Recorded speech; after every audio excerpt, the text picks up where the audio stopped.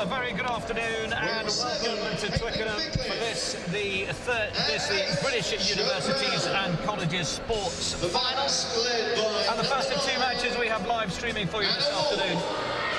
It's the women's final between Northumbria University and Cardiff Met. It's the greatest prize in women's student rugby. My name's Nick Heath, and joining me in current commentary is a hugely experienced women's international scrum half, a Rugby World Cup winner in Paris in 2014. Good afternoon, Natasha Hunt, how are you? Good afternoon, Nick. I'm very well, thank you. Really looking forward to today. Good. I can't hear Natasha through my hands. So the scene setting then, as the announcer runs through the two sides, and a lot of excitement really ahead of this one, as Northumbria, well, they've won 9 out of 10 domestic games in Premier North, finishing on 43 points. Their only loss came to the University of Edinburgh in January, as they picked up 7 bonus points on their way. In the knockouts, well, quarter-final win against Oxford was a walkover. Semi-final, 30 points to 5 against Exeter. And, well, Natasha, they'll take a lot of confidence from that result against Exeter in that semi-final. Yeah, absolutely. Exeter are a great team, and they've done really, really well so far in the tournament. They're always up there with the best of them, so yeah, it will be a great boost for them to get that sort of points difference against a really strong Exeter squad. And in terms of Cardiff Met then, well, they've also won 9 out of 10 of their domestic games, only beaten by Exeter at the end of January. They finished Premier South Division on 44 points. On 4 occasions, they've scored over 100 points in a game, including beating Cambridge University by 138 points to 0. In the knockouts, it was a 94-0 against Loughborough, and a moment for revenge on last year's final. They overcame Gloucester by just 6 points to 0. Not a thriller, but certainly one that they will have been delighted to come out on the right side of. It was their 5th consecutive semi-final, and dispatching of Gloucester and getting into this final will be giving them real confidence. Massively. It's always great in knockout rugby to have a really tough game coming into the biggest game that you want to play, and obviously on this stage at Twickenham today, this is the biggest game that either team are going to have played all year, and what a fantastic venue for it to happen, and to come away with it from a really tough encounter with a win, backs against the wall, and they've come out fighting. They're going to be really up for it today. Cardiff's last victory here was 2 years ago against Leeds Met, now Leeds Beckett Carnegie, where Kay Wilson scored 5 tries in a 47-0 win. Natasha, you'll be familiar with Kay Wilson and her finishing ability, seeing as she's a fellow Rugby World Cup winner. She's a fellow World Cup winner, but she's also been my roomie since 2011, so I've got a lot of time for that girl. I was here watching that game, and the crowd were going wild about it, which was amazing to see, but she definitely had some people to thank for some of those finishes. Right, let's have a look at the teams then ahead of this one, and we start with Northumbria up front. Well, you'll notice that Alice Sandham will be wearing the #1 shirt, the skipper, but she will be doing the hooking, and then Lisa Coburn and Amy Needham alongside her. In the engine room, Thallow and Rudge, and then the back row, Aldcroft, Caitlin Fickling and Joe Brown. Joe Brown, who is playing great rugby at the moment, the big ball carrier. And then at scrum half, it's Anna Wolf. She broke her leg in January. I think there might be a late change on that. We'll come back to that one. And then Lauren Roberts will be looking after the goal kicking at fly half. And then Butler and Parker, the wings, Wright and Taylor in the centre. And Emma Warrington looking after things from the back of the park. We spoke to Simon Cully just a little while ago as we were building up to kick-off, and he was telling us that they are up for this and they're ready. It is what it is. Let's have a look at Cardiff Met then.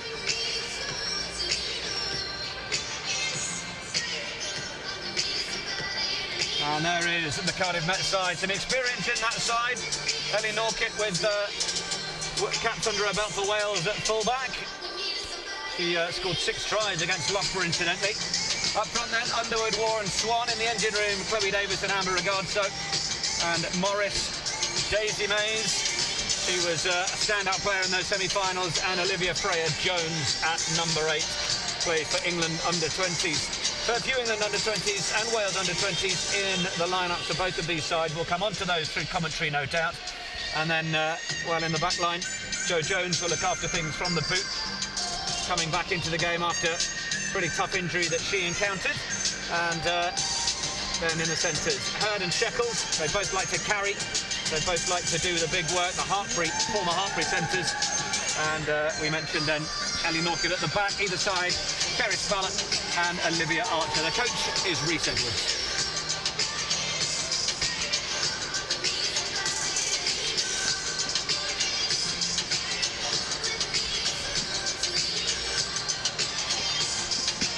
And the bench, well, those will be the players looking to come on and cause a few problems later on in the game.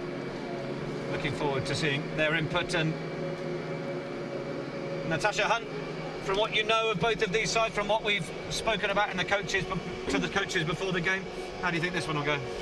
It's a real underdog fight, isn't it? So Northumbria, they're going to be looking to come here and just put everything on the line because they have absolutely nothing to lose. From a Cardiff Met perspective, they're quite seasoned in this final, and they know what to expect, they know where to come from, but equally with that comes pressure. So it will be a really tough matchup, and I'm really looking forward to seeing how both teams fare. Ladies and gentlemen, please welcome to Twickenham. So here's a chance to welcome both of the teams to Twickenham.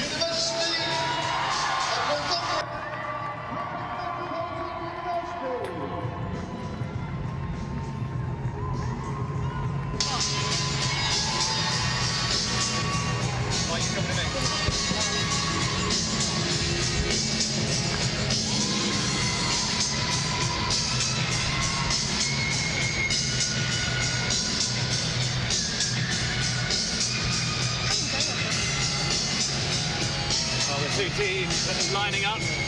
Big occasion.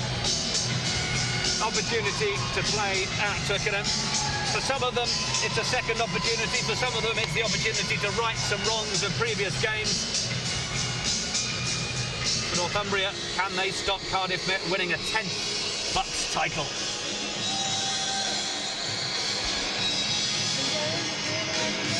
Teams will be presented to Mr. Peter Baines, Senior Vice President of the RFU. Peter Baines, the Senior Vice President of the RFU, is being led out to meet the sides. And he will be introduced to these players. And, well, the opportunity to play at Twickenham is something that Natasha Hunt alongside me has enjoyed. And to be at the home of English rugby, special moment for these players. It's an unbelievable opportunity to play on a fantastic pitch. Twickenham's without doubt my favourite venue to play. It's just an amazing atmosphere always, whether you've got a massive crowd in or not, and these girls will be relishing the opportunity for that. Sort of a case of you create your own atmosphere, isn't it? You can impose and imagine the big crowd there, although they might not all be here to celebrate these two sets of players. It's a big occasion for these girls, make no mistake about that.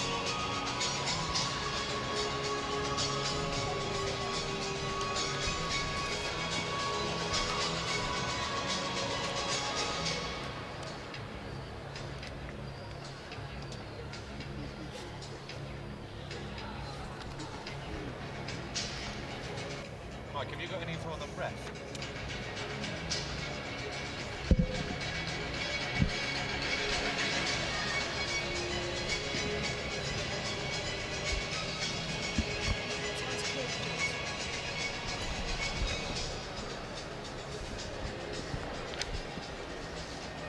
So here we go, it's time for the 2016 BUCS Women's Final. Northumbria University against Cardiff Metropolitan. So all the introductions have been done then, and the officials make their way out. Final referee Sarah Cole, assistant referees Laura Pettingale and Katie Ritchie. So Sarah Cole is our referee in charge of this one, and places the ball down, and we are almost ready to get underway. So this is how it looks like.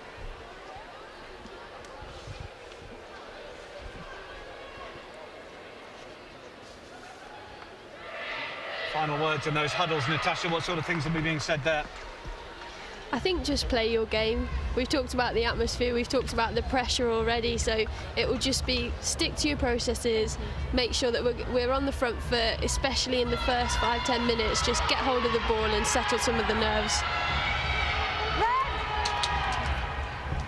Red. Yes. Black. So ready to get underway then. And the first kick-off from Northumbria into the Cardiff Hearts, and the 2016 BUCS Women's Final is underway. My name's Nick Heath, alongside me Natasha Hunt.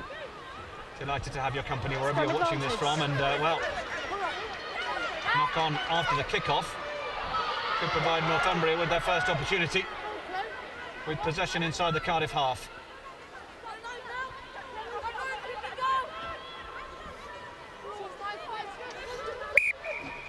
No advantage. Little blow on the referee's whistle, no advantage coming. So we're going to go back for the knock-on. I see you.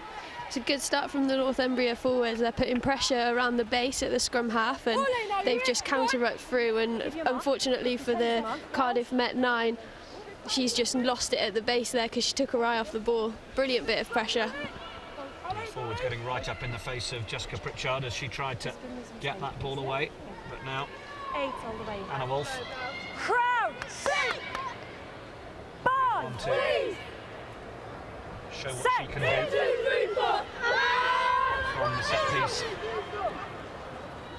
Scrum starts to turn, but then the pick from Joe Brown. Oh, but they've just got themselves caught there. Ball carrier getting behind a player without the ball in front, forcing an accidental offside. Or in fact, I think the referee has given a penalty for it. We've got one of the Cardiff players just getting some treatment. Yeah, interesting tactic from Anna Wolf there. Normally you see your big forward carriers doing that, just trying to sneak through the middle of the ruck if there isn't anyone sat in behind, but for the little 9 to do it so early on is a bit of an interesting tactic for me, so I'll be watching that to see if that's something she's going to continue. Stretcher. Might pick up some tips. Maybe that's what I should be doing. All right, thank you. I think what you've been doing has served you pretty well so far, Natasha. Well, never good to see a player down so early in the game.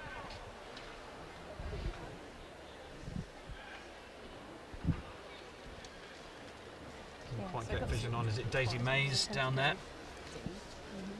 Was really influential in that semi-final. She was a player in last year's losing final. Just over 90 seconds on the clock. And you need to have a word with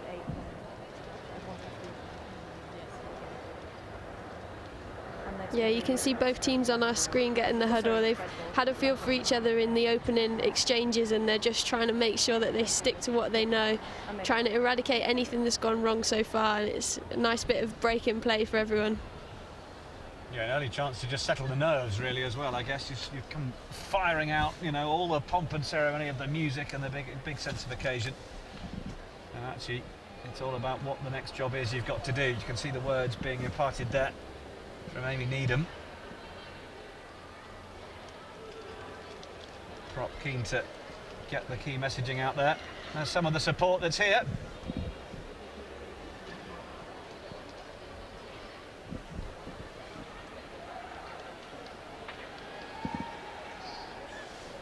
Lisa Coburn also just getting a little bit of attention. Someone should tell her she's got something sticking out of her nose.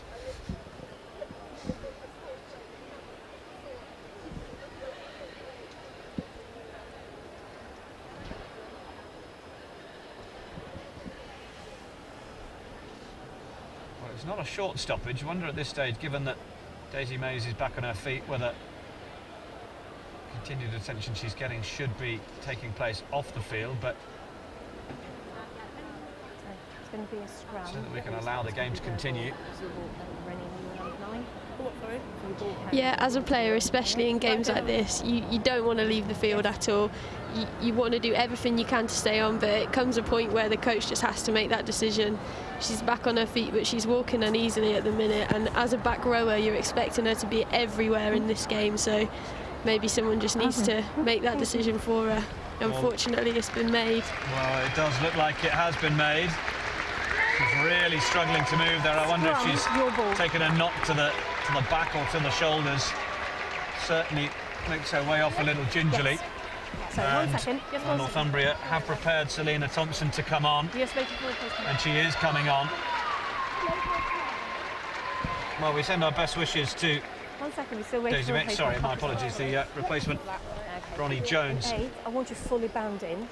Yeah, all the Send way our to best shoulders. wishes Thank you. Okay. to Daisy Mays. Time on. Really looking forward to playing a big part in this final. Crouch. Bind. Set. Pritchard. Straight Tom through is the tunnel. moving, it's not too straight. I think the referee suggesting it was fed, so... Thank you. Okay. Give you a new mark. Or is she allowing it to be back in from Pritchard? For a minute, there was Just a let it suggestion of a settle feed before the there. ball comes in. Yeah, that's just standard 9 play these days. I think she was saying it came out of the tunnel, but it looked to still be at their feet, so I'm not sure on that one, but we'll reset and go again. Set. Sarah Toll gives the signal, and we're away. And first chance to see Cardiff with some ball in hand. Offload did just enough to fire Jo Jones. Penalty advantage. And there is an advantage being played to Cardiff Met now. Away from Pritchard. No A little untidy. advantage. Loud blast 11. of the whistle. Not rolling away the call. Not rolling. Black 11. Cardiff will have a chance to take some territory up that far touchline. As out of shot, we can just see Daisy Mays being transported back around the pitch on the little scooter. Thank you, Laura. Okay. This is your mark. And you. Please just make sure everyone's lined with you, please. You set your gap, yes. Communication from the fly half. She's got a couple of options as they Red, come in and go have for it the set, please. shortened line out. Thank you. 5-man comes down, away through Pritchard. Jones, big carry in the centre for Tatiana Hurd. Who manages to get a good offload away for Shekels. Penalty advantage. To the 10-metre line, there's another advantage coming. Northumbria. Loughborough later. Northumbria have got to make sure they stay legal. They're giving away too many penalties in these opening few minutes, and got to be able to defend without doing so. Pritchard wants to keep the tempo up. Doesn't want to get herself isolated. Support play comes in. Little pick and go around the corner. Rock! Morris takes Black another few release. yards. That's the 22. Jess Pritchard. She's a physical number 9. We've Off the leg. not had to see too much of that yet. Came off a leg from Cardiff, so no knock on, and Emma Warrington tidies up as a good fullback should do. Big physical hit from Jo Jones on her opposite number. Centres doing their best Scrum to add their weight and advantage. support. Lindsay Taylor, then it's been knocked on. Now it'll be a Cardiff ball. Both sides feeling each other out a little, but well, as I mentioned, Northumbria have just got to be careful on their discipline. Yeah, there's silly penalties they're giving away because they're counter-rucking really, really well, so they're coming through and they're putting the 9 under a lot of pressure. Pritchard's having to deal with a lot at the base, and it's really slowing the Cardiff Met ball down. So if they can get that roll away initially really quickly, and then obviously amount that pressure, I think that Cardiff Met will be on the back foot quite a bit. Bind. Set. 1, 2, 3, 4. Ball in from Pritchard. We've got 2 to the left behind the scrum, 4 off to the right. They opt to come left. Jones with the little show. Opts not to use Keris Ballot. But now Pritchard again. Cutting in field, using the skipper, Emily Underwood. Both skippers in the front rows of both of these sides, so that's where a lot of the duelling will happen. The referees are happy that that's gone backwards. Sheckles looking out to the right. Have they got numbers? Can they create some room? Ellie Norkin is so dangerous.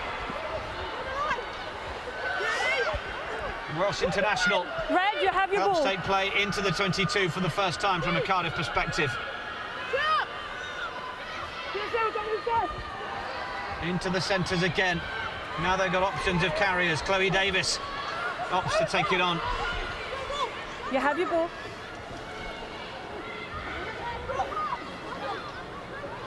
It's all a little bit messy in there, but I think, yes, Northumbria have managed to turn it over.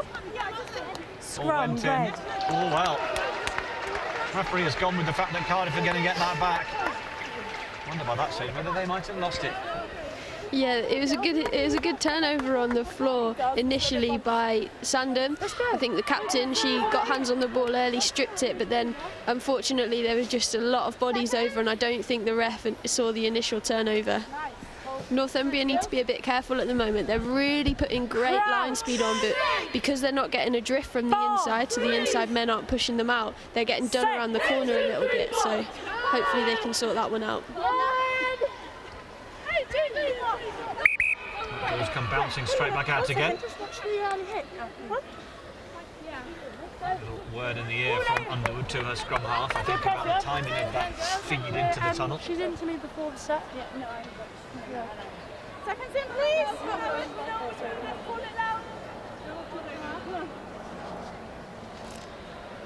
Crouch.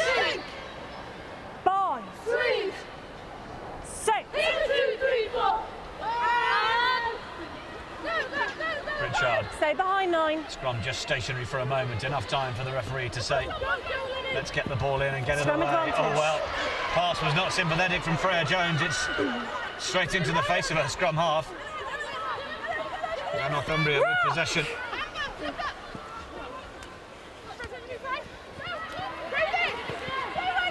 Good leg drive through the tackle from Rosie Wright.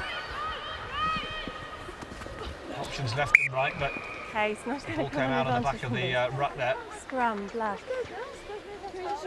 Wolf was well hounded. Referee says there's no advantage coming, and it will be a scrum to Northumbria. Yeah, she's not happy in that little bit of play, but I don't blame her. It looked like it was all set up to go left, and then unfortunately the player who was in first receiver position on the left-hand side was pointing to tell her to go right, which she's still really late, and then she just gets munched at the back of the base. She just needs someone to step up and give her a little bit more direction, help her out at that base. Bind. 6. 6. 2, 3, 4. To get this one in. Good girls. It's not a stable platform. We agreed before the game. That's fine, all day. We've got this. Anna Wolf, it's a great name. Sounds like a sort of superhero. Sort of, that's her name in the real world, and by night she's something else. Crouch. She might be something else on the rugby pitch as well. We'll wait and see about that.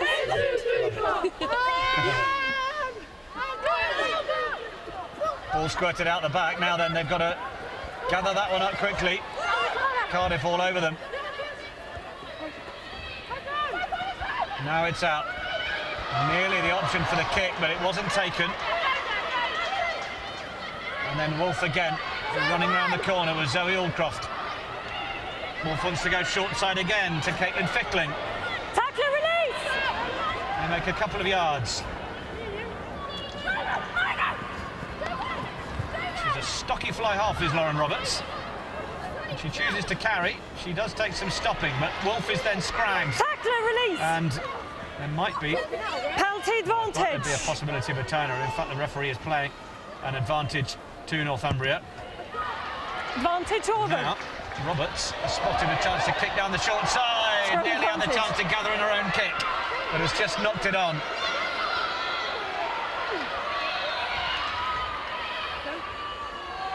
Pritchard.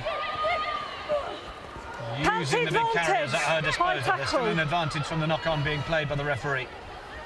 It's Cardiff look to try and work their way past the game line and use the advantage. They now get it out to the right wing, and Olivia Archer. She's got real pace, Archer.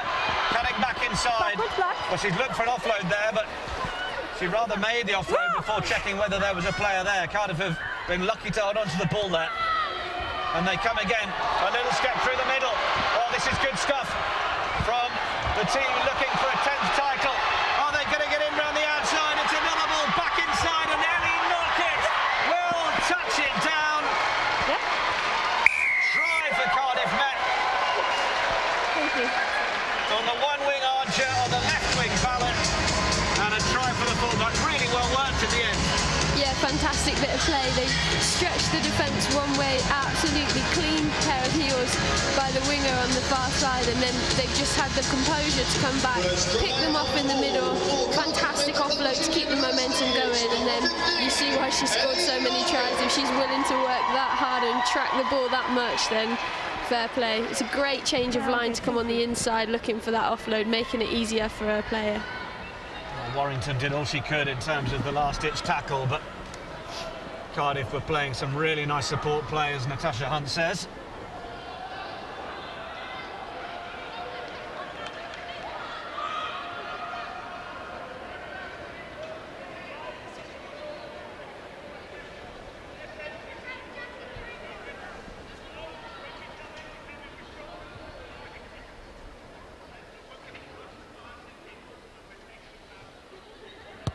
Conversion attempt from Jones is just left of the upright.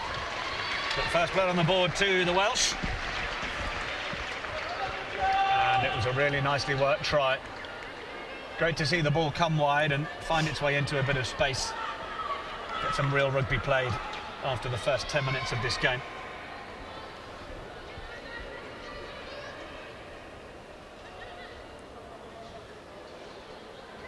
So Northumbria, they've got to find a response now.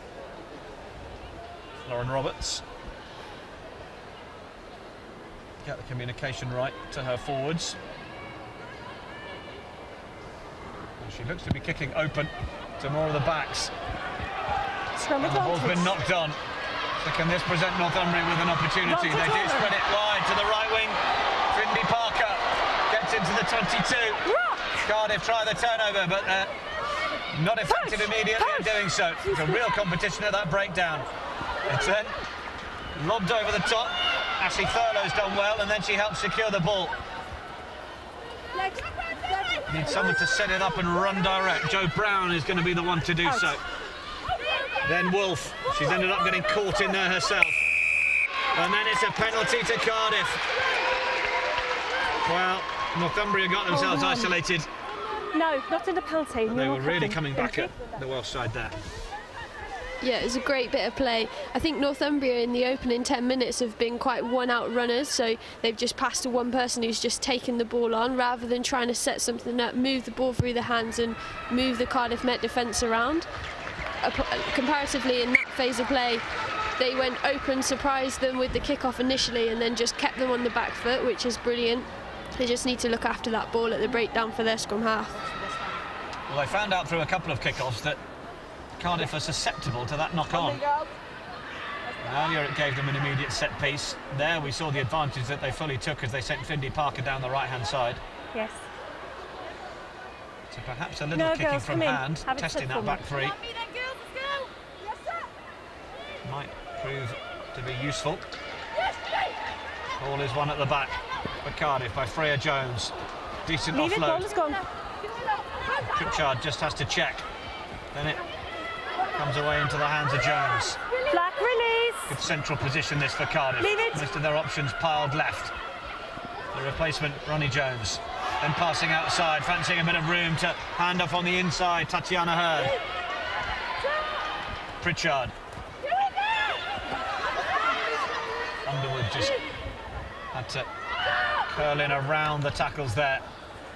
Then it comes out the back, big hit on Sophie Waugh, but they've got another bit of room here, and Norkin comes straight down the middle. She looks to try and turn infield. She had Archer loitering on the right, and we've already seen the wheels that Archer has. Back to the left, little chip through. There's nobody at home for Northumbria. Warrington is going to have to scurry back. She's not allowed back to her feet. Referee doesn't seem too interested in that. He's there for Northumbria. Cardiff will be doing their darndest to put pressure on it. Comes flying out the back of that ruck. Not a lot of control ball out of the breakdown from Northumbria. Just trying to pick and go. Cardiff will try and hold them up, but they do manage to get to ground. Roberts going to have to effect the box kick. Decent enough, gets over the head of Norkett, who's having to go back. Chases on from Findy Parker. Norkett looks in field. Big left-hand pass. She's also got the big number 8 of Freya Jones, but she's really well tackled. And, well, the attempted turnover from Lindsay Taylor just went forward, so Cardiff will have the chance to maintain possession. Black, roll! Off to the right. Numbers are short there. Walloped a couple of passes at each other here, Cardiff. Tackle! Still with Pritchard. Then Jones. Now they've got numbers out to the left if they could go through the hands here. And then they are finding Norkett and a chance to put Keris Ballard away. She's the team manager and she's taking some real physical stuff and real stopping as well.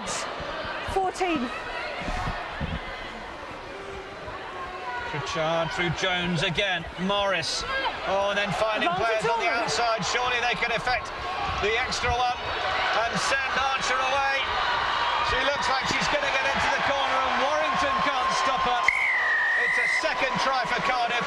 They were patient, they built through the phases and they punished them again. Great finish there from Archer. We've already seen her pace down that right-hand side wing, and you just got to give that girl an opportunity to run with a little bit of space because she'll do this to them all day. She's clearly got the gas on her opposite numbers. Great bit of initial handling, drawing and passing. Slightly too lateral, but then the straight in there draws the winger, and she's going in the corner every single time. Ronnie Jones has done well since she's come on, the Cardiff number 18. She's been involved a fair bit and she's linked very nicely between the forwards and the backs. Yeah, she really has, and I've also been really impressed with Morris. Her work rate to get back and support the back three has been absolutely phenomenal so far, and she's had some really nice touches with the timing of her passes in the midfield as well. So yeah, two really strong back row players for them. So 10-0 to Cardiff with this conversion attempt to come.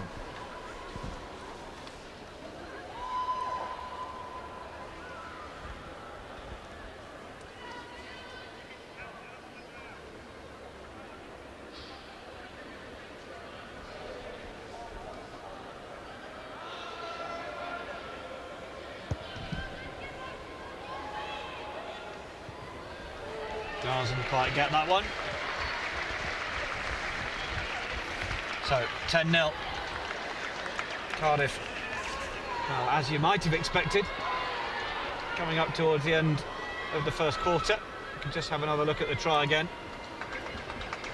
A little show initially from Freya Jones and then the work from Bronnie Jones. And then the front row combining really nicely to send Archer away. Yeah, great timing on the pass from Swan. Front row forwards doing their bit for the wingers, absolutely fantastic to see. Roberts. Oh, that's just gone over the head of Chloe Davis. Back there to help tidy it up.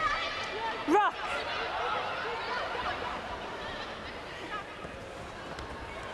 Plenty of pressure from Northumbria.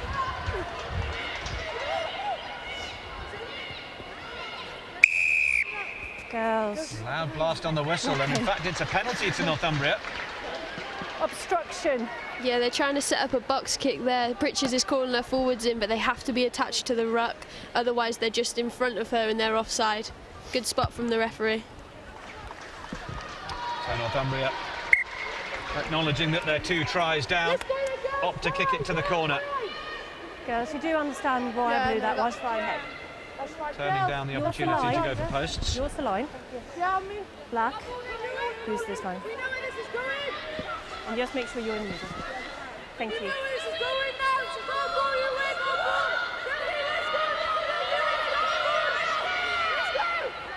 Well, comes in. More.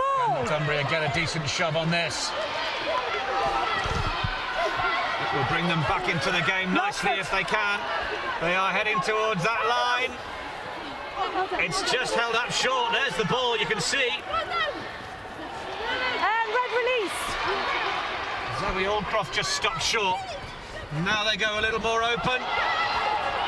Cardiff have burgled it. Ripped and tackle. And now they might try and send their own team away from under their own posts. Burkitt creates the room on the outside for Archer. She's got a long way to go, but she gets past Warrington. Support line inside from Burkitt. Norkitt, sorry. It's loose. Leave it black. Is it there? Yes. It is for Cardiff. Rock. Northumbria doing their best to try and get through. Cardiff have come a full 50 metres away from under their own posts. The referee says that was open. Lauren Roberts helps Rock. herself. No hands, red. Wolf. Away to Needham. This time goes to her back row. Fickling. Now to the left. They might have created a little bit of room out there. Aldcroft involved again. Matilda Butler. She's just lost control of that. Knock on by red. I think Yeah, the I referee's see. saying that it came off a Cardiff I see hand, it. so Northumbria will have possession.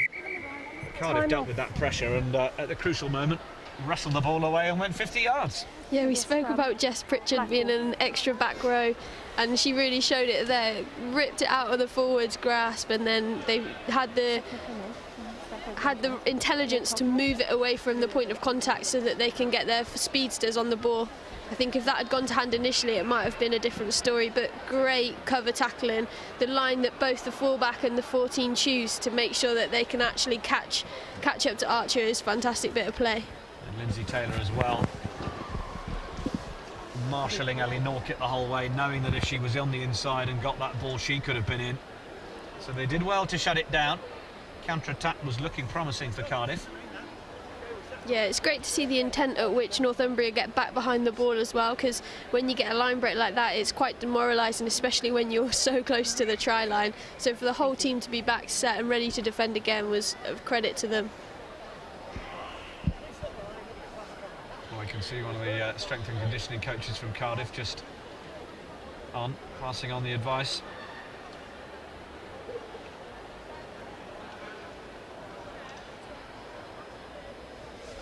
Trying to help them with their breathing after that phase of play. Yes, I imagine so.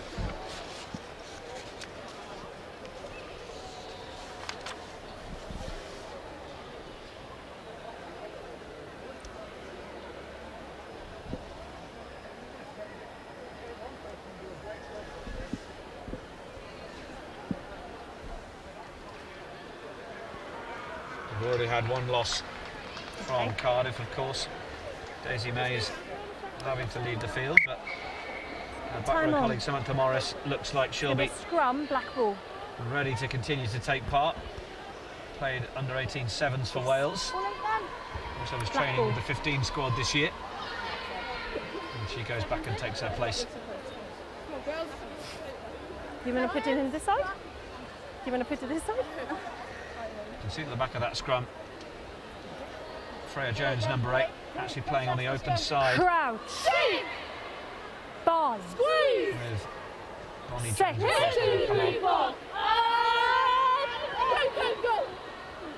That's how they've shifted the balance of the back row. Now the pick up from Northumbria. Looking to get through. Release, Jo red. Brown.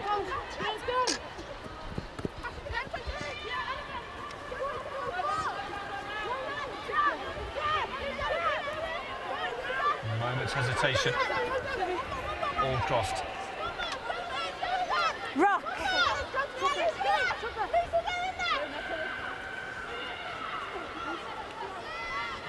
Sandon with that carry. Then it's come away from a stray boot. Aldcroft's going to have to tidy it up, but she's almost isolated for a moment. Now is a bit of quicker ball for Anna Wolf.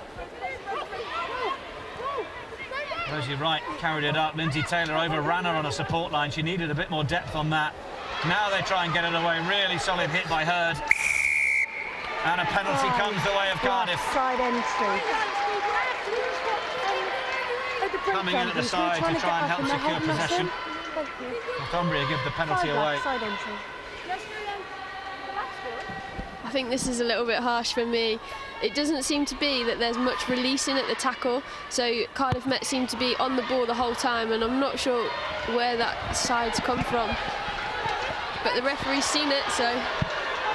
Red, release! Penalty kick doesn't meet touch, so Northumbria with it. That's a lovely little deft pass inside for Amy Needham. Release now, ball is gone. On the angle, on the inside pass. Roberts. Not held. Slowly but surely, Lindsay Taylor continues to go. They make a good 20 yards now. Penalty advantage. And they've got a penalty advantage as well. They're getting caught into everything. You're absolutely right, Natasha, that Cardiff are grabbing hold of anybody whenever they can. And what's the call here? We saw them put it into the corner on this side. It looks to be a similar call for Lauren Roberts on the far side. Doesn't get them quite as far into the corner. Thank you, Laura. They've got about 15 metres to try and rumble towards the line. Yes, thanks. Yeah, and I anticipate that it will be rumbling that they're going to do. Their line-out drive worked really well last time. I think, for me, Cardiff Met were in at the side on that one and dragging it down, so potentially could have been another penalty awarded. What Tanner Wolf got to do as the scrum half here? Is it her job to help steer this? Well, in fact, it comes open. Now we're talking about the likely rolling ball. They've actually opted to put it through the hands for an initial carry. Roll. Then it's there for Wolf. Trying to create the room on the outside. Allcroft just goes into touch. Run out of pitch over there. And Cardiff will be very pleased to have snuffed out that attack.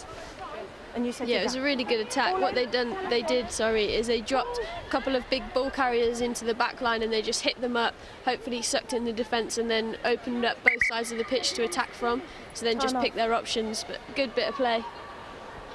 And Cardiff will be really happy to see that one be bundled into touch, like you say. Cardiff defence, it doesn't look like it's impenetrable even. Easy for me to say. Yeah. So far, Northumbria just not quite keeping enough continuity to get through it. Yeah, what they're doing is they're trying to take them on really close to the breakdown, but actually quite a lot of the Cardiff Met defenders are bundled around there. So we call them guards and bodyguards, and their guards and bodyguards are really, really tight. So potentially it has been an area that has been weakness in Northumbria have highlighted, but actually they've eradicated that from their game now. So for me, Northumbria just need to move the ball away from that point of attack. So whether you get runners off 9 or runners off 10, your big ball carriers smashing it up and then just opening them up that way. Those are the thoughts of Natasha Hunt, Scrum Women's Rugby World advantage Cup winner with England. Knock on by Red in the line Knock on from Cardiff. So now Northumbria will get possession in a very handy area of the field. 13.5 minutes left remaining of this first half. 10 points between them. Yeah.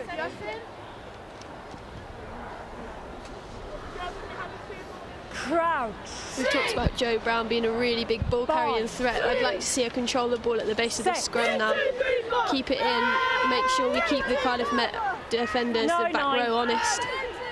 Which she's done really, really well, and just keep marching them backwards. She's listening to you. That's exactly what they're doing. It's out. Still there. You're not fully bound anymore. Ball is out. Well, the referee goes with a penalty to Cardiff. I think she said that one of the props, I think on the loose head side, has slipped her bind. That's really unfortunate, given that Northumbria were getting go forward. Yeah, what she's saying here is that she's not attached from the shoulder, so when she's touched the ball now and the ball's gone back and hit her back row's feet, that's actually offside because she's not attached to the scrum anymore. That's why they pay Natasha Hunt the big bucks. Good spot. My back row buddy Sarah Hunter has taught me that. She would also have stamped on my hand if I tried to pick that ball up. friend or something. That's my ball, isn't it? Cardiff then. Scrum advantage. They've cleared the lines. Nearly lost the line out. In fact, the referee said that the line out throw wasn't straight. So Northumbria will have possession. Got to learn how to use it, how to keep it. Yes, and be clear in it. Sharp. Okay, sharp. Remaining just under 12 minutes. Final strike. And be These clear now areas of you the can't be pitch, in her as way. we often hear all teams say, when you're in the red zone, you've got to start converting it to points. They've had a couple of penalties in good areas of the field. They've kicked into the corner. They still haven't got close enough. Brown picks. Runs back in field. Big defence from Joe Jones, holding her up, as is Bronny Jones, but Northumbria get it to ground. They're not going anywhere with it, though. Referee says Cardiff possession.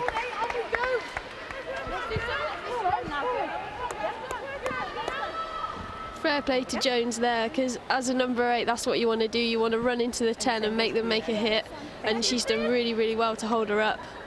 Here you see Jones making the most ground she has all game off the back of the scrum.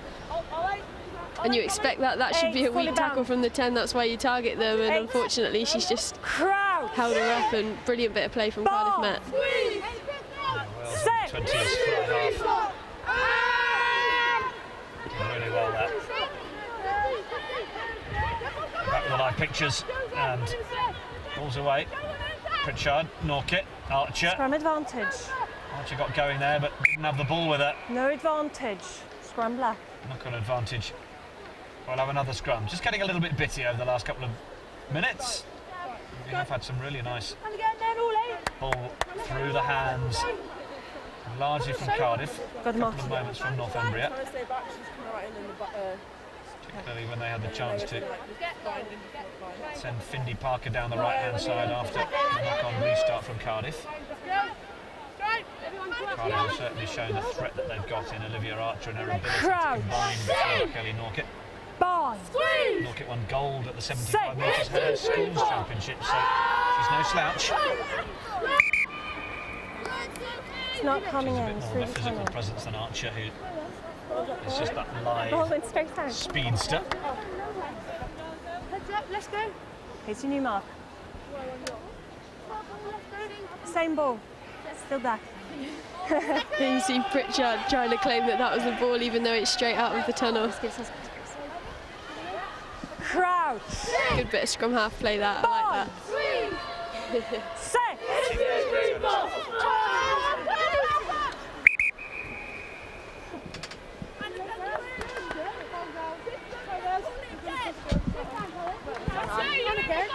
Came straight out. Yep. It's a bit more space. Thank you. Second. Let's go. Nice deal. Crouch. Bond. Set. 1, 2, 3, 4. Balls in from Northumbria. Pick up again from Brown, but that time she was well tackled.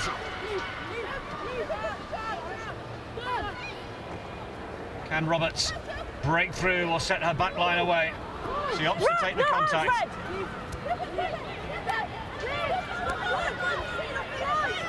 Wasn't so long ago we saw a Welsh man with the name Roberts taking the contact at Twickenham.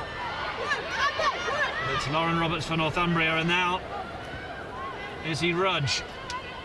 And it's away from Wolf, wanting to bring in Matilda Butler. Then they run another of the big ball carriers in Needham around the corner, but they're going lateral more than they are forward. Oh, and Anna Wolf Penalty advantage. was dumped on the floor. I think the referee might be a little unhappy. Well, no, it's just not rolling away is the call. 10. So it is another penalty. They've had enough penalties now that if they'd have thought they were kickable or been able to take them, well, they might only be a point behind Cardiff. 3 penalties now in this area of the field. But again, Lauren Roberts opts to stick it in the corner. What have they got to get right this time, Natasha? Just their initial setup. Cardiff Met did really well to sack them the first time, so they took away the first person that had the ball initially, and then they just struggled to regain the drive and regain that momentum going forward. So just settle, let the initial pressure come on from Cardiff Met, and then ride it so that they can use it one way or the other and just get over that white line.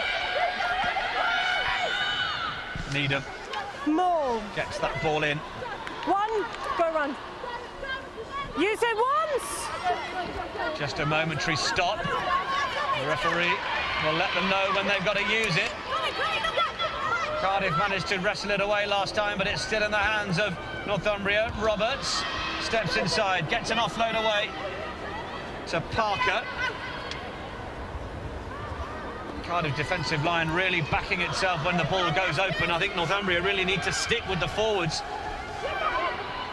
Big pressure. Norkit trying to capture Rosie Wright, man and ball. Nearly managed to do so, but Northumbria still have it. And they now have numbers left if they could draw in the Cardiff defence. It's ripped. But Cardiff have wrestled it away, as they tend to do in this area of the field. No, play on. Ball is then loose on the floor. Referee says it went back from Cardiff, so we'll play on. Rock!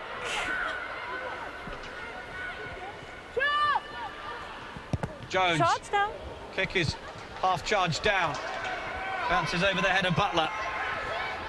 Clear up job required from Northumbria. They'll be pleased to have possession back, but it's 30 yards further back from where they had it just a moment ago. 5 release.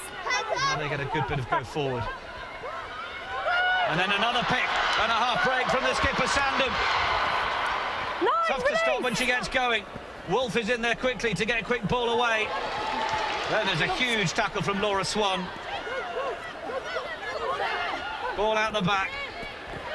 Good fend from Lisa Coburn into the tackle of Shekels, but it's been burgled away. Perhaps touching on the point Natasha Hunt made earlier as to whether the tackler is releasing, but might have wrestled the ball before it even went to ground. But now Parker's getting going. Nearly gets all the way across to that left-hand corner, as she'd have wanted to do. Release, Red.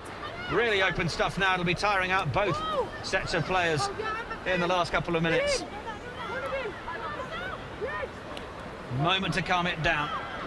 Pick and go from Coburn. Now it's Sandham.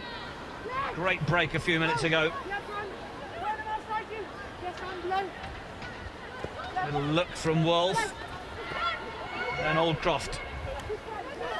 Red, Two release! players in there looking to force the turnover from Cardiff. They were well cleared out. Roberts. Oh, little chip through, but it's only gone into a Cardiff hand. Did that go backwards on the floor? Referee says it was fine. Looking to try and find the support runners as Cardiff try and run it out of defence. It's then come off a Northumbria hand, though. Came off black in I'm the surprised tackle. that's not an offside call. Yeah, I Came think off potentially black in because the it would have tackle. been accidental. She's just made the tackle and got up from the floor, so that's maybe why. But Shekels has been absolutely fantastic in the contact at the minute for Cardiff. 2 times that they probably should have got over the whitewash, and she's just ripped the ball, just targeting the ball, not even looking for the player. So Northumbria need to be really mindful of that now when they're carrying into that 13 channel. Yes, that shot not Left of the pass. Seems to be Thank you. how Jade Shekels operates her defence. Crouch. There's a chance of the ball back inside from Freya Jones. Bind. Then it comes off the hand of Lindsay Taylor. Set. Come on. Now blow from the referee. That's where I'm going out. Thank you. It's going out. Let's go then and again. Stay a bit quicker than you. I give you a mark. Please engage. Black, you please engage. Yeah. Red, second row. Hold if you need to. Cardiff Met, a more experienced side when it comes to these finals. Bind. Just the 10-point advantage so far. Northumbria will still very much feel in this. And now Jo Jones on for Norkit. Takes the contact well. Roberts comes straight through the middle. Referee's happy with that. It's an excellent turnover from the Northumbria fly half. 6. Thank you. Northumbria are doing some good things really well. Scrum advantage. Little juggle, then it goes backwards. Referee says off a Cardiff hand. She's going to bring them back for the scrum. Yeah, Roberts has been pivotal for them in this first 40. She's been absolutely fantastic. I think at times in attack she's just trying to do a little bit too much, but here you see her really targeting the ball straight through the middle so they can't argue. And the Cardiff Met defenders, they've just missed the point of attack there. Well, there was barely a ruck form, was there? I think it was a tackle, and she was perfectly within her rights to come through and say, "I'll have the ball, thanks very much." Crouch! Yeah, great bit of play. Not often you see your 10s do that. No. Just going crouch. In that case, coming 2 ways because moving sideways. Let's go then, all in. Let's go. Let's go. Girls, Seconds in. we did agree it has to be stable before I let the ball in. Referee Sarah Toll just laying down the law. Just hold it. Crouch! Bind! Squeeze! 6! 2, 3, 4.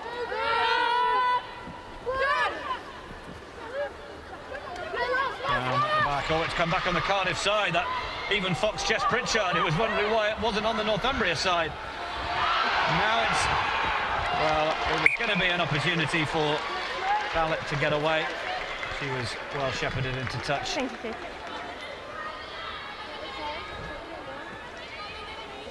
She's played a bit of Wales under 20s as well. How many, Black? 6? No? Coming up later we have the men's 7. final. Loughborough against Exeter in that one. But a second half to come of this as well, as it is finely poised, just 10 points between the sides. A momentary hesitation there from the Northumbria scrum half, but Red release! managed to get the ball away. That's better service for Roberts, then crash ball straight through. Really nice line from Findy Parker.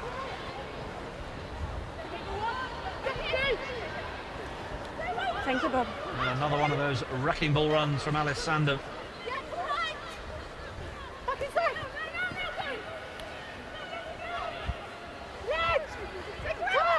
Trying to work their way through the holds there. Rosie Wright with a nice run. Run away from Wolf.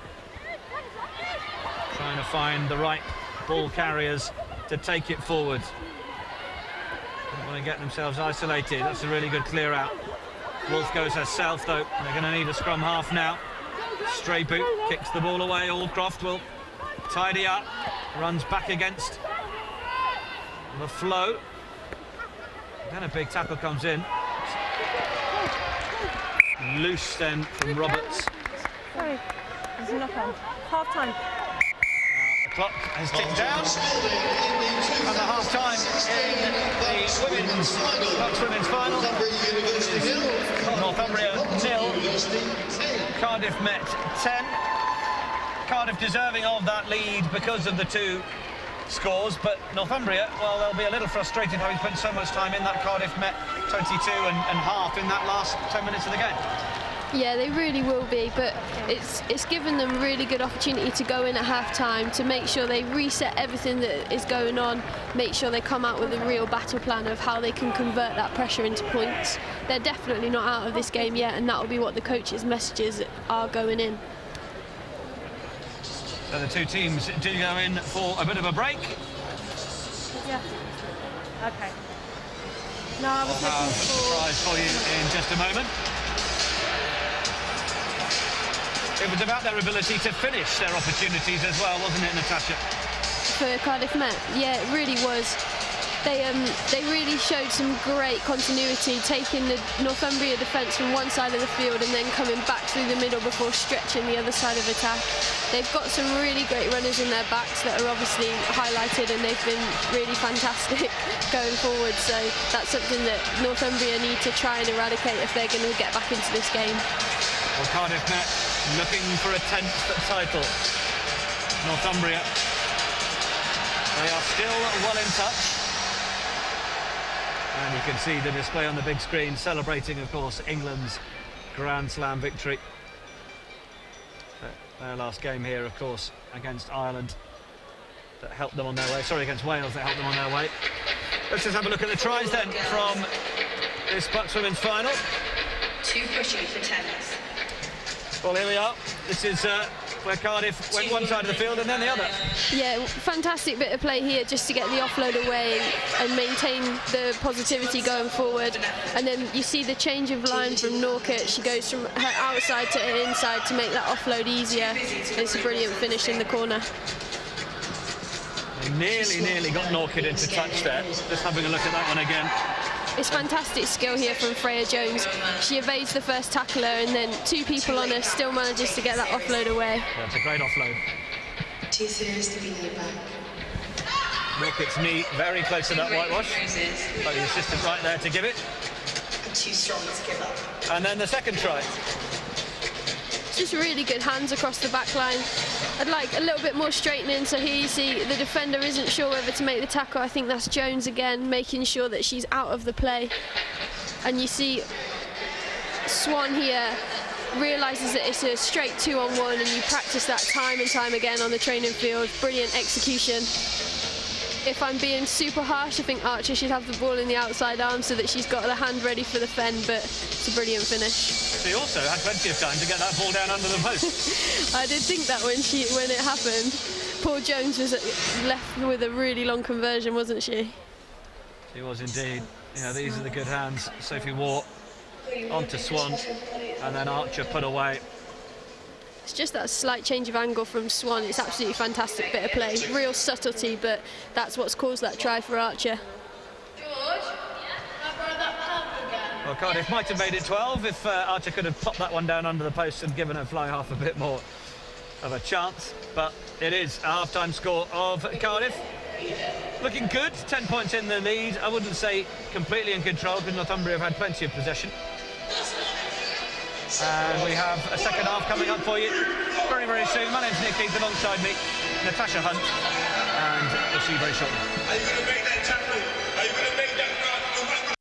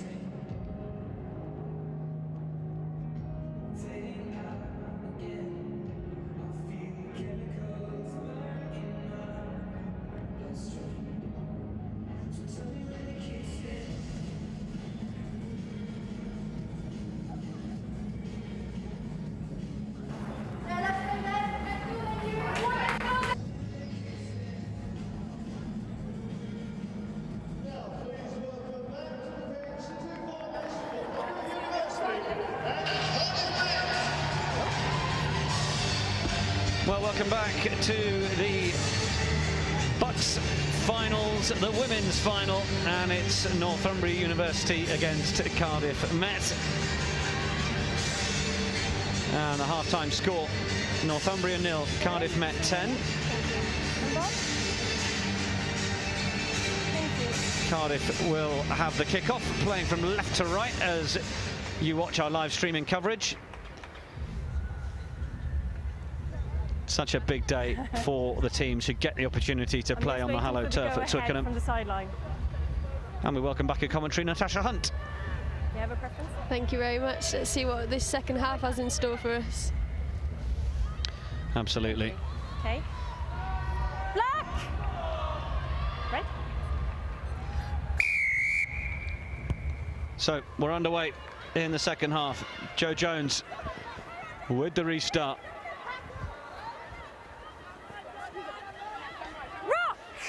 Northumbria carry possession outside their 22. Then they go around the corner. Chloe Davis in there with the pink scrum cap, making the tackles for Cardiff. Lauren Roberts. Little box kick from the base. It wasn't the best, but it went a little wider than it did forwards, and well, it's presented Cardiff with a chance to run through Jade Sheckles. Now Jo Jones, and now the inside centre Hurd. Back to Jones, who'd run a decent support line to be on her shoulder. Jess Pritchard. Lovely offload. Cardiff are keeping this ball alive well. Hurd on to Archer. Score of that second try. Jones then using the front row.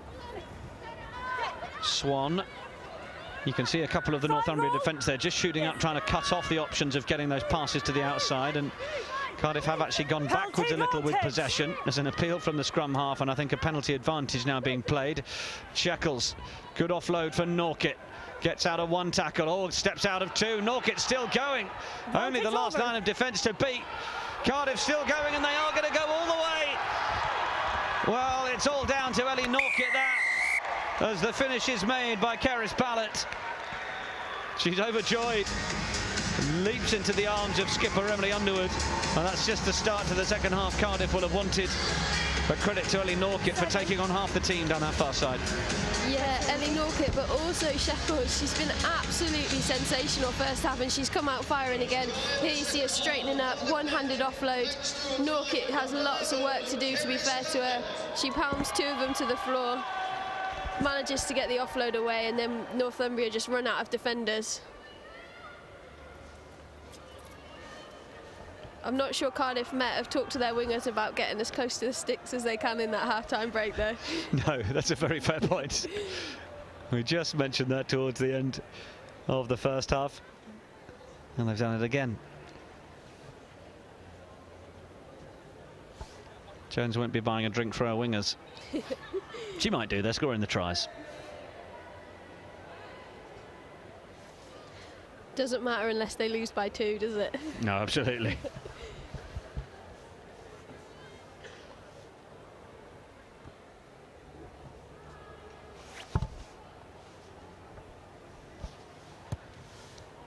Jo Jones with the conversion effort. It's another one that goes wide.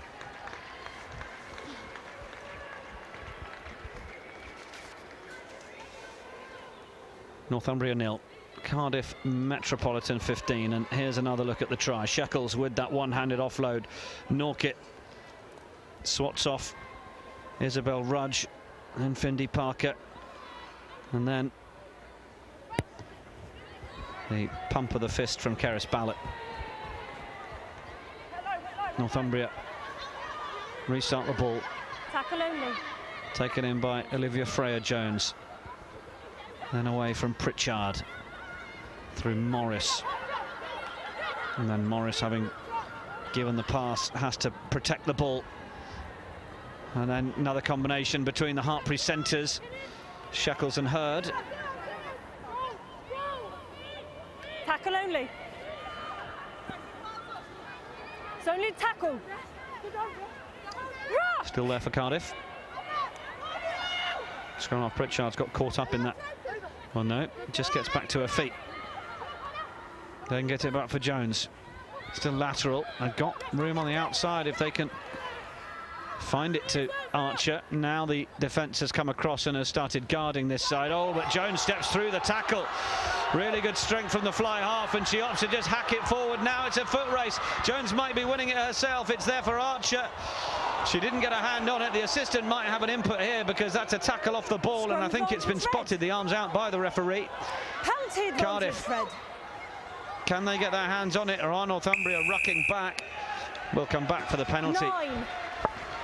Great little option there. Oh, and we've gone quick Not as well. 10. Brilliant play. Well, the ball's loose.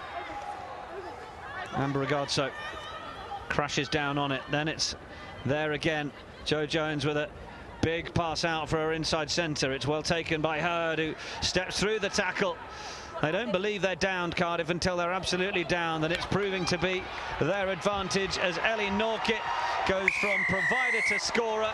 And Cardiff are turning the screw at the start of this second half. Looking like the real deal now as their 4th try goes in.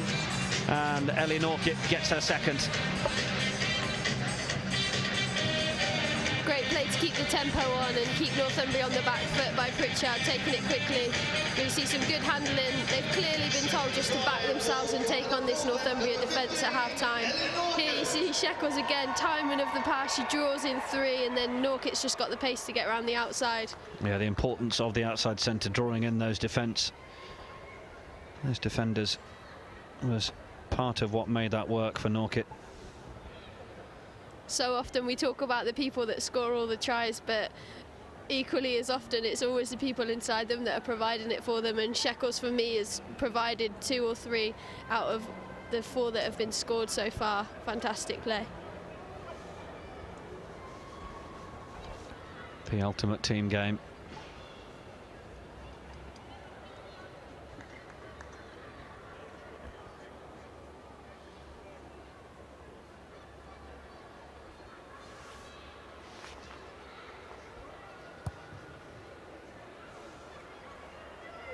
Conversion falls short. Accuracy wasn't bad, but it's another one where her Jones isn't going to get the chance to convert it from in front of the posts.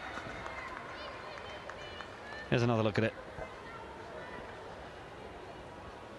Yeah, here we see Hurd taking the line on instead, gets through the first tackle, draws in a couple, and then just timing of the pass, absolutely sensational. Brilliant finish from Norkett, sorry, she had a lot of work to do again. We saw Tatiana Hurd a couple of times making those sort of one-handed offloads. Centre combination, physical but very skilled as well. Cardiff just tiptoeing into touch before they could get that ball back in field. Northumbria will have possession.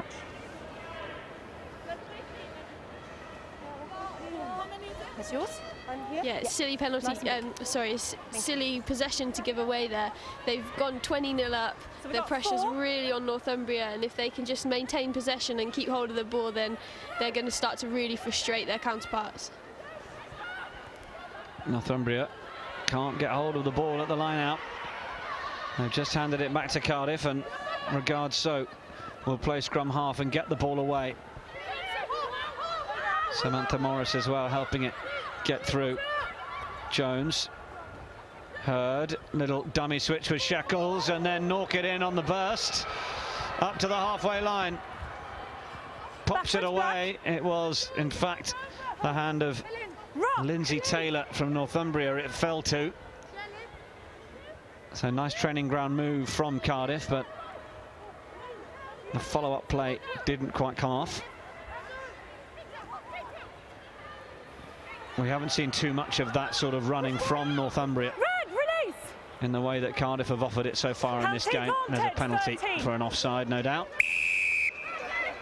13, loud blow. red side entry.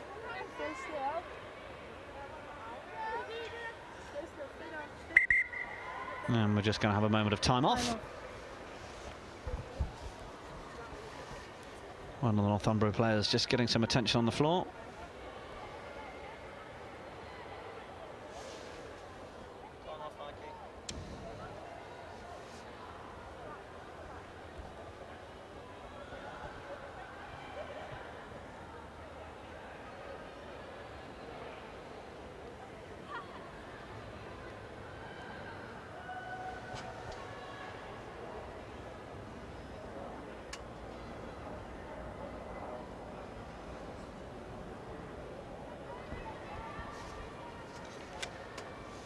Simon Cully in there, just passing on a few words.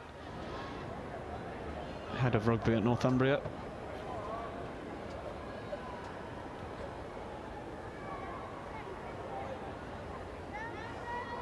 Certainly seems to be that coming through the halfbacks, the real skill in the likes of Hurd and Sheckles, those Hartpury centres for Cardiff are helping the back three get into the game, which is causing Northumbria a lot of problems. Yeah, undoubtedly. The handling and some of the timing on their pass, some of the lines they're running, the straightening, it's just absolutely brilliant to watch. And the back three have obviously scored a lot of tries this season, and I think from watching this half of rugby, it's in large part to that centre parting. It's a front row pairing, sorry. Absolutely brilliant bit of skill that they've shown so far, but equally in defensively, they've been absolutely amazing in defence, stripping the balls, making their tackles. Northumbria haven't really been able to break the line anywhere near there. They've created a lot of doubt for Northumbria as to what happens when they meet them, haven't they? They seem to build, but they don't want to back themselves. No, they don't seem to back themselves getting through that centre partnership. We can just see down at the pitch side, Kerry Storer with the red hair is now making her introduction, as you can see on your picture.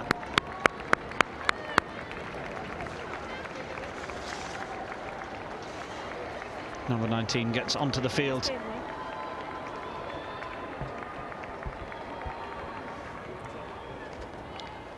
Lauren Roberts waits alongside the referee Sarah Toll. Time on. Time on. 13 red, side entry. Got to give this a decent lick to find that touchline. No problem. Well, I say no problem. From our angle, it looked like it was soaring out, but Came off was just brought down before it got there, and it has come off a Northumbria hand, so it's going to be possession for Cardiff. Not the ideal result you want from a penalty. No, it's a really wide pitch here at Twickenham. Definitely not what they wanted. They needed possession and they need the territory to try and get back into this game, just settle the nerves a little bit. If they can get the next score, especially if it's a 7-pointer, then they're right back in this, and I think that's what they'll be thinking as well. Thank you. Big British Airways plane soars overhead here at Twickenham in southwest London. British University and Colleges Sport finals. The women's final, Northumbria 0. Cardiff Met 20. Clearance is made from Jo Jones of Cardiff.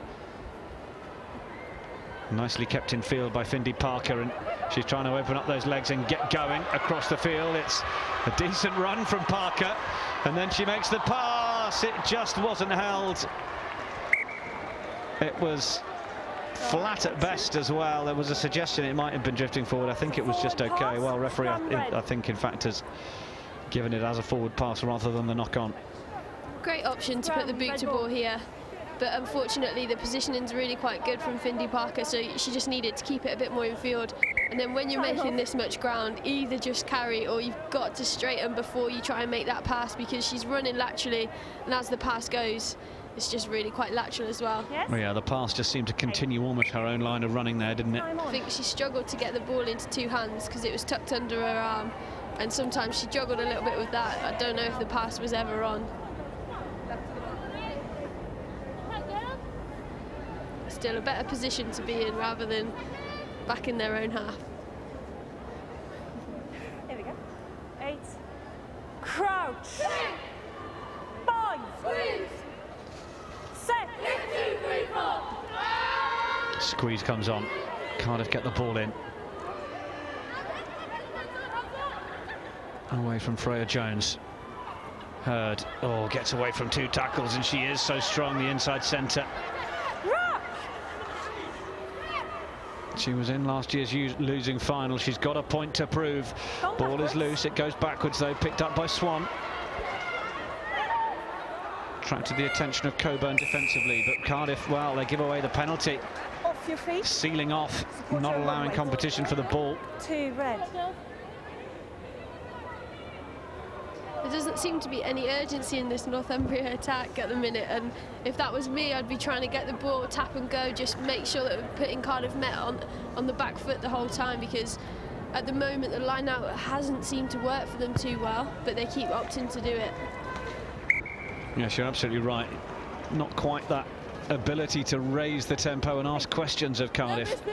Set them on the back foot. Just make sure people stay on their feet. Get them screaming at each other defensively. Stay on our feet, yeah? I think they'll be really missing Katie Madison. She's a England under-20 scrum half, and unfortunately she's missed this final by a week because of injury that she sustained in January. So someone like that on the pitch in a game like this would just be invaluable for them. Yes, indeed. Well, here go Northumbria. Ball is brought down loose at the back. I thought it might be backwards. The referee right on the spot says it just nudged forwards.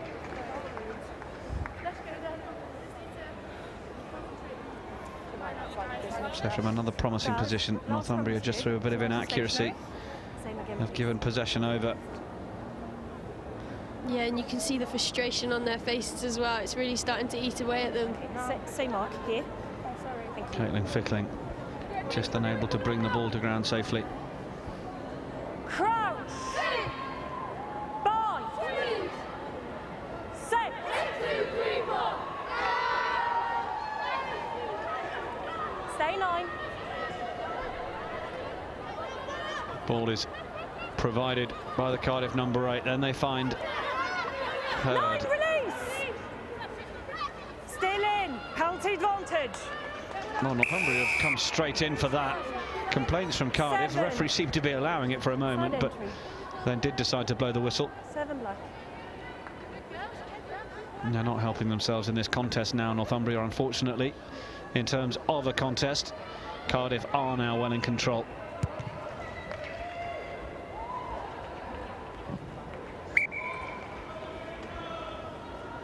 Number coming off. Thank you. Time off. Red 2 and 7, substitution. Oh, 2 and 18. Sorry, 2 and 18 substitution. Changes being made then. 7. Coming onto the field, Cardiff number 19, Fionn Jones. 7. It's another Jones. And number 16, Meg Daly. Seen Bronnie Jones, one of the replacements, is being replaced. She came on pretty early, having to step in for Daisy Mays, who, unfortunately for her, only managed about 94 seconds of the game before she was replaced. Hobbling off with a bit of an injury. Lovely feed on the line out from Laura Swan.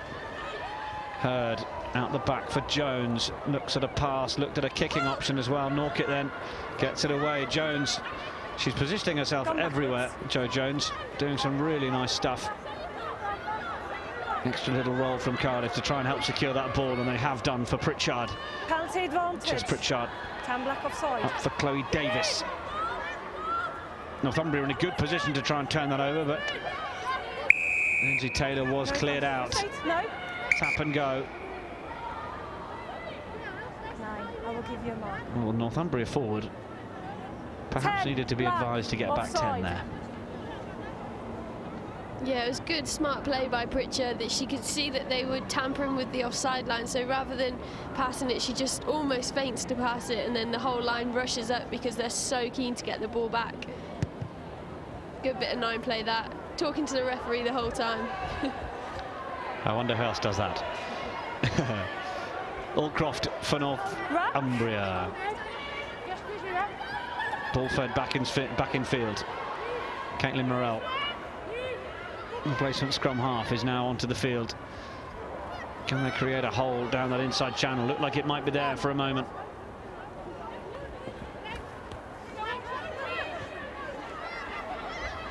Morrell again, looking out to the right. Offload was a cute one. Nice deft of hand. Morrell to the right. Coburn into the tackle. Morrell looks to the short side. They've got to go open this time, Northumbria. Couple of dummy runners. And Amy Needham eventually gets that ball, presents it to Morrell. And Roberts looked at the little ball inside. There's Red 13, offside. Offside advantage coming, I think, for Northumbria. And the replacement, Kerry Storer. They've lost a bit of go forward here at Northumbria. Roberts, breaking through the middle and nearly getting away was Rosie Wright. Release, red 15. Penalty advantage. Penalty advantage is still being played. It may be a new one now for Northumbria. Morrell goes to that right side. Roberts.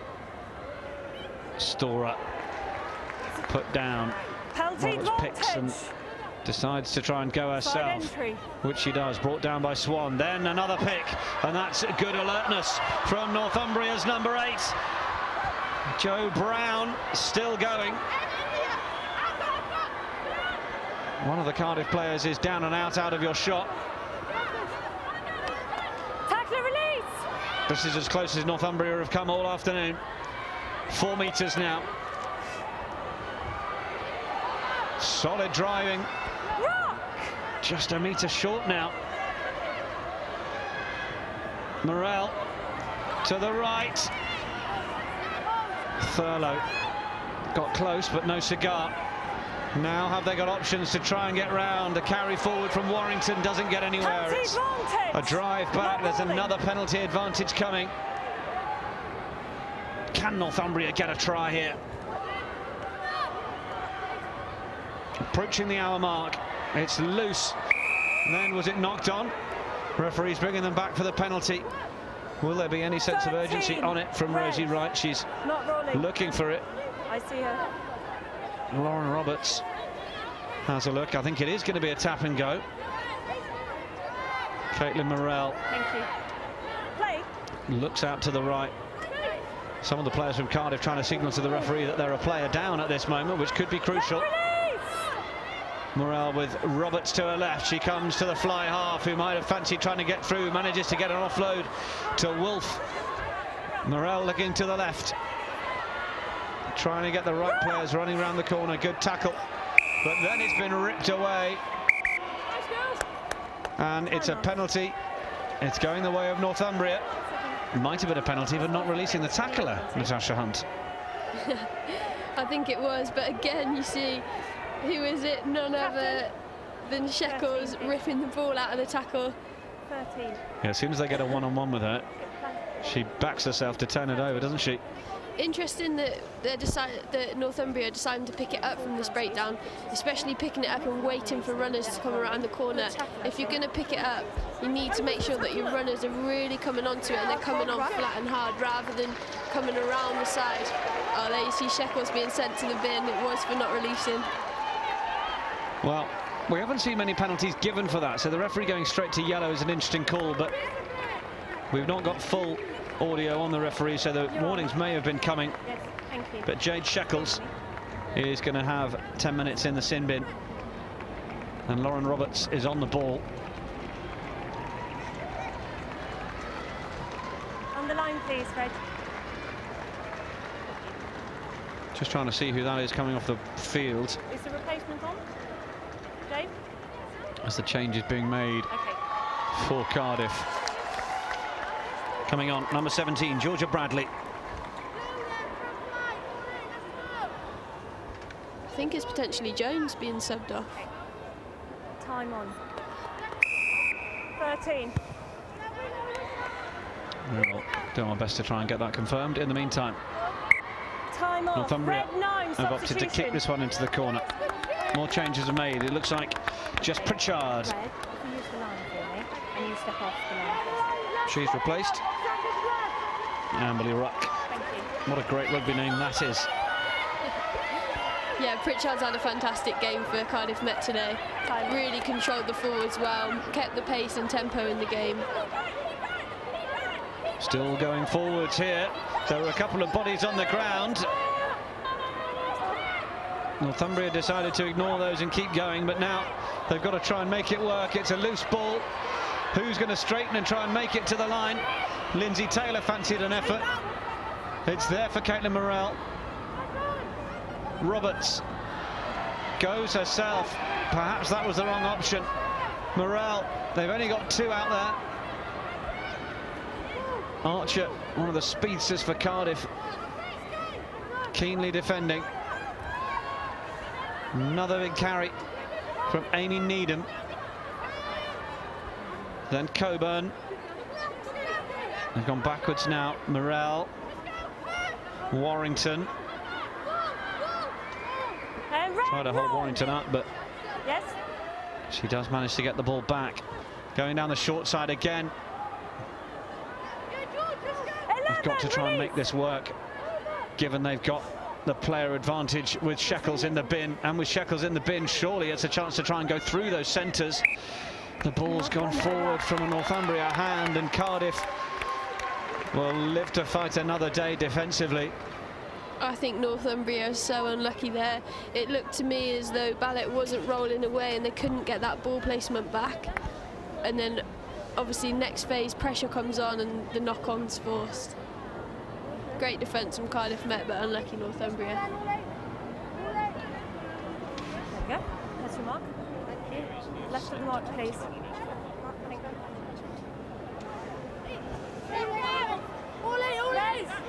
Pack, let's go. Just give me some space. Yeah, sorry. Crouch! Bind! Cardiff, Set! defensive scrum.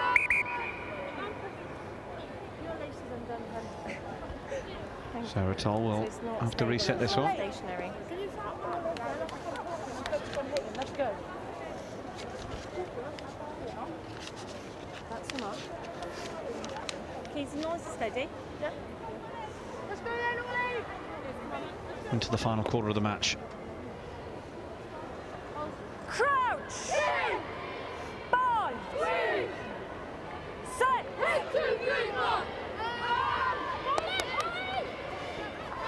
Amber Ruck with her first bit of duty, then Hurd. She's without her centre partner, but well, she carries like she's got the strength of 2 centres. Jo Jones under a load of pressure from Roberts. Should have thought twice about that kick, but she might get a second chance. They're going to opt to carry this time out of the 22. Penalty advantage! Fionn Jones the one doing it, but now Northumbria with the penalty. Red. Natasha Hunt next to me in co-coms is signalling to take it quickly. She wants them to get some tempo into this game to have the chance of fighting back. It would be good to see. They just opt to be a little bit more considered. Take it into the corner. Yeah, good touch finder by Roberts, but when all of the Cardiff Met attackers are on the ball like that, it's such a great opportunity to tap and go quickly, because none of them will be back 10. They'll all be up quite flat expecting the ball, so to tap, you can really get into them, especially if you move it a couple of passes. Obviously the wingers, the fullbacks, are really quite deep when they're in attack, so it's a great opportunity for a bit of counter-attack. Wise words indeed. Needham. Ball's taken in the middle of the line, then it's shepherded down to the skipper, Sandham. They get some good to go forward on this. They're surely down for the try. This time they are, and it's the skipper. Alice Sandham drops down and scores, and that was a much cleaner, much neater catch and drive effort. And Northumbria are on the ball. Yeah, what do I know? What a great decision. That's what I was just saying, wasn't it? To kick to the line, set up a really good driving ball. Best option of the day. Really well executed ball that was. Thanks for a try from the skipper, number 1, Alice Sandham. The cheers go up from the Northumbria support. They've got to try to cheer.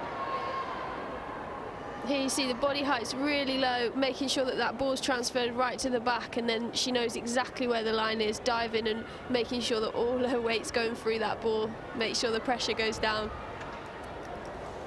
Now a chance to see Lauren Roberts from the tee.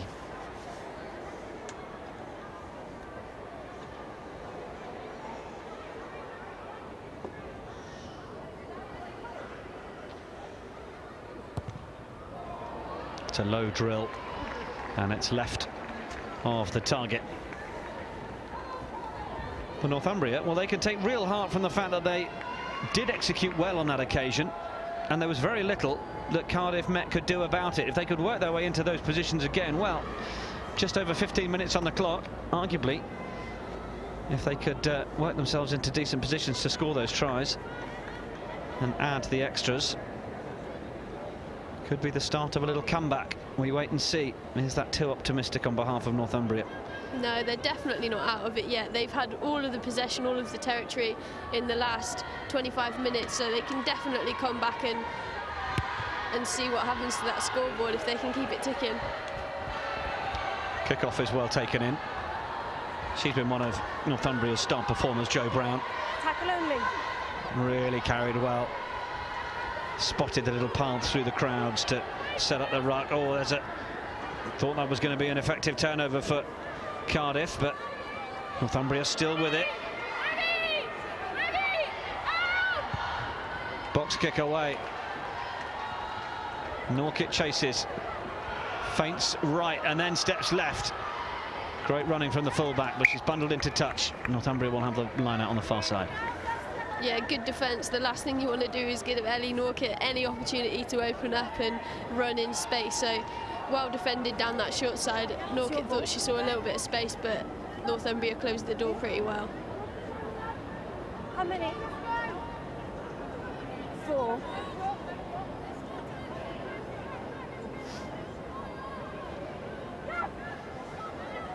Northumbria shorten the line out. Can't accept that throw. Oh, it wasn't straight though. Red. Cardiff will have the option.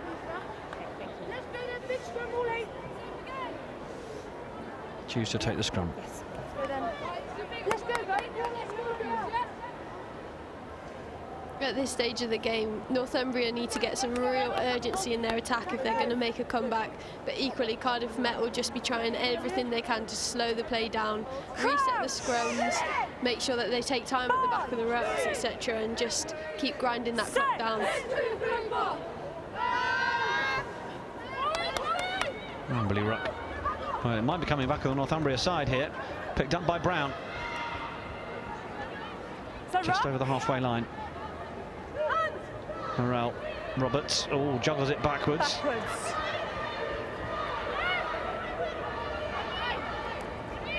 Northumbria flood the players round to this left side. Anna Wolf giving up the scrum half duties to Morel.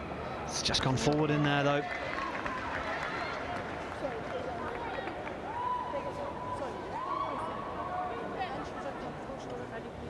Okay, then you need to shout break.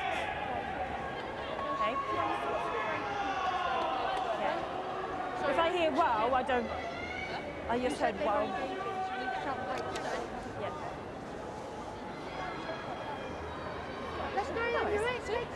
Yeah, so it's fine. Due to the couple of knocks that Northumbria have taken, it is Anna Wolf, who I think is playing over on that far side of the flank now. 5, 6.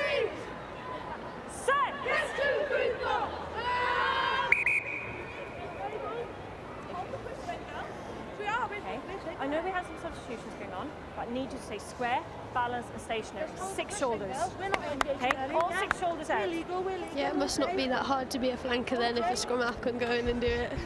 I look forward to you offering yourselves to Messrs. Beamond and Ferguson.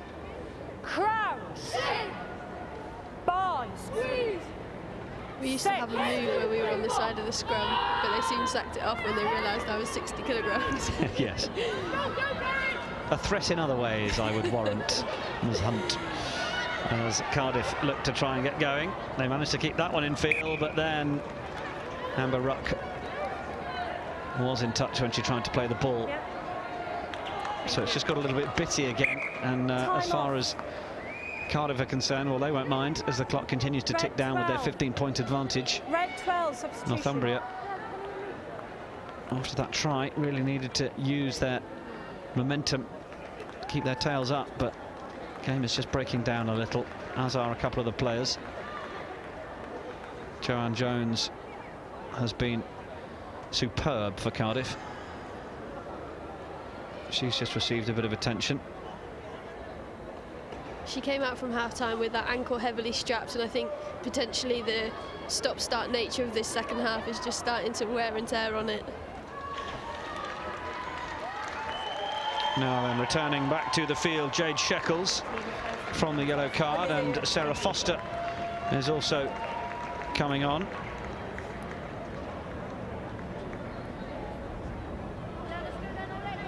Yeah, we just... Tatiana Hurd replaced by Foster. Yeah, I know. So Shekels and Foster, the new centre combination. Looks like Shekels might be slipping into inside centre. Can we really, they're really agitated me, right? But we've actually seen her and Hurd They're leaning in already. interchange over the course of this match so I feel far. like they're on the front foot already, so okay. So can we just tell them to hold off a little? Does that work? Thank you.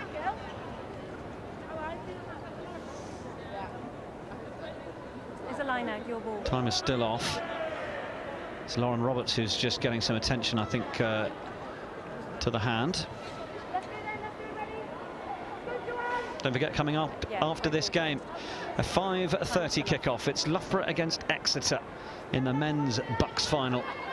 We look forward to your company for that one. Once again, we will have Natasha Hunt here to enjoy that one with us.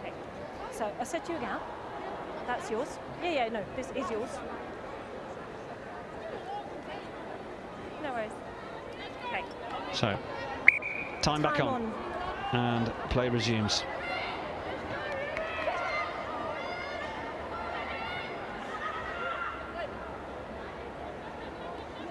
Ball is in and away from Morale. Roberts.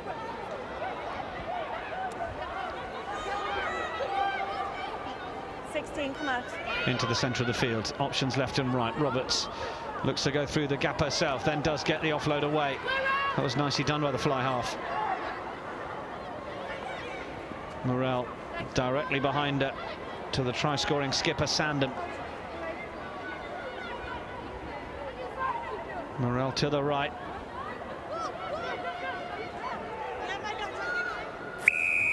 Northumbria are going to do this. They need a try now, and they give the penalty away by coming in at the side to secure possession. Billy Ruck just places that ball down as Jo Jones strides into frame, and she will take this up the left-hand touchline.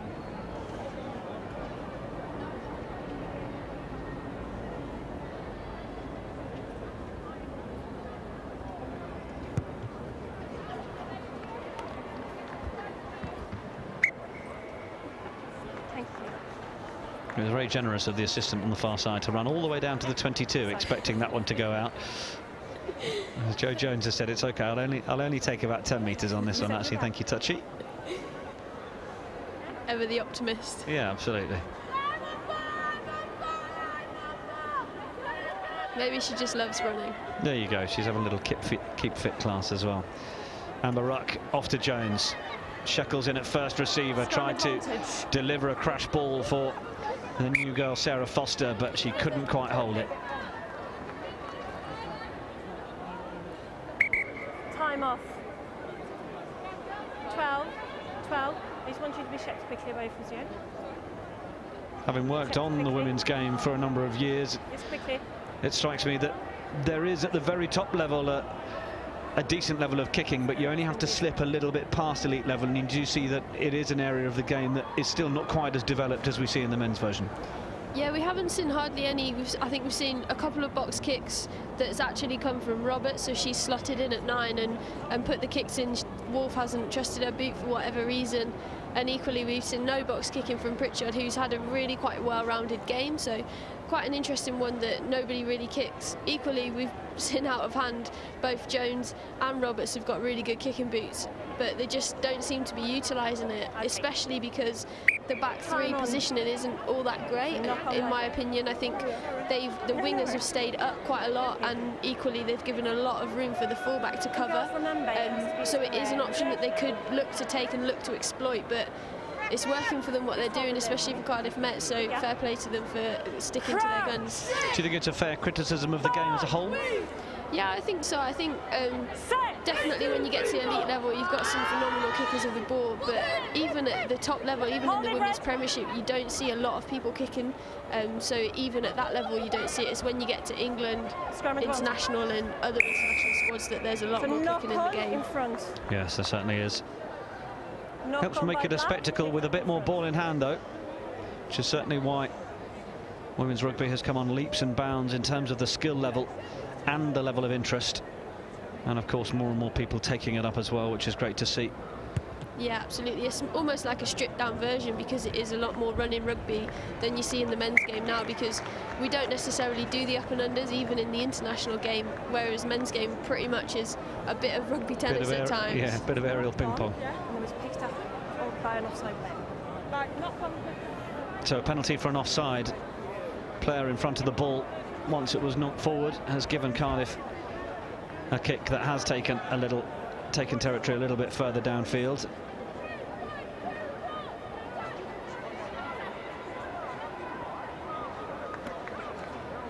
Well tapped down by Freya Jones.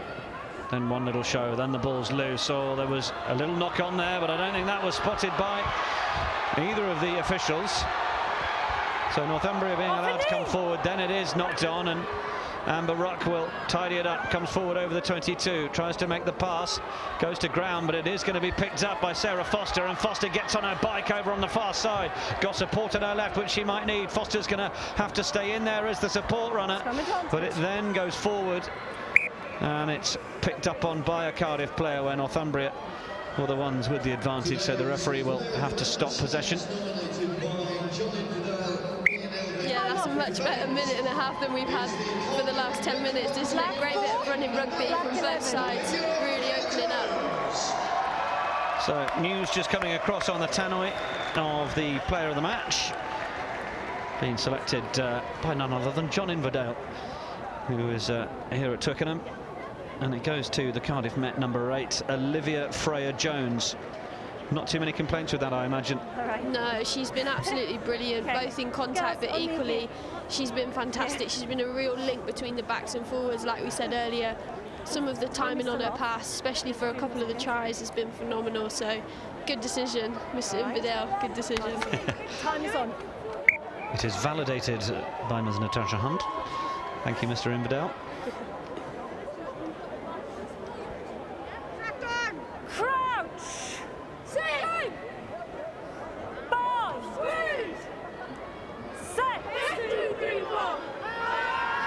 Northumbria with possession then. Big shove from the Cardiff Met pack. Northumbria have done well to come away with that. The assistance flag has gone up on the far side though. Scrum, red.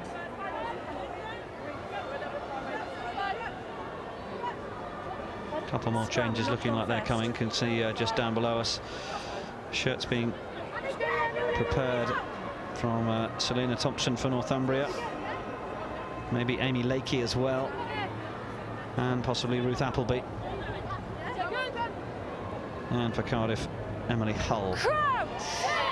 So those changes to come shortly.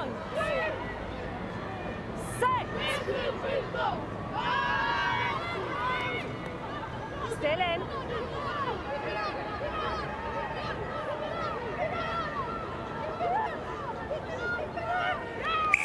Being kept at the back by Cardiff as that scrum goes forward, and then, well, there would be the opportunity for them to tap and go, but Cardiff aren't the team with the sense of need for urgency. They've got the 15-point cushion, and as the clock continues to tick down, under 6 minutes remaining. Yeah, you saw Ruck shake to tap it quickly, but then Jones is right on hand to slow her down and give her a tap on the shoulder.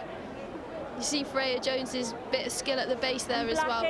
That's an unbelievably difficult skill to do, just to keep the ball in as you're moving forward and keep dragging that ball enough that it's not going too far forward to hit the people in front of you, because obviously that's offside, but to make sure that it's just staying right at the heel and not coming out. So very, very skillful player indeed. 21.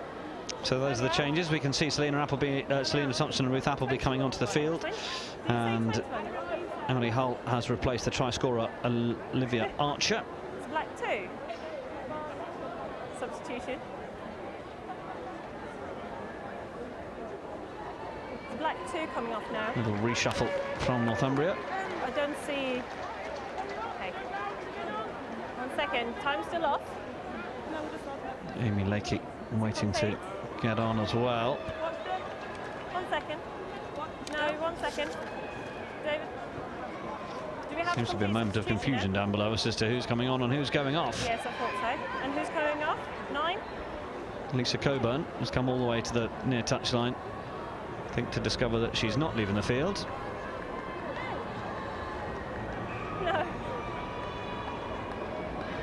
Sorry, they're just confusing. That's okay. Now they have the full 15. Yes. All right. 1 second. How many's on the pitch? 7. I think the referee is just checking the numbers as well. Yeah. Time is still off. Yes.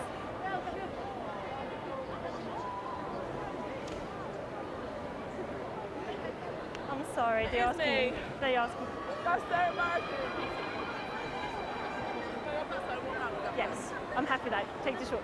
We're going to have a line out anytime soon over there. Okay, no, just calm down. She's pushing her off the other side of the pitch now just so we can get on with the game. Time on. She has indeed. I think there might be a bit of an argument though, because I think Northumbria might be down a player. Option, scrum or line out. And they've got their full 15 on now, so just about 5 minutes left on the clock. So, here's your mark. Not looking like enough for Northumbria to come back into this. And left of the mark, please, black. No, Black, Cardiff top have left. ground the clock down really, really well, haven't they? I can't see Northumbria coming back. I don't think there's enough time left in the game. Crouch! 5, 6. Just 2 tries to 1 in the second half. But Cardiff had done the work in the first half, leading at half-time by 10 points to 0. Pick at the base from Northumbria. It's been a good battle of the number 8s. Jo Brown has played well for Northumbria. Yeah, she's probably been their standout player as well. Really good run up the right-hand side from Warrington, but she's just gone into touch. She was flying after that kick. Time off. Black 15.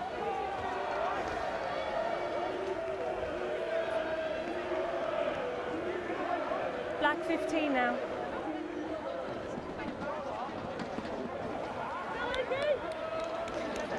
Give you one. Yes.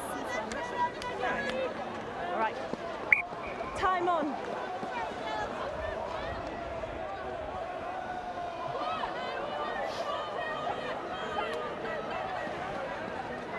Cardiff line out. Scrum advantage. Nicely taken left. down in the middle by Freya Jones, player of the match. We'll hopefully have a word with her afterwards. Shekels gets the offload away. That was nicely made, and then the hole opens up. And running back into open field was Keris Ballett. No hands, red! Cardiff are a little bit narrow now, and it's in fact come back for Morel on the Northumbria side. Ali Norkett in there. Really good physical defence. They're trying to hold Northumbria up here. Can they get that ball back? Use it once! They're told by the referee to use it once, then it's loose on the floor. Freya Jones away from Ruck, then knocked on by Foster. No, it was no knock on, it was Rick.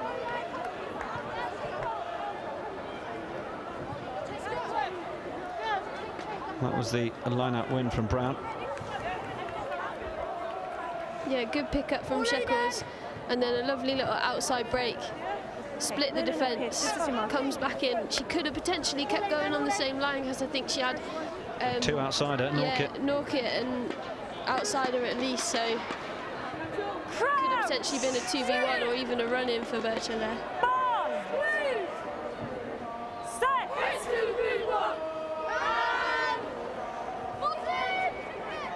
Morel with the ball. Scrum is going backwards at a rate of knots, and it then presents the ball on the Cardiff side.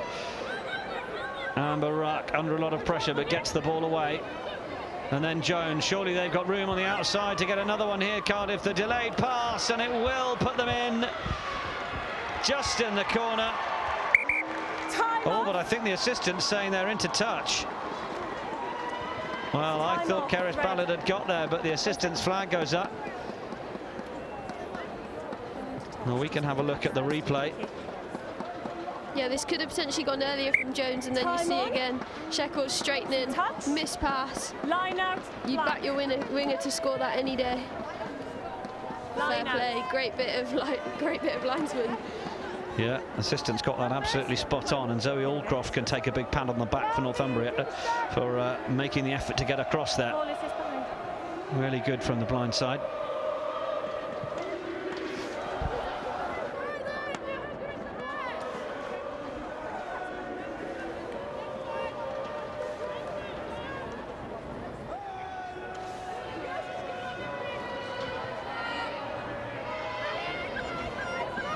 So having defended the try, Northumbria have now got to defend the line out. And it works out well. It goes to Aldcroft, who's just made that tackle. Morel wants her guards in position, or rather than that, she wants them to carry on a little. Set her up another platform. It's been wrestled away by Cardiff. Roberts getting herself in the way. There'll be a penalty advantage. I think if anything it came backwards off Roberts, but the referee is going to go with the knock-on. We are into the last minute.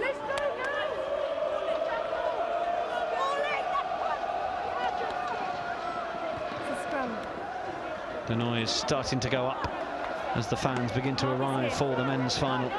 It's a 5:30 kickoff. Full coverage once again here on the live stream.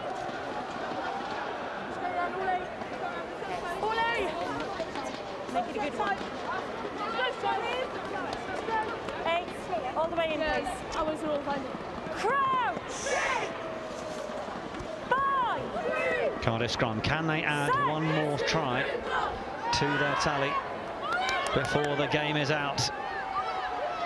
The last few seconds tick away. They look to be getting a bit of forward momentum.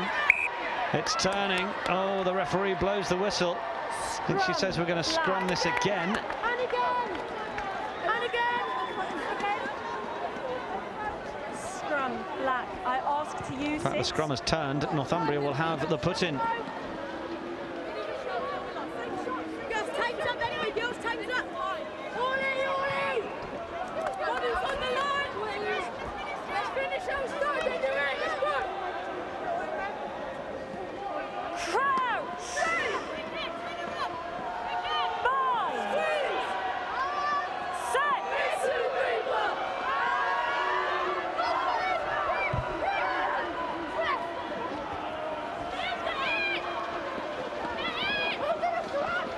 Release, Red. Northumbria, they've got a long way to go if they are going to get up the other end of this field. They've got to keep the ball alive if they're going to get a consolation score. Will they maintain interest in that? The clock has gone dead. Cardiff trying to get in there and spoil it. Don't forget, we'll continue play if there's a penalty. If it's just a knock-on, that will be the end of the game. Away from Morel. Then through Stora. Rock! Leave it, Red. Morel again, Stora again. Big hit. Going backwards, says the referee. As are Northumbria currently, such as the Cardiff line of defence.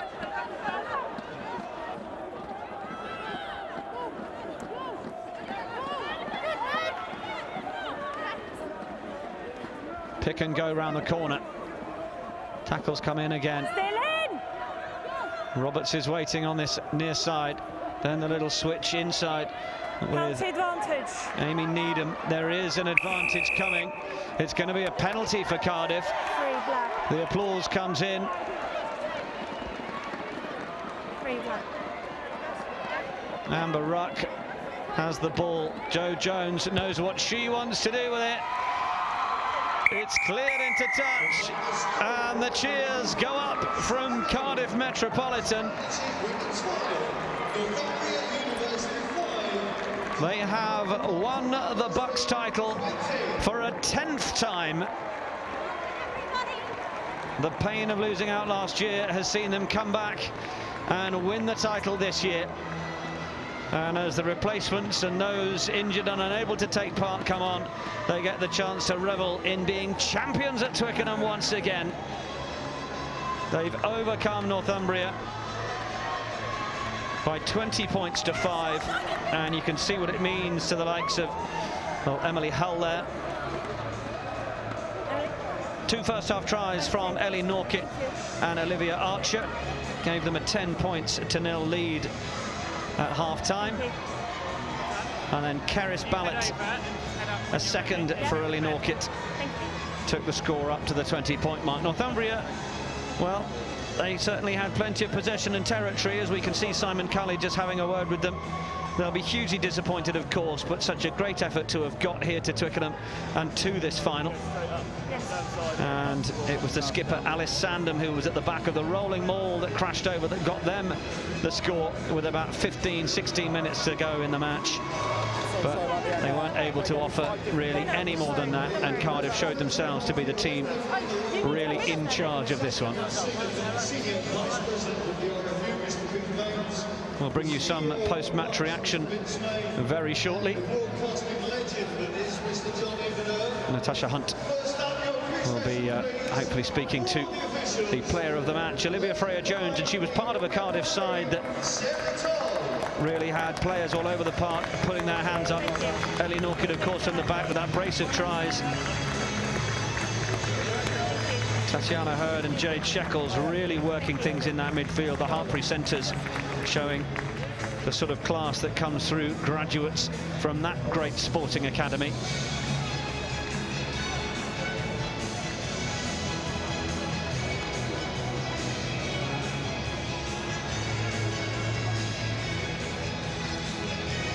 And while the women's final and those taking part take a few moments to enjoy the moment, the men, of course, come onto the field. Loughborough and Exeter with their match taking place at 5:30 in the BUCS finals day here at Twickenham, the home of England Rugby in southwest London.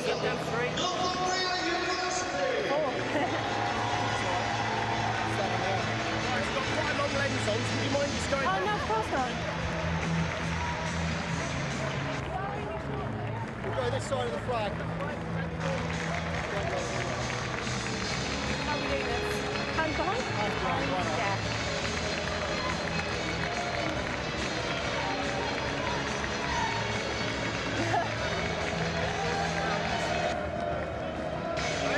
Yeah, 1 second. So our runners-up, Northumbria, go up to receive their medals. Still not a bad season. 9 out of 10 domestic games in Premier North. They finished on 43 points. They beat Exeter in that semi-final by 30 points to 5. 4 years ago, they were third in Northern 1A after relegation from Premier North. They won promotion last season. They went in knowing they'd only lost 1 in their last 24 games in all competitions, stretching back 2 years. So they can be incredibly proud of their efforts. And you can see there John Inverdale helping make the presentations.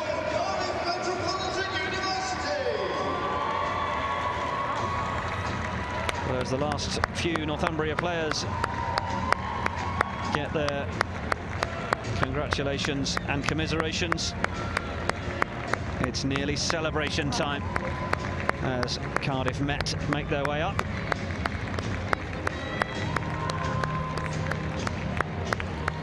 They too winning 9 of 10 domestic games, only beaten by Exeter at the end of January. They finished on 44 points at the top of Premier South, but perhaps the writing was on the wall ahead of this final, with them scoring 100 points or more in 4 games. They beat Cambridge by 138 points to 0. Beat Loughborough 94-0 in the semi-finals, and in the semis they overcame Gloucester, who beat them in last year's final by 6 points to 0.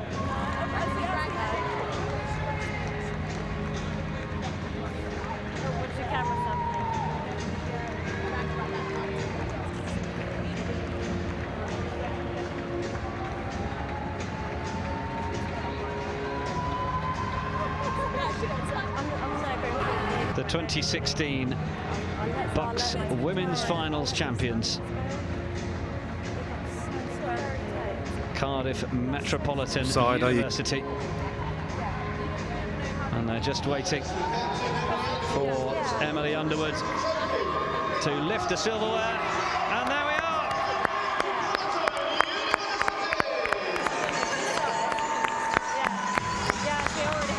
Cardiff Metropolitan University, the 2016 BUCS champions. Many congratulations to them. Fully deserving, winning by 4 tries to 1. And great to see the Northumbria players warmly applauding their opponents in victory.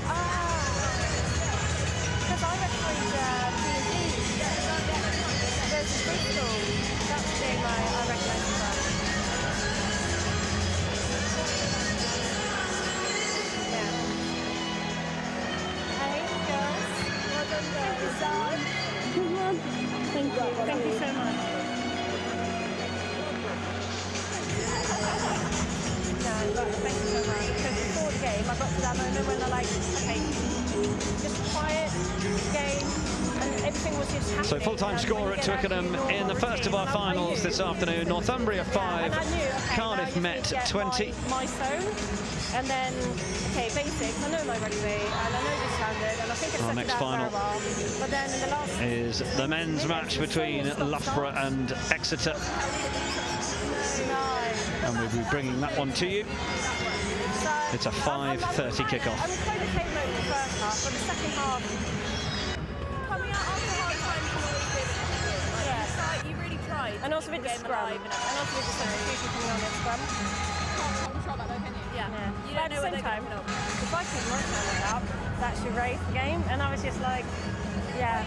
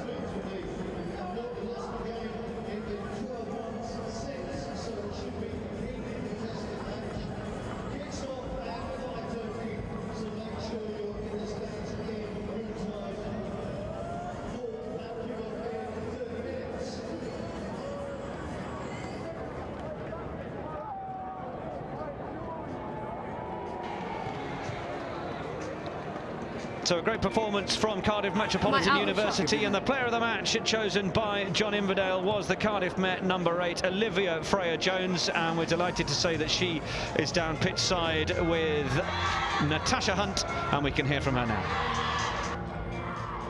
Olivia Freya-Jones, player of the match today. Olivia, 10th title for Cardiff Met, absolutely fantastic achievement. This is your second time playing at Twickenham. What does it mean to get that win after the loss after last year? This feeling is unbelievable. You can't beat this feeling. The crowd have really been behind us as well. We've had this saying, we're on the bus, and we've been on this bus this whole journey. It's been a massive journey, but it's worth it every second. And so this campaign that you've been on, you say you've been on the bus the whole time. Talk to us about what it's meant to the girls coming through this campaign and then getting the win in the end. So we lost a few players last season, but we've gained a massive number, and it's really built us as a team, and we're just a solid unit at the moment, which is great. Awesome. And under 20s, you play for France at the minute, running out at Twickenham. Hopefully you'll do that one day for the full international squad, but just give us a little insight about what it means to play on this ground. It means everything. This is the home of rugby, so it's just meant everything to me. Excellent. And lastly, what was said at half-time, because you went in 10-0 up, you came out absolutely firing, and the first 2 tries within 10 minutes in the first half. So what was said to you guys in that half-time team talk? We just needed to keep our tempo. We just didn't want to drop the tempo. We needed to keep pushing through because we knew we hadn't won it already. Awesome. Well, fantastic achievement. Congratulations. Go and enjoy your win. Thank you so much. Thank you. So reaction from Olivia Freya-Jones there, the player of the match.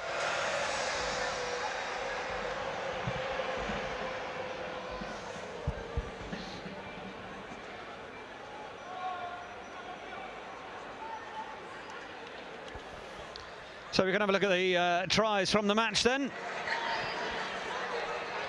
The opening score coming from Ellie Norkett, and searing running and a superb offload, which allowed Norkett to be the one to finish and put the game's first try down.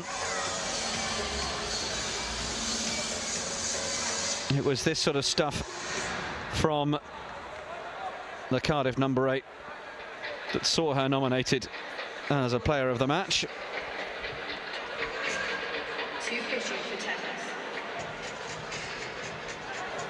And then the second, it was a case of the forwards combining nicely through the middle, drawing the last defence, and then setting Olivia Archer on her way.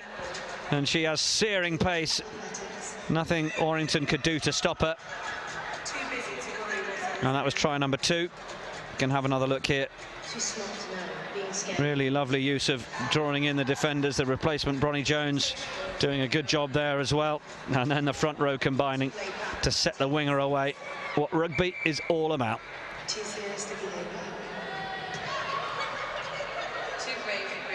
And then in the second half, well, Cardiff started as they'd finished off.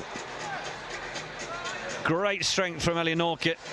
She'd already had that try to open the game, and then she was able to send Keris Ballett in, made by the carrying as well and offloading of Jade Shekels. Norkett stepping through and away, and then Ballett in for the third score of the game.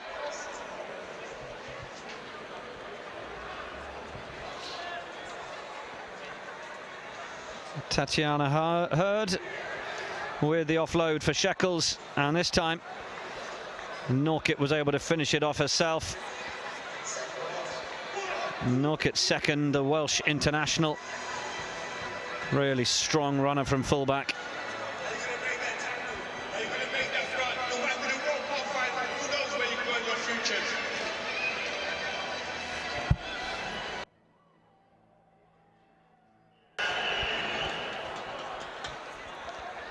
And Northumbria, well, they did get a try. It ended up being consolation in the end. The catch and drive. And Alice Sandham was the one to get the ball down. The skipper, as you can see here, gets the ball transferred to her there, the number 1. Great go forward, technically brilliant catch and drive. Just didn't see enough of Northumbria near the finish line. So that's how it's finished here in the women's BUCS final at Twickenham for 2016. Congratulations to Cardiff Met, the winners, with a final score of Northumbria 5, Cardiff Metropolitan 20. We'll see you very soon. Back for our 5:30 kickoff, Loughborough against Exeter.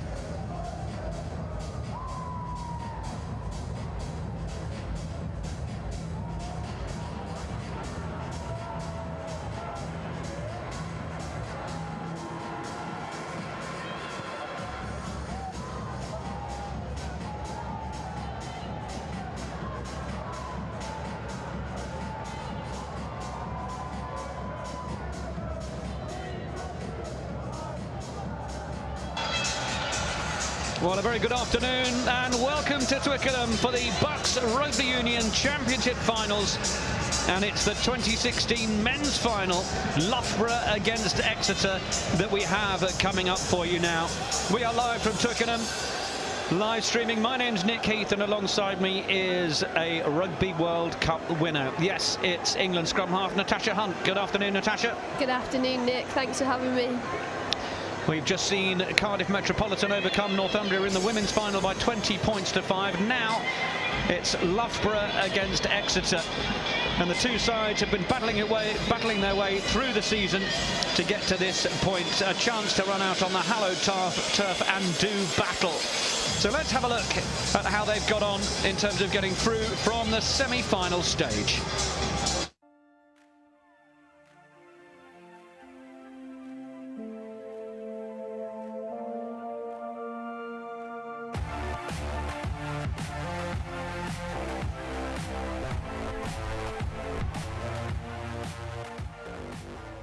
This is crunch time. In on the pads. Take it in on Fozzie Bear.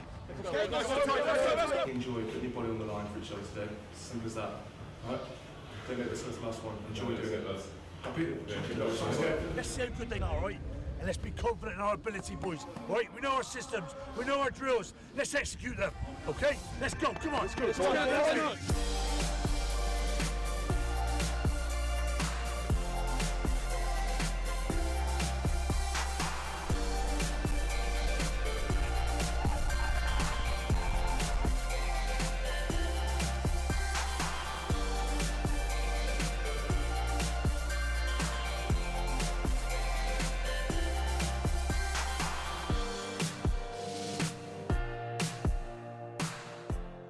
It wasn't as straightforward as we thought with the tree falling down halfway through. Sort of delayed our time a bit, put us a bit of a spanner in the works really. We thought we were sort of breaking at that point. So obviously to come back out and the performance we did was awesome. We knew that the first 10 minutes after sort of that break was massive and the boys really funded up well and got back into it. So yeah, decent.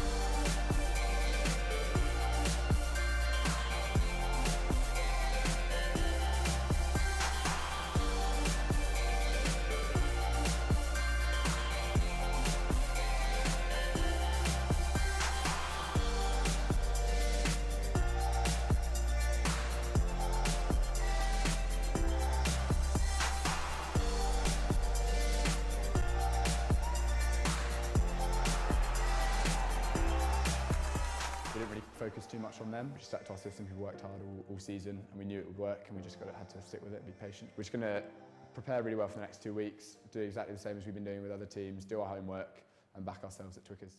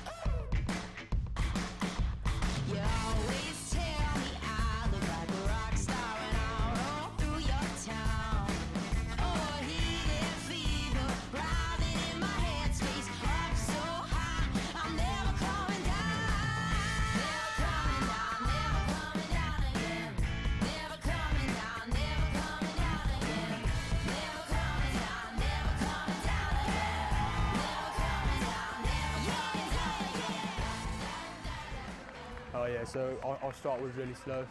We let them in early doors, which we really struggled to come back from. This is a massive disappointment for us, but yeah, we're going to come back even stronger next year. This game was by far our toughest game of the whole season.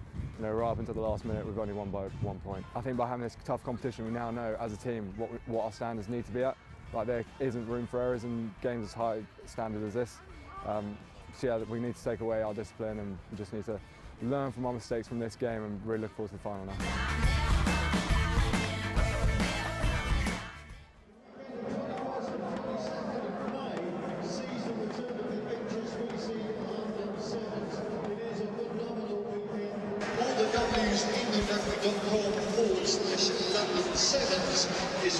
So the atmosphere continues to build towards kick-off here at Twickenham. It's the BUCS final, it's the men's final, it's Loughborough against Exeter. Loughborough play their rugby in Premier North A. They won 12 from 12, picking up 56 league points, including 8 bonus points. They're in fact unbeaten since the final against Leeds last year, when they gave away a 23 points to 5 half-time lead to lose 23-31. As we saw in the VT there, in the knockouts, in the quarter-final stages, where they beat Cardiff Met 53 points to 15. In the semis, it was that 1-point victory, 15 points to 14 against Hartpury through that late Josh Sharp penalty. Now, on our team sheet earlier in the week, we had Josh Sharp starting this game. Can see that a late change sees him on the bench. We'll come to the teams very shortly. University of Exeter, well, their Premier South A winning side won 11 from 12. They topped the league on 53 points, 1 point above Hartpury College. They're unbeaten this term with the 16-all draw with Hartpury, their only non-victory. And in the knockouts, as we saw in the quarter-final stages, it was a 39 points to 5 win over Newcastle. And in the semis, 36 points to 10 against Durham. They've had contrasting fortunes when the sides have met in recent years. Last season, Loughborough beat them in the semi-finals, 29 points to 16. In 2013, Exeter beat Loughborough in the quarter-finals, 50 points to 31. And both sides head into this final having not lost a game over the last 12 months. So something has got to give this evening. And we are here to bring you this match. Natasha Hunt alongside me. Looking forward to this one? Yeah, absolutely. You just said that neither side have been beaten in the last 12 months, so what a matchup it's going to be today. So the two teams ready to make their entrance here at the stadium. Exeter on the left in the green and white, and Loughborough University in the purple.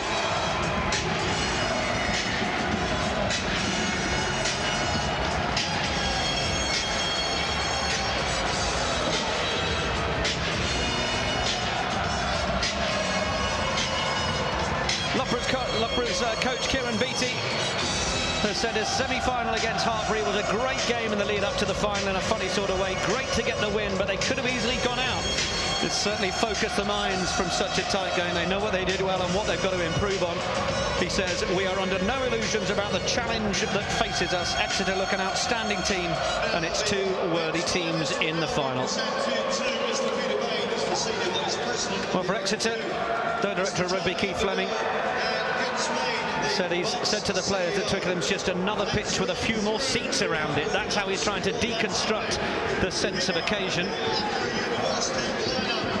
And the Exeter second 15 coach and Exeter Chiefs player Matt Jess, well, he says, having been involved with the uni for 7 years now, it's great to see the first 15 reach Twickenham. Let's have a look at the sides. At 6, Rhys Davis. At 7, the captain, Sam Harry. Wearing number 8, Charlie Kingham. Into the bench we go with number 9, Sam Horton. So here's the Loughborough side then. And Cam Dobson coming in at fly half is the only change from what we were told earlier in the week. There's the Edinburgh-born Ger Curry at fullback. The Zimbabwean under-18 and under-20 winger in Mandy Venga. On the other wing, Austin Beckett. In the centres, Watt and Edwards.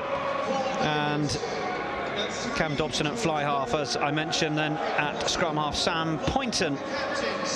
Up front, it's Fisher, Fields and Cave. In the engine room, Henry Whedon and Harry Betts. Keep an eye on that name, Whedon. The back row, Rhys Davis, Sam Harry and Charlie Kingham. And as I mentioned a moment ago, Kieran Beattie, the Loughborough coach.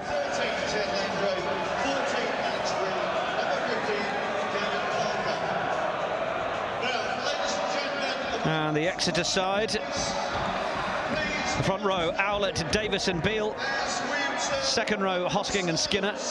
and a back row of Elliott, Ledger and Lauday. We're just about to have a moment's silence on the pitch as well, just to quickly run through the rest of the side. Walter and Claxton, the half-backs, Warne and Brown, the wingers, Laverick and Knight in the centres, and Parker at 15. And a moment's silence now to remember the victims of the Brussels disaster.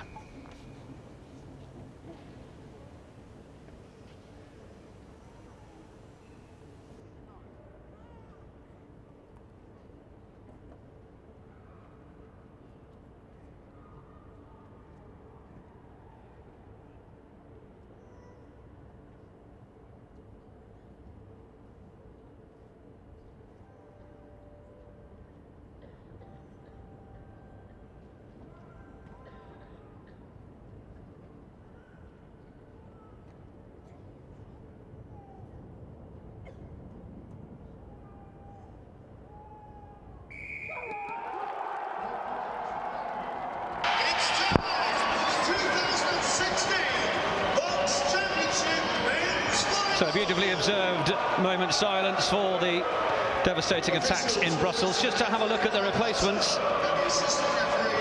Well, I said keep an eye on the name Henry Whedon, because there for Exeter, number 18, Fred Whedon. Well, that's his brother.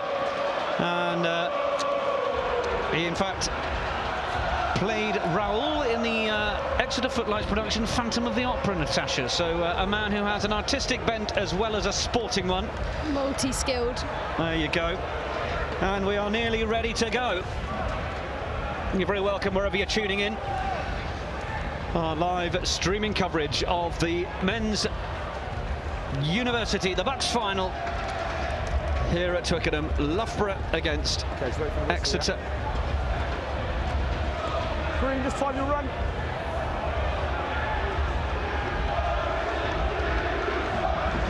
The volume going up from the supporters that are here. It has filled up a little below us. I don't think I've ever seen this much tweed at Twickenham. And we're underway. Loughborough to collect the kick-off. Immediate penalty goes to the boys in purple.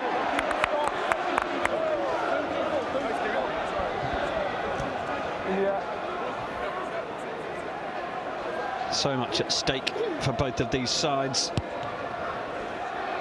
So many bragging rights for the students who are here and might just perhaps be planning an evening in Twickenham later on. Only possibly. I'm not sure that would have crossed their minds at all. No, not at all. There they all are, just getting themselves settled down after kick-off.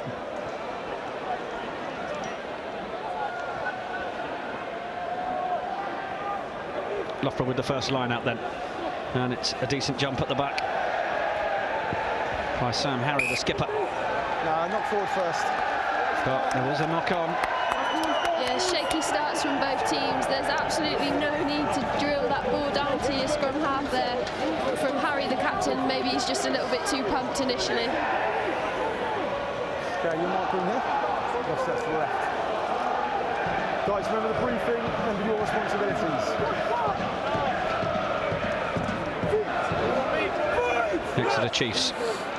Let's go, let's turn down us, come on. With Sam Waltier. You steer.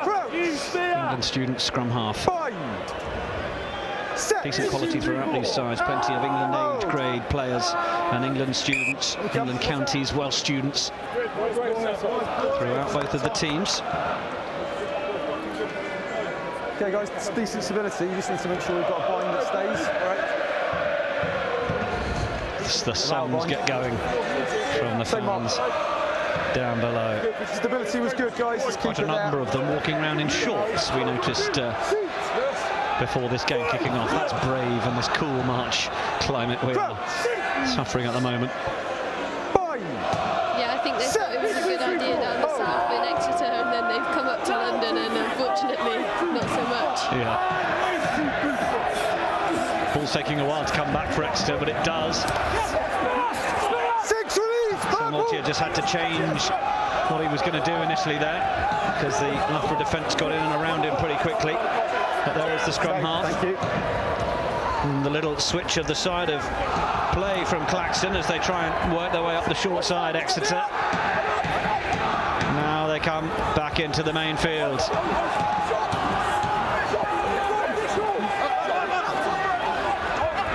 Here come Exeter again, trying to work their way down the three-quarter line for the first time. It comes to the left-hand side, but I think Ned Warren thought he had an extra metre there, which he doesn't. No quick one and the now. assistant is only too pleased to put his flag up, and Loughborough will have possession.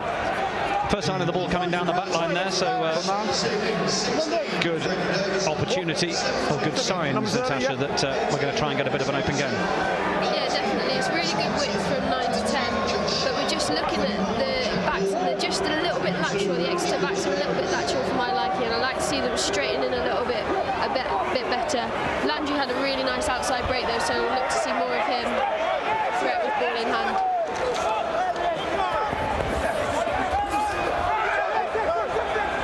With Loughborough out to the left.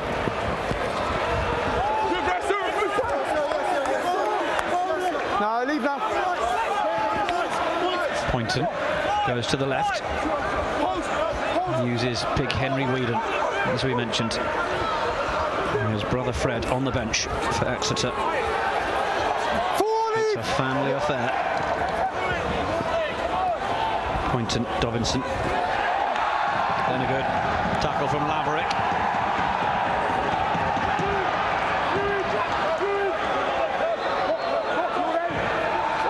Box kick could be coming here from Poynton. Good positioning from Ned Warren. Now Gavin Parker throws out to the right, Alex Brown, and then trying to find a little bit more room for Laverick on that right-hand side.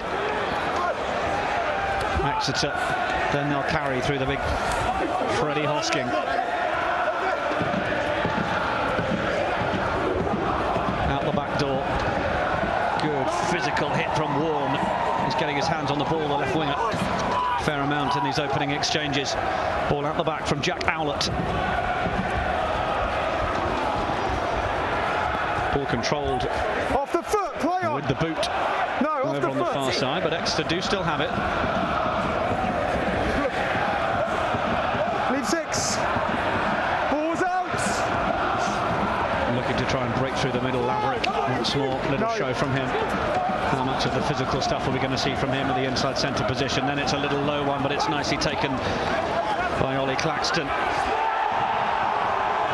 another big carry, and the volume goes up from the travelling Exeter support. Waltier back to the right. Paul Davis. Then again, Claxton Penalty advantage, goes outside. Landry. Oh, and then off to Parker, who's still going, and then the pass back inside for Waltier, who's going to score. And we have the game's first try, and patience from Exeter finally brings about the breakthrough.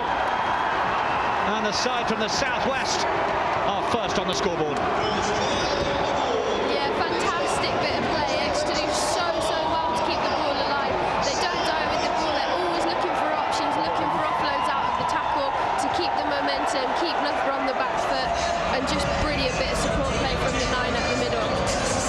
Here you see it's so important to get your carriers, big ball carriers on the front foot, breaking the game line, going forward. Talked about that outside break, lovely little offload. He obviously knows it's coming, and then all good 9s track on the inside line. Fantastic bit of play from Waltier. Well, Sam Waltier plays with England students, and I think he's just missed the kick from in front of the sticks. well, goodness me, yes, that's quite something.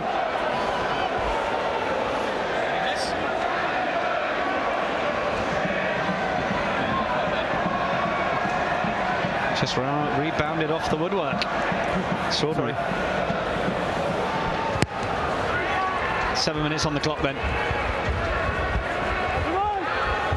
Exeter with the lead. Taken in by Ger Curry, third-year international relations student. Loughborough haven't had much ball, but they do have it now, so let's see what they're offering. Big carry forward from Joe Cave. Plays his rugby at Bedford Blues Academy. Poynton. Sorry, no tackle. Trying to get going. No. They attempted to try and hold up the scrum half. No, it's a little bit loose on the floor, but Dobinson's going to have to get in there and settle it down, which he does, shipped on by Harry, the skipper. Dobinson's there again. He's told to go to the left by Sam Fisher, and then good tackle by Jack Owlett. Dobinson, the Loughborough University fly half, is getting his hands on the ball a fair amount, as he does again, twisting and turning through the tackles. His big Dan Watt now up to the 10-metre line. Cave once more, ball comes popping back. Jacob Fields takes it on Dobinson. Nearly a bit of a miscommunication, but Whedon carried well. Little ball back inside. That was nicely done, but well read as Cave came onto that. Dobinson spotted the chance to try and get round on the outside. This is good continuity from Loughborough. Then the ball pops out. Trying to go round on the short side, and then they get the ball into the hands of the Zimbabwean winger. But he just ran out of room.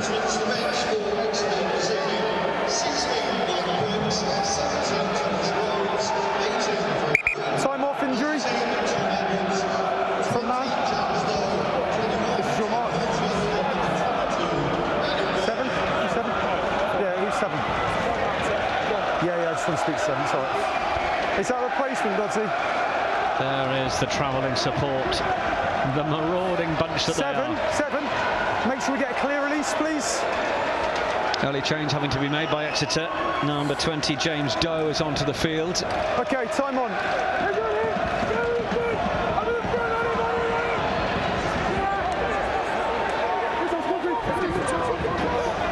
I think that change was for Ollie Claxton.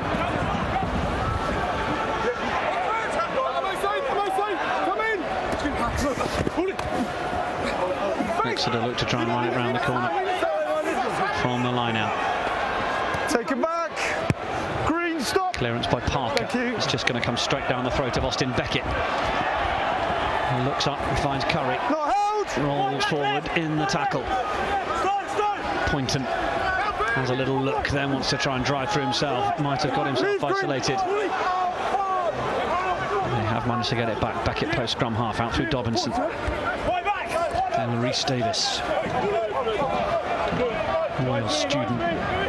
Blindside flanker. Dobinson. Penalty Exeter. Players going in and sealing the ball off.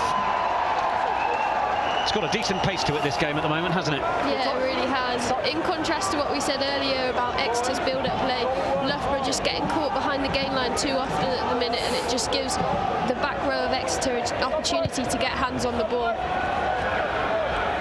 And Gavin Parker's gone for safety first on the touch finder. Here's another look at the penalty. Here you see the on-rushing defence, they've caught them about 9 metres behind the gain line, so there's not really any support there to deal with those brilliant back row players. Charlie Kingham was the man who went off his feet. Second year geography and management.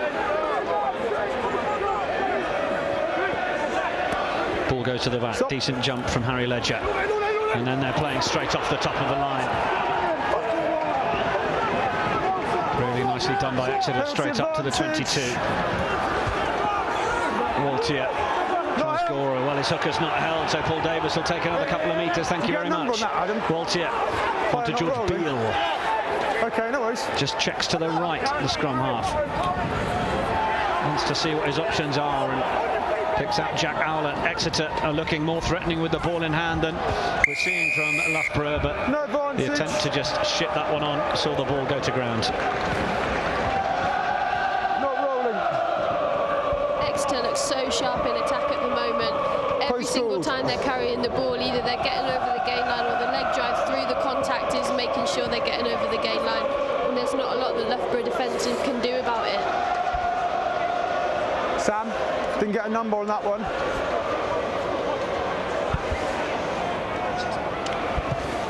So Exeter, having worked their way into this area of the field, are going to opt to take the 3 points and keep that scoreboard ticking over through Gavin Parker.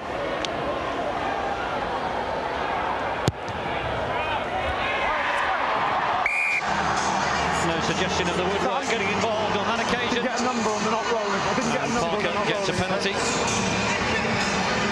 Takes the scores to Loughborough University 0. University of Exeter 8. Purple, just time your run, please. Hold.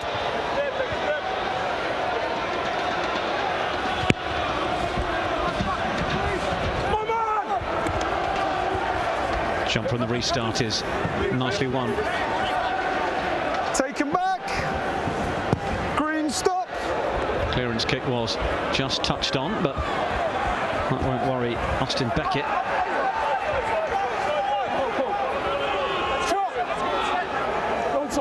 Poynton, Dobinson. Solid drive from Rhys Davis. Poynton, Dobinson, gap was nearly there, then it just came off the Loughborough hand. Okay, knock forward, don't start Just holding been players knocked back. on. Hey, don't start holding players back, otherwise we'll reverse it. We'll go with a knock on. Let's go, all 5 on, yeah. It's just as the ball gets Anything on our scrum, Adam, on your shipped side? away here. Pass there from Dobinson, just to be fair to Henry Wheaton, he was possibly being a little bit held back as he tried to get hold of that. Yeah, Loughborough not really doing anything at the moment to confuse the Exeter defence. They've got a fantastic defensive line set, and Loughborough just really quite flat and not really changing angle or changing pace, so they're quite easy reads for the defenders. Okay, we're all perfect set for you binding early. You bind when I say bind, you set when I say set. Clear? That's your mark. They'll go left. Thank you. Good stability, guys, until we got there. Thank you.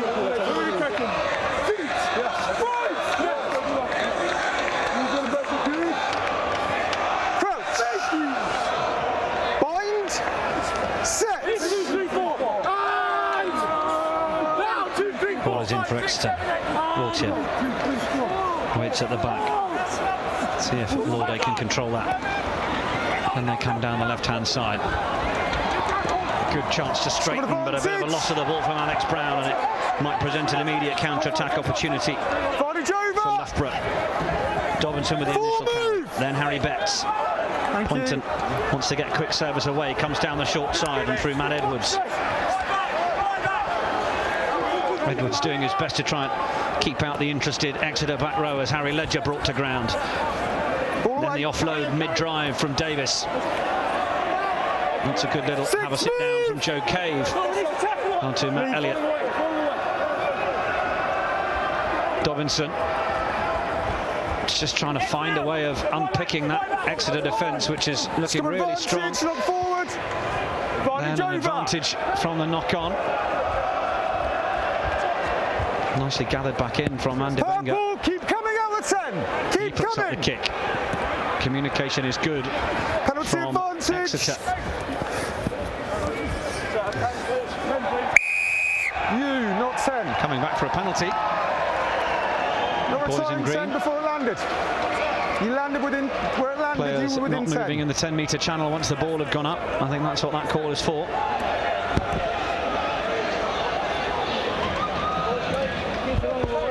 It's an early point in the game to be getting cramp, isn't it? Maybe he had a really intense warm-up. No, I've been really impressed with the second row and back row combination of Exeter so far in this game. They're splitting the field really well, so you've got one either side of the pitch, and they're just really hustling at the breakdown, making it quite difficult for the Loughborough 9 and 10.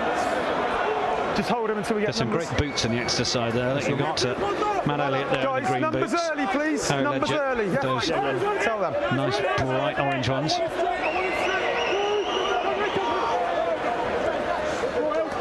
And it is Ledger who jumps.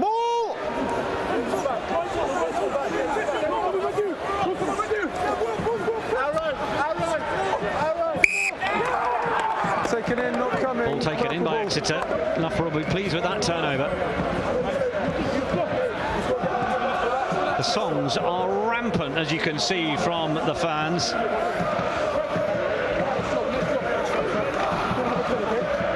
I think one of the songs a moment ago was "Stand Up If You're 8-0 Up," so the Exeter fans are enjoying themselves. Okay, you go left. The songs are rampant, but I don't think I've heard anything from the Loughborough fans so far.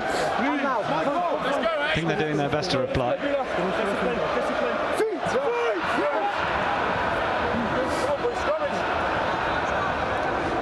Crouch. Bind. Set. Pointon, look at the concentration on the face. Gets it in on the referee signal. Big shove from Exeter. That will be a worrying moment for Loughborough. They're going to get another chance as it breaks up. Referee gives them another opportunity, but Charlie Kingham there, the number 8, is going to be under all sorts of pressure to deal with that ball and get it away or pop it up to his scrum half. Just make sure your hips, listen, just make sure your hips are connected and your shoulders out. You stay square, then I'll look at him. It's so difficult as a number 8 to deal with that ball, especially when the scrum's going backwards like that. Maybe a lapse in concentration. I imagine that Loughborough will put up a bit more of a fight on this one. Crouch. Bind. Set. Two packs come together once more. Pointon waits for the signal. It's in. Kingham does help out his scrum half, and as the shove comes on, Pointon does well to get it away through Dobinson. Purple 13, stop. And the big kick downfield from Watt. Okay now. Just nudged backwards by Alex Brown, but he's got plenty of time on it. And Green, stop. Looking to try and get over Mandubenga into that corner, but the Zimbabwean takes the ball in. Keep coming, Purple. Doesn't find touch on that left side though. Not sure he was looking for it directly, but certainly the kick chase wasn't necessarily strong enough, and Doe will try and get his teammates away on that left side. There was possibly a chance for Pete Laverick, but he overran it really. Just watch it, just watch it. And then a big jump into tackle. Loughborough with possession, so Exeter will get the line out. But perhaps where Exeter might not have had an awful lot of room to work, perhaps they just thwarted the opportunity by overrunning the ball on the touchline. I'm trying to move this way. Yeah, it was a great. They did overrun it initially, so here you just need to straighten and give that ball. But the winger does so well here to step in, draw the man, and unfortunately he's just overrun it, like you said. Hold it, guys, hold it. Are you in charge of lineouts? We need numbers earlier. Exeter cut the line to 5. All right, that's fine, but they've got to have time to match. Conversation goes on between number 5, the Exeter skipper. Okay, let's go. Sam Skinner and the referee. Davis goes to the back. Altier feeds big number 8, Tom Lauday. He's the one with no number on his back, incidentally. And then James Doe, oh, he's found the way right through here. Just lost his footing. Thought Exeter might have been away. That's a lovely shift of the point of attack. Quick ball from Davis to send Ledger through. Now Waltier, Doe again. Well, they've just passed to no one there eventually. Landry, I think, thinking the player outside him was a little wider than he was. Yeah, there's no need to step off your wing there. All he wants is him to draw the man in and pass, have someone in that outside channel holding the width. It's a great bit of set-up play initially and a great break. He just got caught on the heels. Right, enough from me. Front man.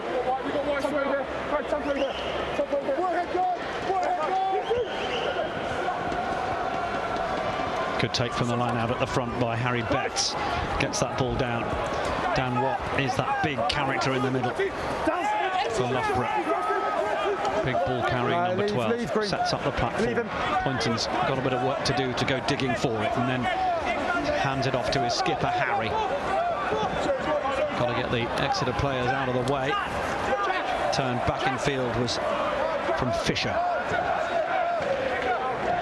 Loughborough need to make some yards and need to get territory upfield, so Waltier decides that they'll do it via the kick and put the pressure on Exeter. They do enough to stop Parker getting going. Balls out, balls out, balls out. Come on. Skinner sets it up. Waltier. Doe. Seen him slide through the gap once. He's managed to get the offload away there.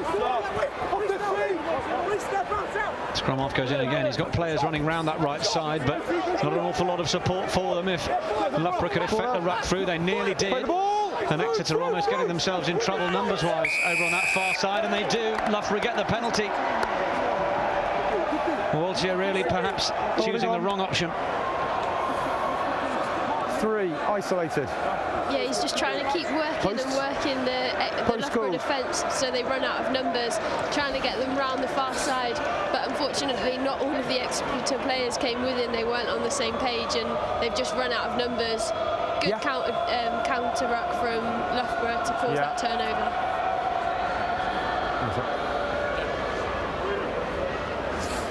Yeah. Here you see the replay. So fed the ball. Nice out the back pass. I'll have a chat now. Thank you, Simon. And then initially just scraped. It was a little offload that wasn't being expected, and then run out of numbers as they come round on this side. There's only 2 players with him. 9 has to go in and try and deal with it, and then you just lose your continuity as soon as the 9 goes into the breakdown. Yes, as long as you've released fully. Well, there's not really much respect for the kicker here. The Exeter fans making quite the noise, and Dan Watt is going to have to try and shut that out.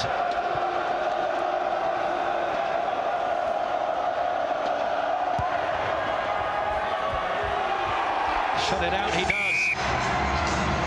Good concentration from the Loughborough inside centre. Big busting runner in the field, and he's got the kicking foot to go with it. Just roll quicker, please, at the tackle.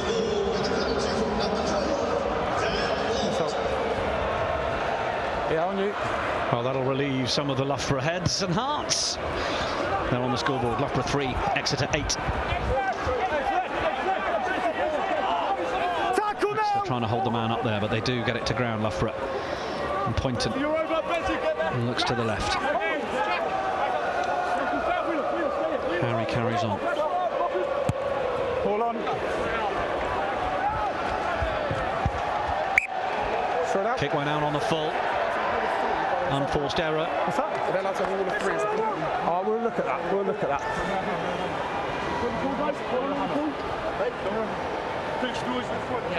Yeah, it's always much more difficult that side as being a right-footed box kicker, because you have to really square your hips up to make sure that the angle that you use and that you choose to kick on is the best one. And when you try and get it in the 5-metre channel, you always run the risk of it going straight out. He'll be disappointed with that though, because he's had some great nudges in the early exchanges. It's a delicate fingertip that Exeter get to it, but it is then tidied up. Waltier.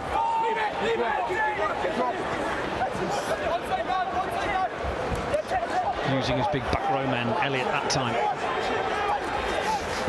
Waltier always not managed to shrug off Rhys Davis. He might have to suffer. Well, didn't survive the clear. I was going to say there'd be a turnover, but the Loughborough man lost his footing, and the referee was right on the spot to keep an eye on that. Then Doe. Now they've managed to create some extra room on the outside. Cutting back in field and not being stopped. Oh, that's strength from Freddie Hosking. And the supporters go bananas. As well you'd expect them to. Created the men. There was an awful lot of work to do. But Freddie Hosking would not be put down. Like we said earlier, that they did get the numbers round. They absolutely have the numbers around this time. Great execution on the 2v1. He almost overruns it, and then just has the strength to cut back through the 2 on-rushing defenders. Slightly overchased. Brilliant finish. Sorry to interrupt. Yeah, there's that moment where 2 tacklers come in at the same time, and almost neither one of them can get a full grasp of the player. And with each of them getting 50% of Freddie Hosking, he was able to just keep bursting through.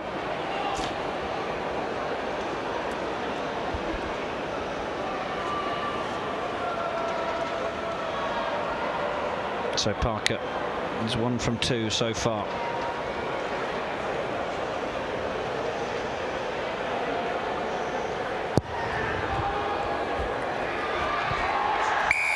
Make that 2 from 3.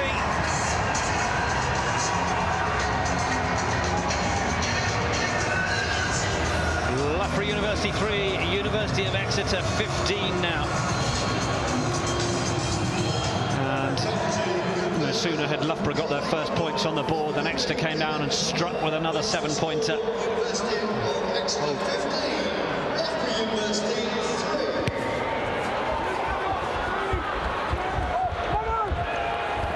Ball taken down from the restart by the try scorer. Oh, sorry, by the skipper. Not the try scorer. Always inside. Hosking's partner in the engine room, second row for Exeter. Now then, can they let this man get going? Mandivenga, oh, he's lost it in the tackle. Scrum advantage. The cheers go up from the Exeter fans. Barney Jover. Kick is not a great one, so then there's a little chip through, but well positioned to receive that and shrug off the affections of the tackler was Elliott. Beale runs around the corner. Exeter doing well on the clear out. Give themselves a decent platform for ball. James Doe puts that downfield. Poynton feeds it across to his hooker Curry. Keep coming! Keep coming! It's coming down. Curry with a big hit. Good follow up from the fullback. And now it's there for Walter. They've got numbers here. James Doe, can he recognise that and draw in the defence? Trying to get it to the quick man on the outside, but perhaps they passed before they'd attracted the tacklers there. Just allowed the defence to drift across. No. Lorde tries to just straighten. Doe fires out the back. Really good spot from Loughborough to send the tacklers up, and this is going to be difficult ball for Exeter to hold on to. And the referee says penalty to Loughborough. You must release. 12 still holding on the floor. Key area of the field to win that penalty. First, holding on, he's isolated.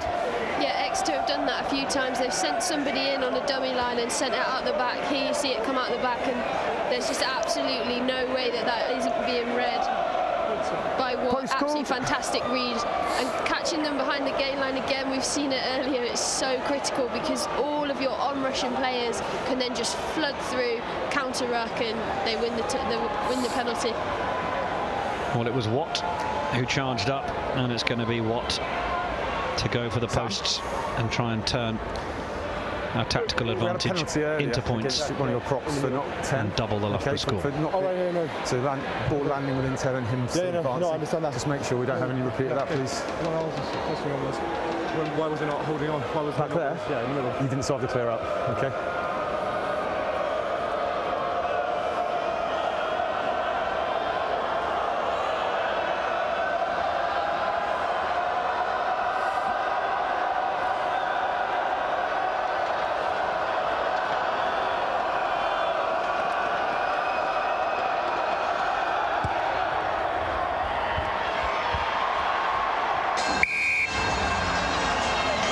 Well, there's no let up in the noise from the Exeter fans, but it's only serving to focus the mind of Dan Watt. He adds a second penalty. 3 replacement. 2 out of 2. Just wait till this is complete. And he's up to 6. Exeter to 15. Okay, on you. So a little word from the announcer here about respecting the kicker. I'll have to wait and see whether Exeter are prepared to, Exeter are prepared to do that next time around. There's been a change. I think Joe Cave has left the field and George Davis has come on to replace him. Purple ball, yeah? I'm happy with that. I'm happy with that. George Davis wearing the number 22. Inside foot, yeah? Lovely. All the way on your front man, yeah?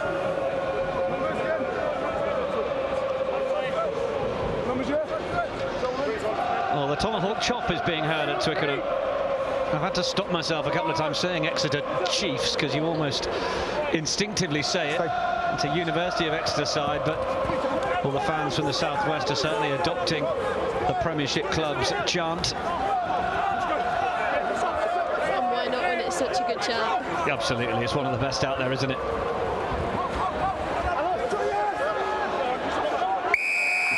Penalty, Exeter. The tomahawk chop heralds the advantage 15, holding on. that comes to the green and whites. Good touch. Thanks, sir. Corner. Numbers, how many do you want?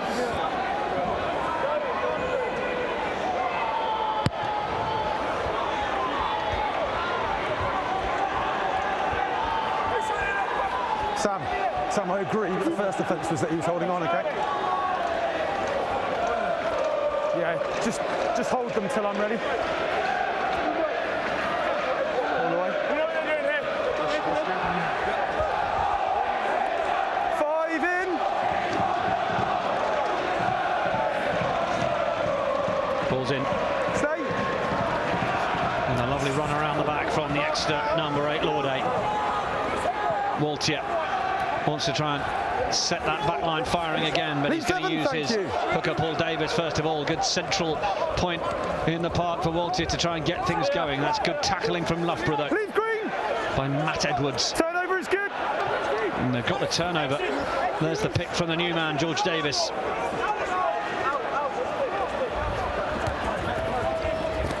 Little soft hands back inside.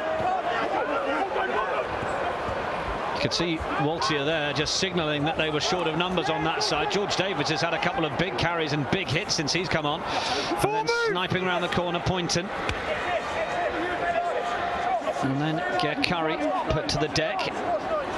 Poynton hurrying and harrying as he gets Harry Betts onto the ball. Like a honeybee to a plant. He was almost running to the wrong man there that he saw on the floor. Now then, there might be a moment of isolation for Austin Beckett. Done well to hold on to it, Whedon. Dobinson feeding the number 8. They're clearly trying to get those forwards to carry and then try and release, but Exeter are doing really well to shut them down. Kingham couldn't get it out on that occasion. Dobinson. And then Davis, then Watt. Oh, and Watt strides through the first tackle, bounces off and makes the offload to his centre partner Edwards. That was nice from Watt.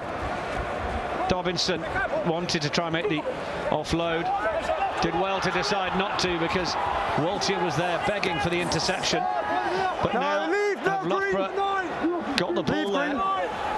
Thought Exeter might effect a turnover. Davis. They've come a good 40-50 yards with this phase play now, Loughborough. Can they get the all-important last 22? They're on the line there. Thank you. Dobinson not got many options to his outside, so they play back inside. Mandinvenga. Through the middle. Plays the ball back. It's untidy. Sorry, Loughborough need to secure that, which they do. They've got no scrum half. In that eventuality, what do forwards do? Pick and go. Ball available. Just slows down now. They were getting those yards by constantly keeping the tempo up.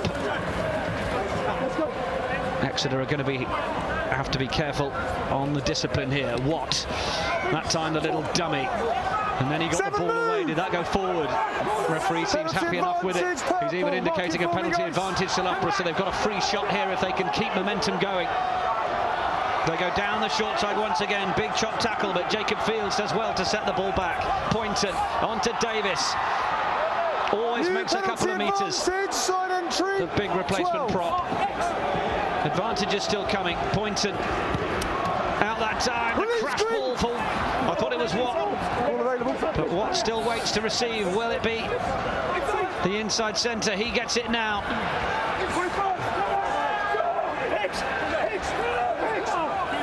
Pick and go again. Fields still with it, comes around the corner. 2 metres short now. And then they fire it wide. Mandinvenga is over! Loughborough get their first try. And the pressure was building, and finally the dam broke. And fully deserving of that score, because that was the sort of patience we saw from Exeter in the opening quarter of an hour. And it's seen Loughborough get their first try of the game. That's what you need, isn't it? Loughborough to be able to break down this Exeter defence, they have to play at a high tempo. It means that the really great back row that we've seen already can't get hands on the ball, and they're just constantly on the back foot. Absolutely fantastic build-up play, as you say, great patience, and then eventually a really good leg drive through the contact, and then with a great reach for the line. The second one, okay? He certainly needed every bit of the reach. Brendan Mandinvenga. Spent some time with the Leicester Tigers Academy. Zimbabwe under 18 and under 20. And a big time to score. 3 minutes until the break. And it's a tough conversion effort. But it's already closed the deficit to 4 points. A little more hush from the Exeter fans for this one.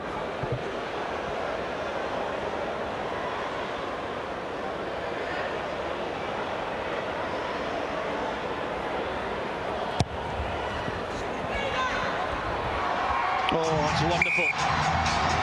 Really strong conversion. And it closes the gap to just 2 points. What a first half we're seeing here in the 2016 BUCS men's final. It's Loughborough University 13, the University of Exeter 15. Dan,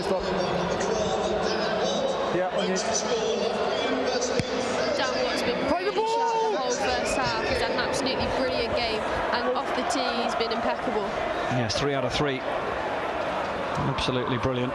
Purple, stop. Stop. Stop. Then put that kick downfield.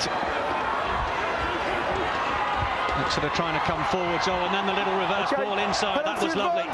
And Ned Warren knew it was coming. There's a penalty advantage. Offside. And I think the players in the 10-metre channel when the kick went up were not retiring, despite the referee telling them for Loughborough. So they've shown a bit of indiscipline after making the score. But oh, that's good from Waltier. Kept dummying and dummying.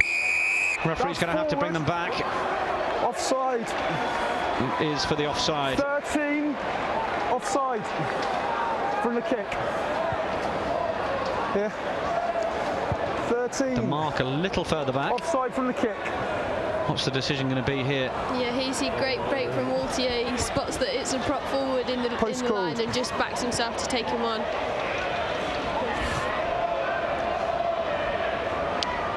Well, Gavin Parker's 2 out of 3. And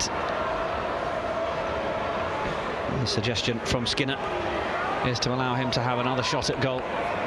That would just give them a 5-point advantage at the break rather than the 2, having had Loughborough come back into it. Okay.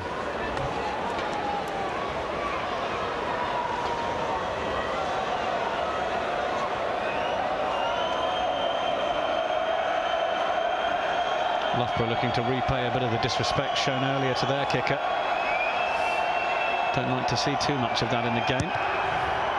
Parker, has he coped under pressure? He certainly has. We've seen some great kicking in this match so far. And that's a really well slotted penalty from Gavin Parker.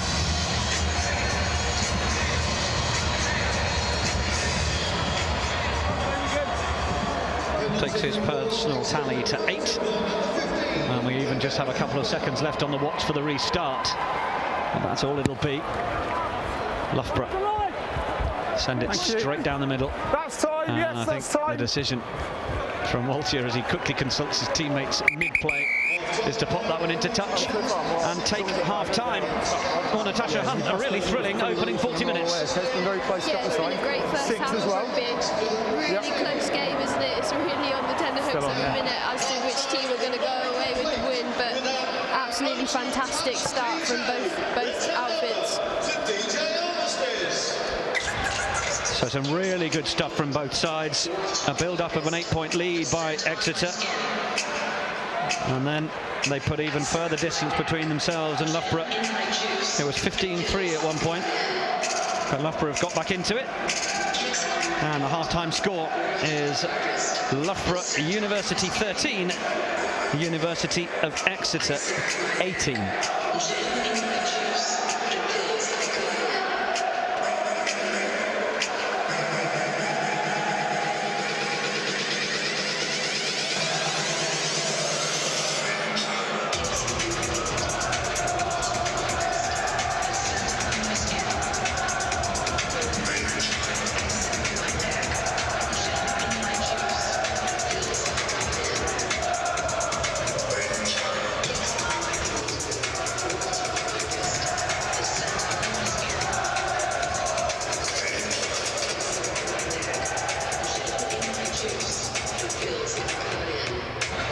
So let's have a look at the tries from the first half then, and this is the first, and it was Sam Waltier who was the one to finish it off. Yeah, great strength in carries initially, lovely little out the back door offload, and then great running, not to take the ball on, he slows his pace down and just tries to link up because he knows that his scrum half's on rushing. Brilliant bit of play. It's that carry there that sucks in the defenders. Then we see a dummy line coming in, which is so important in the game. Lovely bit of skill. And great heads-up rugby to pick up Waltier running through. Conversion was missed by Parker, but he was able to add a penalty, which got them up to 8-0. And then Dan Watt got a penalty before Exeter got their second try through Freddie Hosking. Yeah, it's exactly the same processes. You see the dummy lines coming in and they actually make the tackle on the man. So as he comes in here, you see the tackle go in, which creates the extra number on the outside, and then almost ruined a 2v1 opportunity, but luckily it's a second rower, so his arms are really quite lengthy and he's managed to hold on to the ball. Well, after that penalty from Dan Watt, took things to 6-15, and then it was all about Loughborough getting their first try. Fantastic tempo in the build-up play, and then just real great strength shown there by Malavenga. Absolutely fantastic leg drive through the contact, and then a great reach for the line.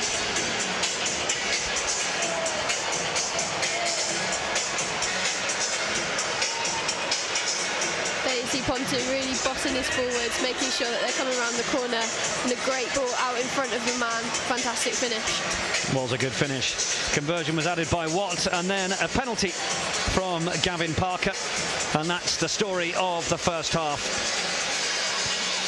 They've got the DJ tunes on at half-time, keeping the fans entertained. We'll be back to entertain you with the second half, 40 minutes of what's been a belting final so far. We'll see you shortly.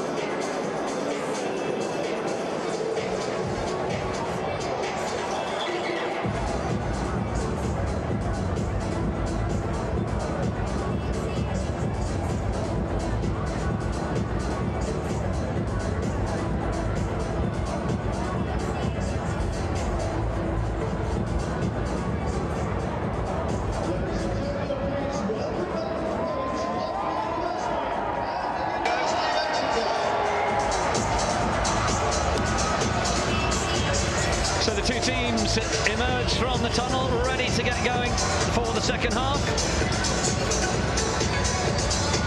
Delighted to say we have another 40 minutes of this encounter to come, because it's been an absolutely enthralling first half. Plenty of rugby being played by both of these sides. Exeter, the ones who we thought at one stage were just beginning to get away with it, but Loughborough then had their opportunities. They did keep the scoreboard ticking over with a couple of early penalties from Dan Watt, and then Mandevenga's try. It's going to be Dan Watt for Loughborough to get us underway from right to left. If you're going to call it now, Natasha Hunt, pop you on the spot. How do you like that? Ooh, I think I'd have to go Exeter with the opening exchanges. I think they are looking the stronger team, especially in the forwards, and it's just been some really good reads from Watts that have stopped their attack. Well, let's see how it turns out. Mandevenga is going to run this one back for Loughborough. Hint of a high tackle there. Referee not too interested in it. I think it was potentially the pull out before it got too bad. Watt, he had 3 men outside him there, opted to take it into contact. There is a penalty coming here, and they go quickly. Poynton wanting to just run around the outside, takes the 10 yards that effectively the penalty was going to give them. George Davis, he's been a bright man since he's come on. Yeah, surprising that he didn't start, because he's carried so well. Probably their best forward carrier since he's come on. Just watch out behind, please. Okay, knock on. Ball is loose onto the floor. Exeter will have a scrum. Thank you. It's 12 not rolling over there. Yeah. 12 not rolling.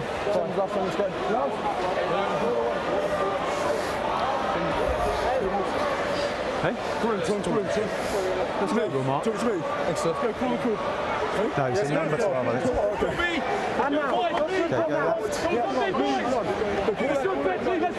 Kaibo, by the way, on the back of the referee's shirt. Keep your boots on.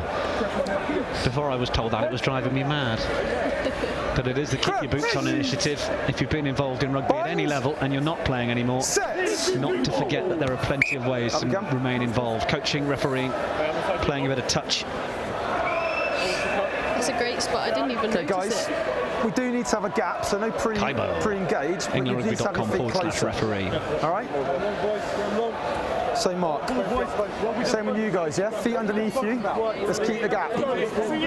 Fish your ball here. Now cool. Feet. Yes. Cool. Sink. Crouch.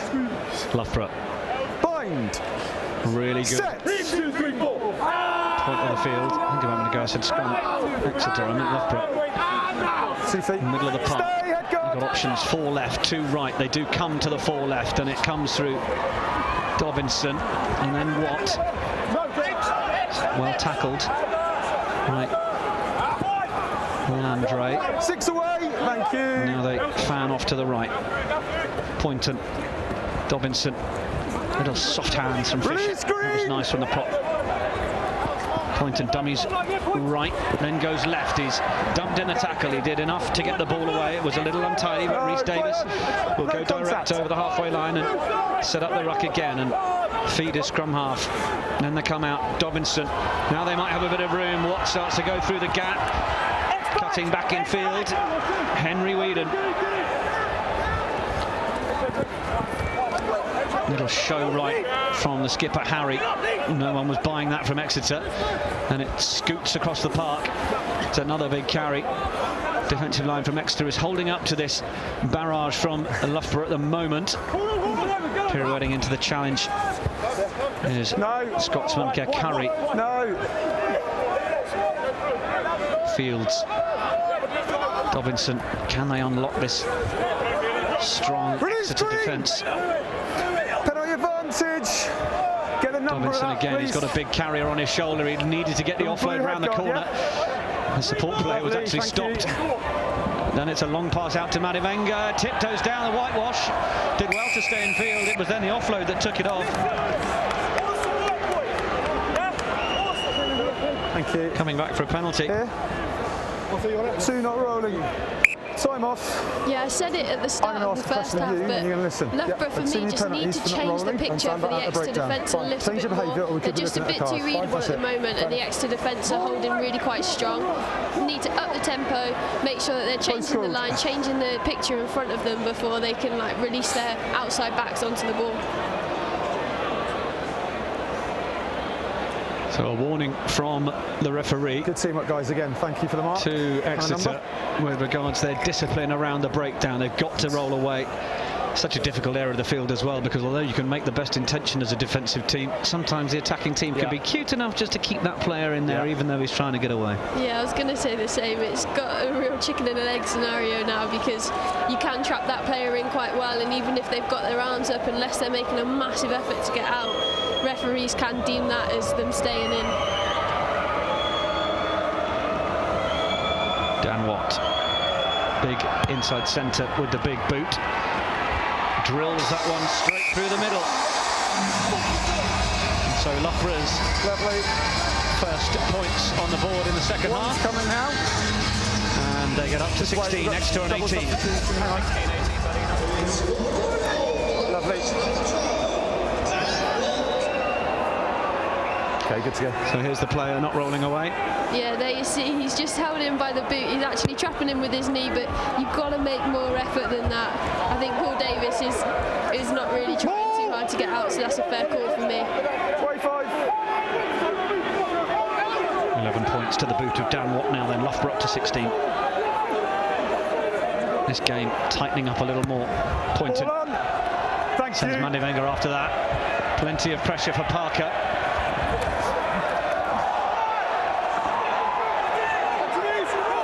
Okay, we've got a head injury there, guys, head injury. One of the Loughborough players has taken quite a knock there. He's just getting some attention.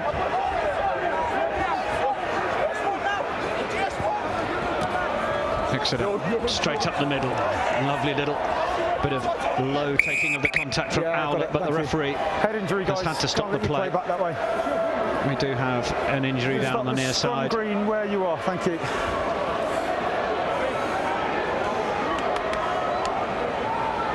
Time's off, Bob, obviously, yeah. Player on the floor is just wiggling his fingers. So we know that he's moving.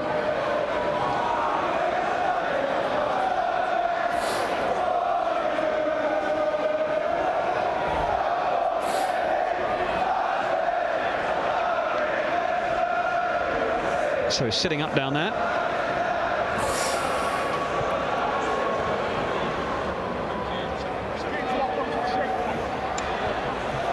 Oh, lovely. Cheers. Thanks for staying over there. That's all right. Good comms. Henry Spencer, the replacement, is the man who's been down. He's back to his feet and he's are you happy? Just getting a bit of attention on the field.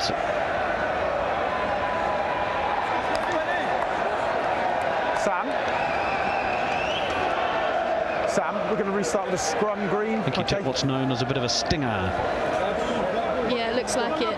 He does not want to leave the field, does he? He's only just come on. Welcome to the party. Thank you. Green ball. Green in possession. 6 inches, boys. 6 inches. Okay, green mark. No, you players get a chance for a breather as well. They'll need it. Game's being played at a fierce pace.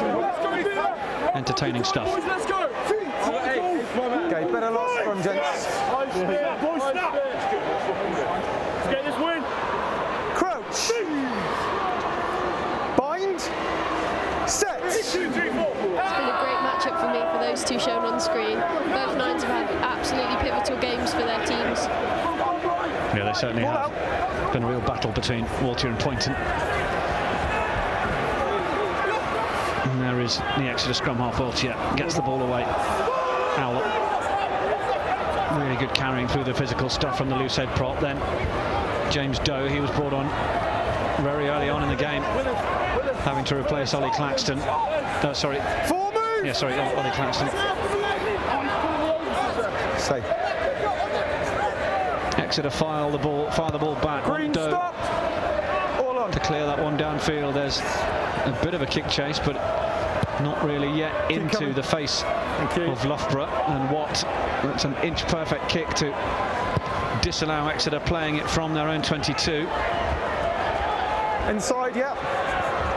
Mandivenga. Keep coming, purple out the 10. Not a great kick, comes off the outside of the boot. Which way is the ball going to bounce? Into the hands of Waltier. They're looking to try and create some room over on that left side. Lauday. Real depth on the ball from Exeter. All the way. Owlett. Waltier.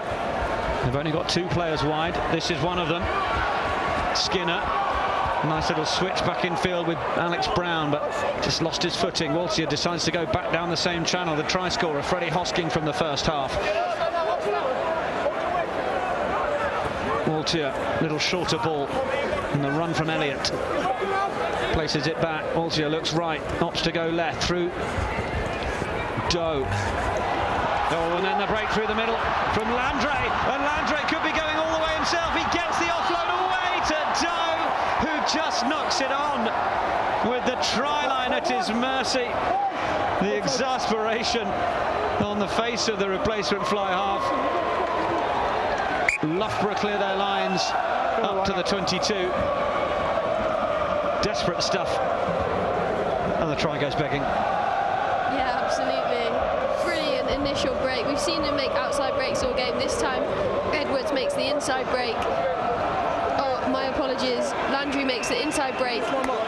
This is your mark here. Brilliant feet. Fantastic bit of skill, but it could potentially go there. And then as the defender's coming, he just needs to decelerate out the back door. I think he can hold on to that though, can't he? Yeah. Doe can hold on to that for sure. Exeter might have another chance because they'll try and drive this one forward. Well, dangerous tackle. it's taken down, but illegally so. Mark it, please, Adam. Penalty advantage, and they'll know it. Waltier goes to the back to take it. Gives it to his big number 8, Lauday, accompanied by Ledger. And then Waltier has still got that free shot, really. Move. Comes back the way it came. Lauday again, starting to get more and more involved in the game, the number 8. Waltier wants players to run onto the ball, and here they come. Good feet from Harry Ledger. Ball is loose. They'll go back for the pen. Wait, please, wait. It always fascinates me how much advantage these referees are playing these days. I know it's in a really pivotal position, like they're in the 22, and obviously they want to come away with points, but they ran through a lot of phases then to be brought back that far.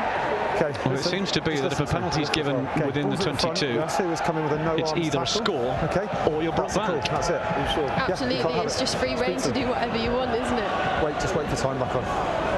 I must get along to the next London Society meeting, so I can be sure of what the interpretation is, because so much of the great game of rugby union is about interpretation. Yeah, green 4 off. Would that be you keeping your boots on? I would be keeping my boots on, yes. Time off, guys. 4 green off and 19 purple off. Is that right, Dave? 19 purple off. Lovely. I suspect some of those fans may not remember the second half of this game. Okay, hold him. They're having a lovely afternoon out there. Time on. Exeter get the ball in. Jumpers in the middle. Big shot from Loughborough to send them backwards, but Exeter will regroup and come again. Well, they start to come again, but it goes to ground. Ball available. Leave. Waltier's going to have to get this out. Leave, purple. Leave. Ball away. It's untidy. Did it come forward off a man? Loughborough are going. Messy old passage of play. Knock on by Green. Okay. And the referee's just consulting with his assistant. There's a First knock on came from Exeter. So Loughborough will have the chance to clear their lines. Yeah, both teams making quite a lot of substitutions now, and it's just kind of rattled the continuity that they've started to build up. So both teams just need to settle, get hands hands on the ball and just play through their phases. That's right. Start as they mean to go on. Okay, you'll mark here. You come left.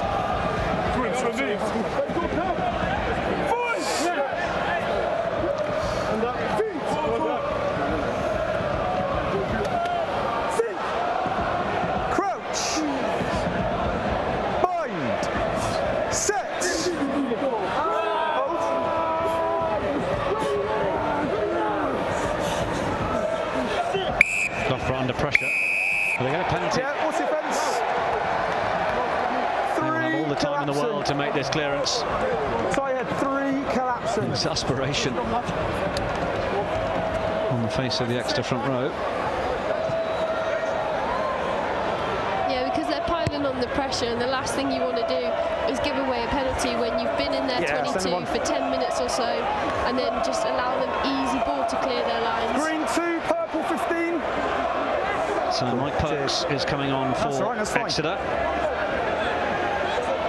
And also warming up. Front round there. Numbers early, guys. Tom Edwards down below us. 15 off, Dave. Yeah. Changes made by both sides. We'll try and keep in touch with those. Ball's come down. Dobinson is there playing scrum half. Stay.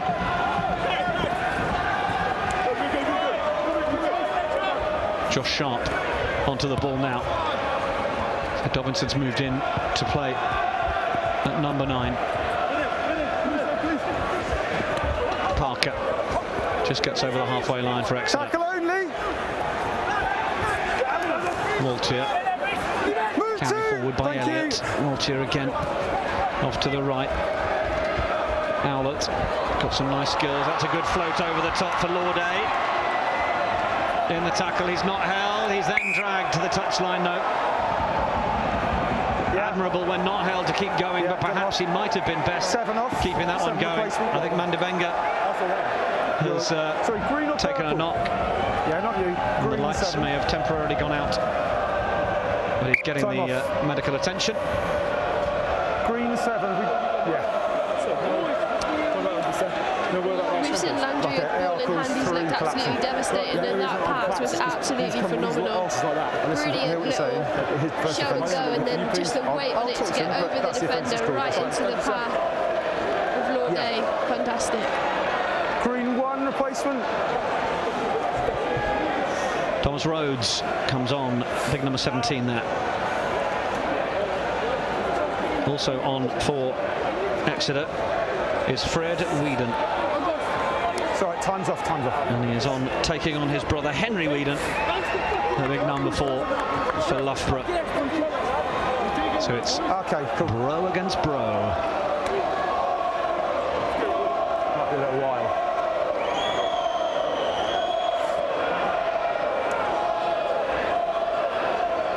At least everyone's a winner in their family. Absolutely. Or at least they'll have one winner. Rugby's the winner. Cool. No problem at all. Well, unfortunate to see the stretcher coming onto the field. Brendan Mandavenga involved in the physical stuff a moment ago.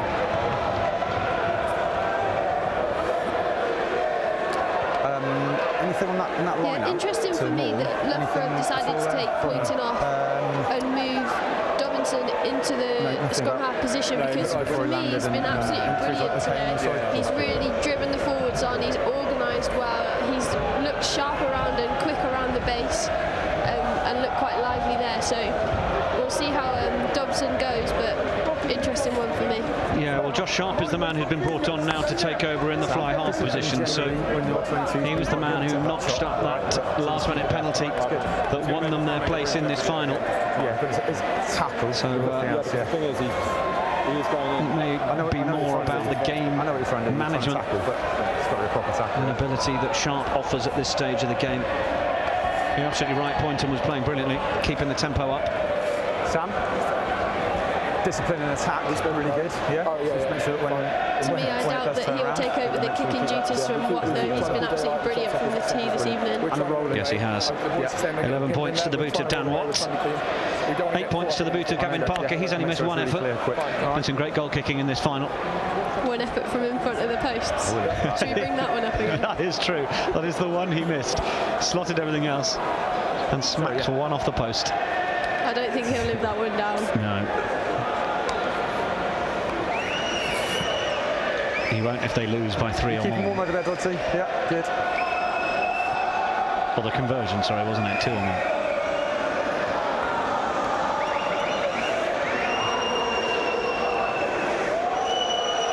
Players have got to keep warm here. Tis still a chilly night now.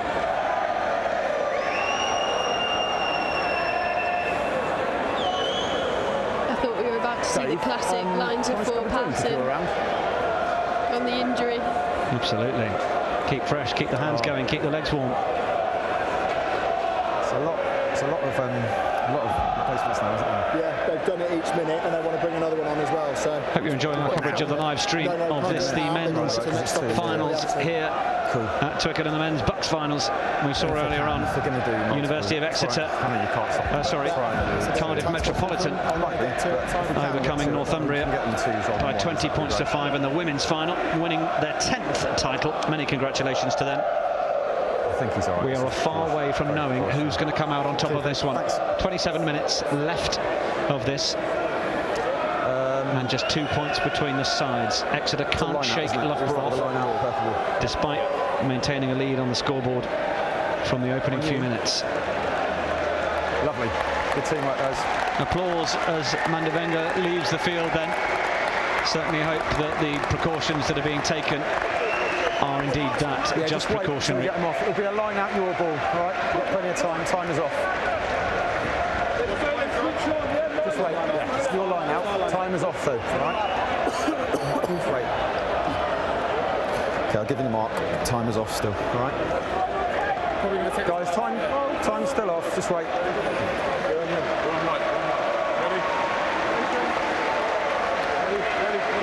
Hold it, guys. Quite often in tight matchups like this, it's the team that can come out firing after that long break that will eventually end up winners. So it'll be interesting to see how they go in the next 10 minutes. Yes, it's almost about reasserting your authority in the game, isn't it? And Loughborough, their first duty is to get a decent clearance. Oh, but they managed to get themselves in front of the ball carrier or into the side as they came round. And that's presented Exeter with an opportunity, and they don't waste any time in telling the referee they'll go for the 6.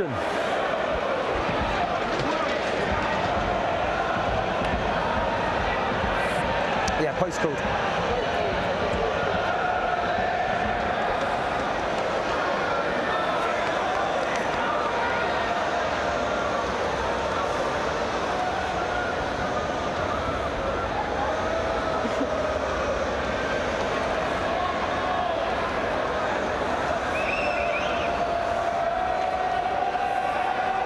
Exeter took a 5-point lead in to half-time. Can Parker reassert that with his 4th kick, 4th successful kick? Oh no! He's pushed that past the right-hand upright. 22. Yeah, green 11. So it remains 16-18. Yeah, we've got 2 balls in the pitch. Hang on. Oh, we've got no balls in the pitch now. Green 11. Is he gone? 3 from 5. Parker then. Yeah, from the tee. On. Lovely. Good to go then.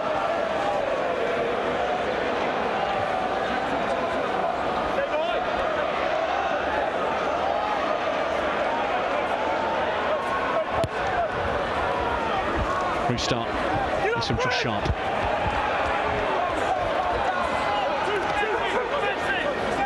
So taken in by Whedon. Exeter comes straight up the middle through Rhodes. Waltier looks to the right. Big physical carry. And Waltier to the left. 2 move! James Doe more than happy to back Thomas Rhodes into contact there. Waltier. Skinner had Lorde running in for support, but Skinner takes the contact, supported by his number 8. Then Laverick. Then breaking straight through the middle is Landry. We've seen him do this once or twice already. It's from this moment that Exeter need to keep cool heads. missed a penalty a moment ago.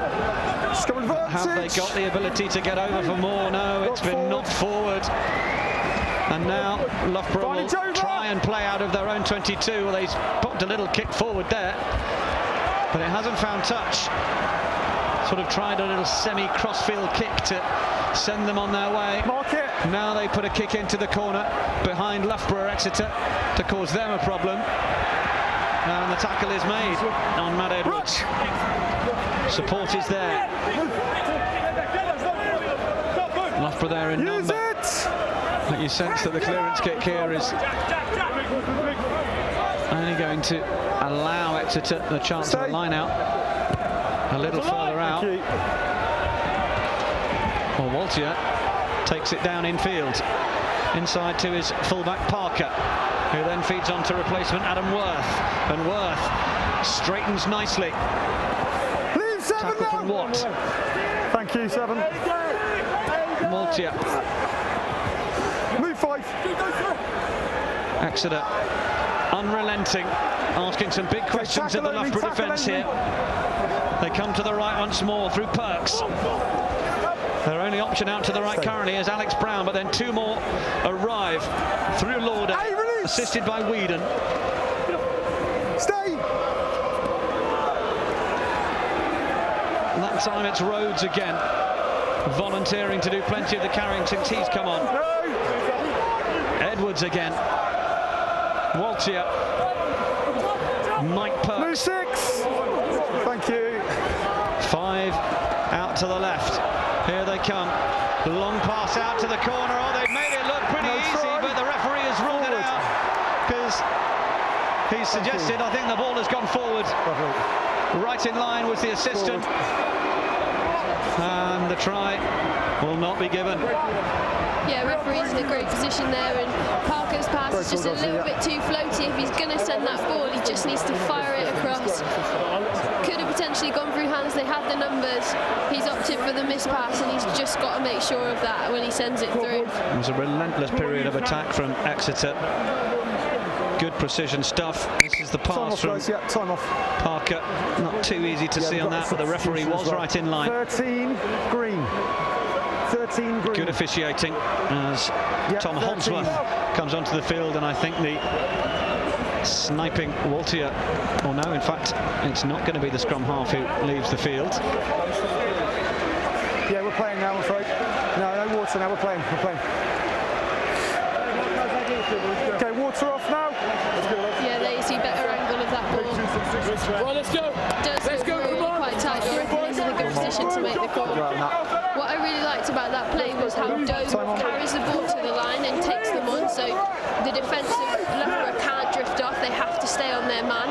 Whereas if he just moves the ball when he's a lot further back from the line, then obviously they can just drift off, pick up the next guy, and then they'll have numbers eventually. That's what created the overlap on the outside. It was just the execution of the pass that denied them the score. Holdsworth, incidentally, on for Landray. You need to get closer, guys. You can just see him there in the number 21 shirt outside Pete Laverick. Feet underneath you, please. The shoulders above hips all times. I think Landry's had an absolutely phenomenal game today. He's looked really dangerous ball in hand, and some of his touches have been absolutely brilliant.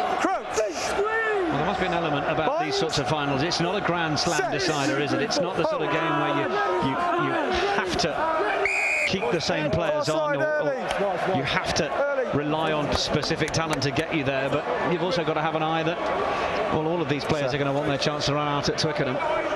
Yeah, absolutely. It's a great occasion, isn't it? The atmosphere is absolutely electric down there, and everyone wants to get an opportunity to get on the field, so fair play for them for ringing the changes. I just hope it works for both teams. Yeah, difficult decisions for the coaches. Okay, well. It's a big high-hanging ball from Parker. Purple stop. And then they were under plenty of pressure. And Exeter have got plenty of people behind the ball as they run forwards here, and one of them running at full pace is Elliott. Well brought down though, really good tackle from his opposite number, Rhys Davis. Waltier sends that one in for Perks. He'll fire it off to the left after a little look right. Doe. Good spot by Watt again to come up and make the tackle on Holdsworth before he could get going. They send up the dummy runner, and now they look to the outside. Edwards. Good looping, supporting run from Laverick. Back in for Elliott.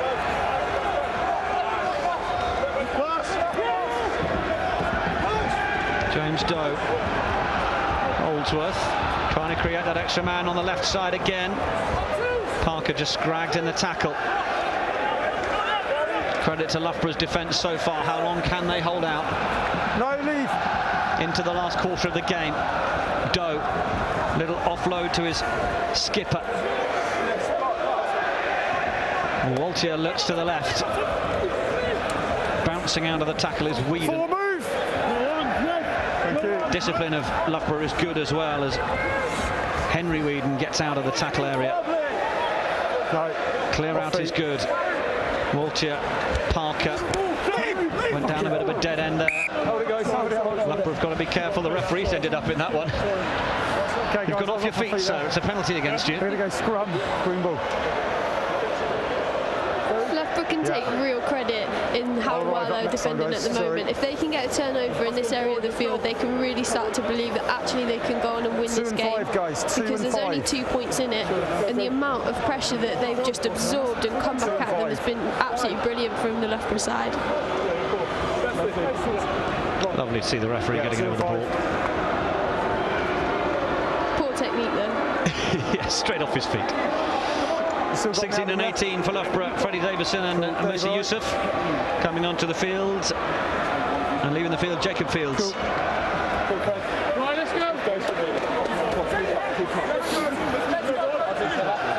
Okay, stability on their ball. Stability Harry on their Beck's ball. also coming off. Yeah, come on, let's go.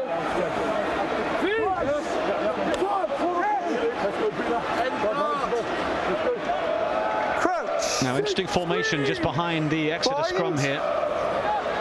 Set. Given that Exeter have possession. Great set. Right, guys, time off. All front rows just come here. Left wing Ned Warren is Gents, listen. Pulled in. You need to get the ball in and get the ball out. We'll allow you to have a contest. Yeah, with this formation, I'd like to see them hit up one of the 12s or one of the big ball carriers, because what they've done is set them on the dummy line pretty much all game, and Loughborough's defence is starting to read that. They're just ignoring that dummy line runner and coming out the back and chopping down whoever's got the ball. Time on.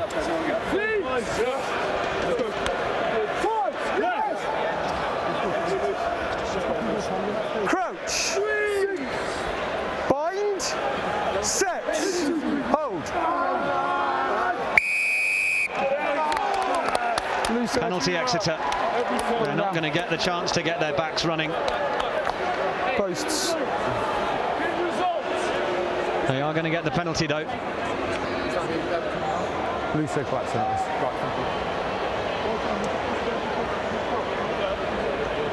Yep.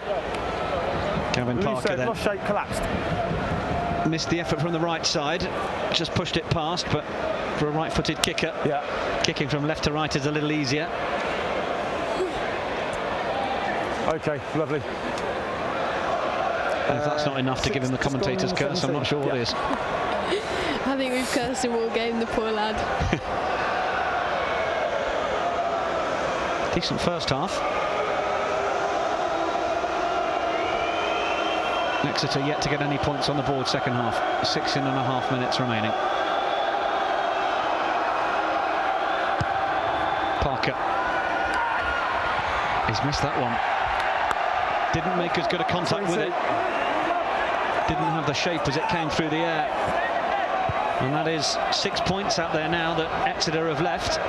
They do still have the lead by 2 points though. Loughborough University 16, University of Exeter 18. Sharp with the dropout. Sends his players up after it. Taken in by Fred Whedon. Tackle on him by Kingham. Waltier. Yeah. Pod of three in the middle. Who's carrying? It's Matt Elliott again. Been doing an awful lot of that. Oh, nearly the opportunity for Dan Watt. He sensed the chance to try and step up there, and Exeter have a penalty coming. Waltier. Still playing. Fred Beale wants to come back for the penalty. 7, not wrong, but you go. You put yourself there underneath, you've got to go. Oh, we know that Exeter were warned. And Loughborough treading very finely at the moment. Sam Harry, the skipper, gets the words from the referee. Now, what's going to be the call here for Parker? Because he's missed a couple in a row now. Yeah, not too surprised by this call. It's a fair way out. So he just drills it over to the far touchline. Still work to do from here. It'd be an impressive rumble if they go 25 metres to the line. But in the modern game, the rolling ball is so difficult to defend legally. Numbers early, guys. Not so much of a driving ball from either side, so it'll be interesting to see how they match up if they do choose to go down that route. They've been enjoying giving their backs the ball, haven't they? Green. Excuse me. You stay on your line. Green, we need you in the line. James we need you in the line. waits at the fly half position to unleash his backs if he gets the opportunity. Ball goes to the back and it's a jump by Elliott, then popped off and they come round the corner. Man looking for the crash ball was Laverick, but it never came to him. But Exeter still have it. And now they get away through Waltier. Elliott. Again, scrum half just went forward. Accidental offside. Accidental offside, kicked it into Tiniest little nudge. Green 12, Dave. Green 12. They've used that back peel to really good effect all day. Lourday's come round the back and made ground every single time they've had a line out and they've used it. That's 12 really surprising that the back row from Loughborough haven't picked that up yet and done something to eradicate it. Those are thoughts of Natasha Hunt, England's scrum half, hoping to earn her stripes as an Olympian later this year in Rio. Feet right underneath us on the engage, please. Great analysis as always. And we have the Loughborough, who will be looking to clear their lines. That's the duty. 3 left. 3 right behind the scrum. Dobinson started at 10, he's now playing scrum half with Sharp in behind him at 10 now. They get the penalty. Very patient stuff from Loughborough. Yeah, clever play. It's happened a few times when they've been in their 22, had a scrum and obviously tried wanting to relieve pressure, and they've obviously got the nudge on the Exeter front row and just worked that penalty very, very well. And a great touch finder there from Watt. Yeah, really good from the centre. Didn't allow Exeter to get a hand on it. Now. All right. And as it was a penalty, they will get the throw in. Front man here. No second mistake. Please get me up. Interesting psychology now. We know that Loughborough have come from behind to win with a late penalty against Hartbury to get them here, so they know that they can do it. They've just absorbed that amount of pressure from Exeter, and I really feel like they're starting to believe that they can actually go on and win this game. Absolutely. Who's got the stronger mental fortitude? Dobinson, Sharp, Watt. He'll take the big contact and come straight through James Doe. Dobinson again. Davison wanted the contact that time. Loughborough haven't had possession for a while. It's been all Exeter, but now Yusuf trying to build up a head of steam. He wants to try and get that ball to ground, but Exeter are going to try the choke tackle and hold it up and force the turnover. They've done exactly that. Great play in the contact. You cannot carry the ball that high when you're back tall going into a defence that is that strong. Has to get lower, has to get leg drive through. Even if when the initial hit came on when it was quite high, he's just got to work to get his knee to the floor. As soon as his knee's on the floor, then tackle's called, the man has to release him. We know that Loughborough scrum can take them down though, so let's see if they can push him over. Same again, you stay square and I'll look at him. Same as on the other side. It's your mark, Green. Exeter will be in possession of this one.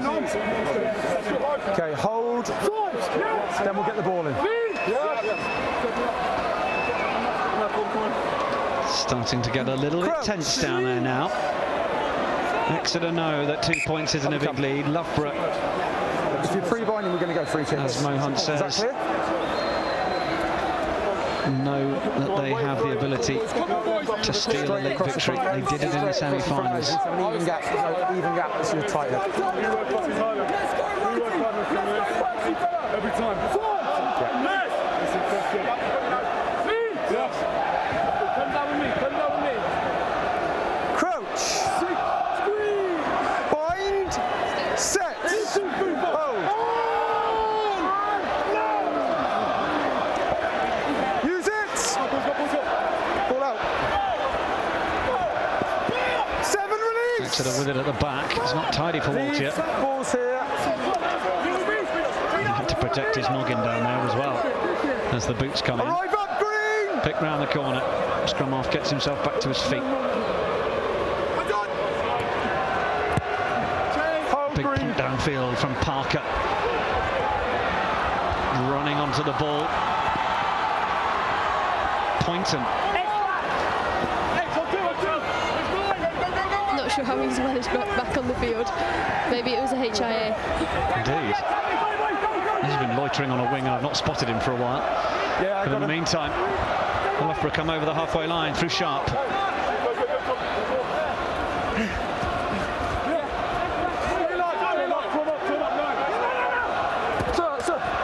Then another big carry. Penalty Exeter. Man getting isolated though, and the green and whites doing exactly what they needed to get over George Davis and win that ball back.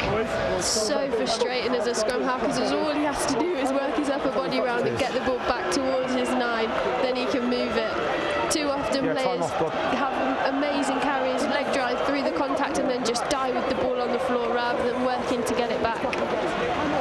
Makes it such an easy target for the defenders to come and get hands on. Time on. Holding on.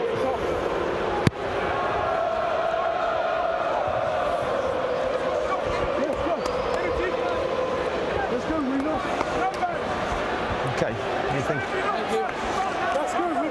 Yeah, just step off. Good. Lost of momentum potentially for Loughborough. Still time, 8.5 minutes.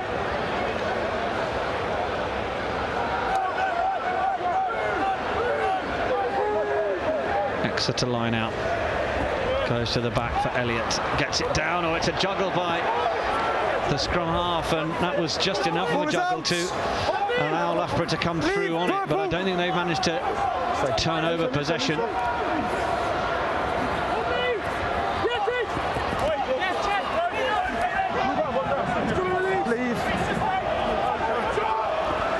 Lauday through the middle. Good carry. Waltier. Doe uses the man on the outside, Landry.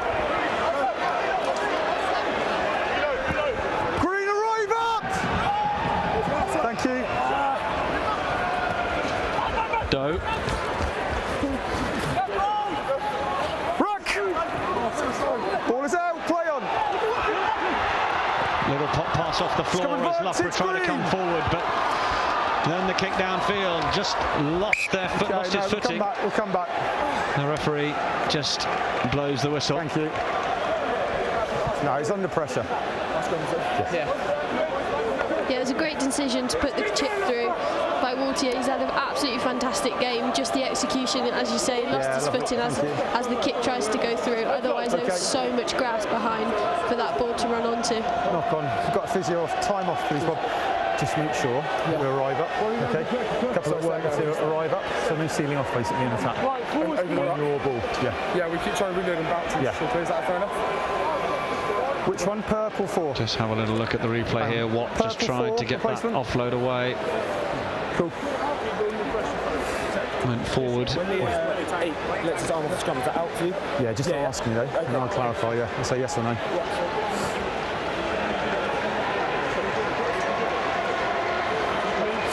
Okay.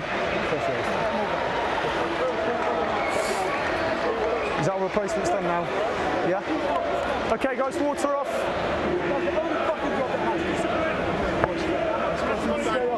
you happy that when we latch, sometimes we reload and we have to as long as it doesn't prevent the contest, alright? Come on! Come on! 6 inches, boys. 6 inches. Okay. Dodgy, yeah. Stay there, thank you.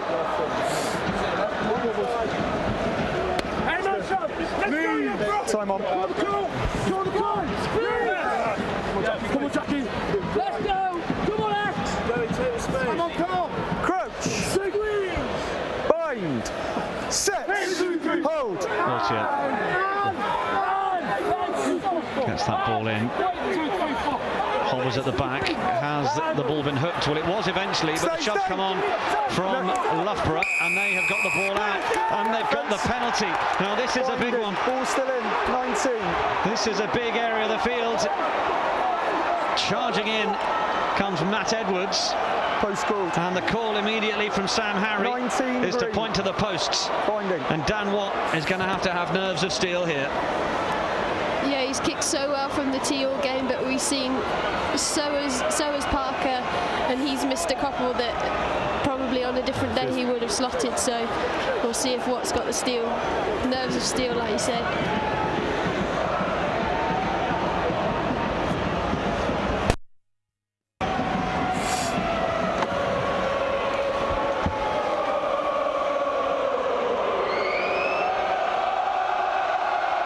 Volume has absolutely soared from the Exeter fans. There is no such attention to paying heed to the silence for the kicker. Didn't affect Watt earlier. He struck it nicely, straight down the middle, and the flags are raised. Deserves every credit for being able to hold his nerve there, not only for the sense of occasion, but for the pressure coming on him from the fans as well. He takes his personal tally to 14, but crucially he puts Loughborough University in the lead by a point. It's Loughborough 19, Exeter 18. We've got 5 minutes left on the clock. Yeah, what a finish we've got to this game now. Fair play, what a kick. What a kick. I love your work. See what I did there? Here come Exeter, looking to try and find some room around the outside with Holdsworth. Waltier. They go again. Big carry from Jack Owler. They've had so much of the ball this second half and so much of it in this area of the field, but 17 moves. The Loughborough defence has deserved every credit for holding out. James Doe, another big hit. Fred Whedon brought down. Waltier to the right. Parker feeds Holdsworth. Yeah, the intensity's really gone up in this one now. One of the extra players down with cramp. Waltier having to work hard to get in and get that ball away. Parker, little show. Loughborough seem to be choosing when to put players into each breakdown quite savvily at the moment. Yeah, it's really good defence from them. They just need players on their feet at the moment. Make sure their line set. They can keep putting the line speed on and keep pushing them back. Here's the little chip through from Doe. He might have managed to put his winger through here, and he holds on to it, then chips through. Was he brought down? Big decision for the officials. Touched. Kick is sent downfield. It's still in play. Here come Exeter. The game really breaking up as Landry carries again. Keep going. Ball away from Waltier.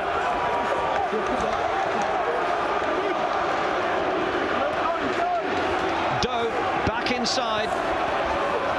Big carry from Owler. Loughborough have got to be so clean discipline in terms of their discipline in this area of the field. Waltier sends Skinner in. He's got 5 to his left. Arrive up! They've got a man in the pocket. Well, Doe, he's certainly not as deep as he might have liked to be, but he doesn't need to be. Oh, superb from James Doe onto the field so early in the first half. He wasn't designated to be the playmaker for this much of the game, but he's made what could be the winning play by scoring the drop goal that puts Exeter back into the lead with 3 minutes to play. Time off, Bob. What a kick, what an option. Absolutely fantastic bit of play. We didn't even see it coming because it looked like it was just a spur of the moment thing, but for him to have nerves of steel like that and just slot it straight through, brilliant. Fair play. Time on. It looked like the scrum half was ready to fire it back to him, but as I looked, I didn't think, well, he's not far back enough. But he had all the time he needed. James Doe with that drop goal. And Exeter will now try and send Loughborough back to their own line. Oh, this is a good bit of pace from the scrum half. Poynton, though, coming straight back up into the Exeter half. Okay, Adam. Okay, Adam. The referee's asking the assistant whether that should be a penalty, but I think they're happy enough with it. Then the kick goes down. There's no one at home. Watt's going to have to tidy this one up. He's under enormous pressure from Elliott. He's done really well to stand up to that physically. Loughborough have got the length of the field to go. 2 minutes left on the clock. Green. Go, let's go. Watt, oh, he's just lost his footing. That's not what they want. Purple arrive up! 2 big tackles, Ted Landry in there. Picked round the corner from Ben Christie. Flirting with the touchline.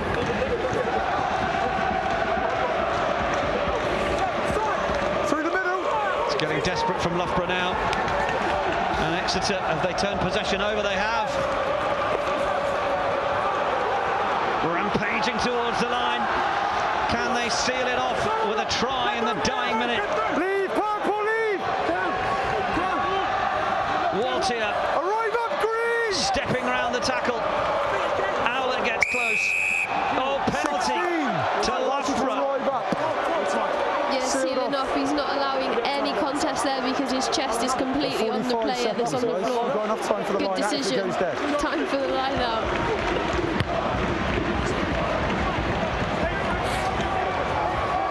Okay, Bob, let me know. Loughborough send the ball upfield. The balance of safety versus ambition. We can tell you that the man of the match is being announced currently, and it goes to the University of Exeter outside centre, number 13, Ted Landry. And he has carried brilliantly in that outside centre channel. Please, numbers. We will do our best to hear from him at the end of the game.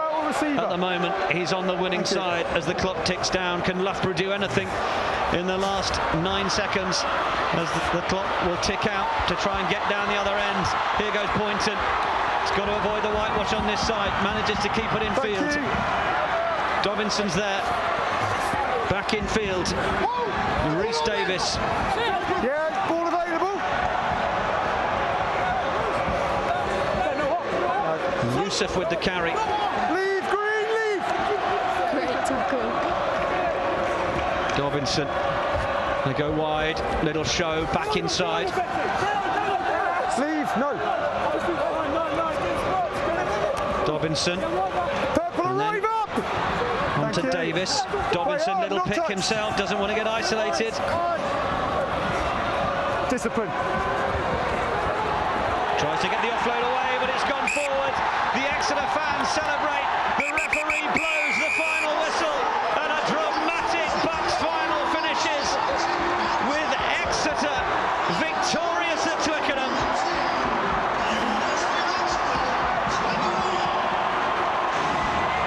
Devastation on the faces of the University of Loughborough players, but they were on their way coming back for almost all of the game until the penalty from Watt that put them in the lead. It was only for a matter of moments. James Stowe with the drop goal that has sealed the victory for the team from the southwest. The tomahawk chop rings out at Twickenham. It's a final score of Loughborough University 19, the University of Exeter 21. I'm breathless. What a game, Natasha. Absolutely amazing game, and for it to finish with a drop goal to win it, couldn't have asked for more. Brilliant play from both Loughborough and Exeter. Hats off to both teams. Exeter dispatching of Newcastle in the semi-finals, of Durham, of Newcastle in the quarters, of Durham in the semi-finals. Both sides unbeaten. I'll leave this down. Let's leave that there. But Loughborough eventually taste defeat. But what a final we've had. An absolute nail-biter, a thriller. The fans creating such an atmosphere on both sides.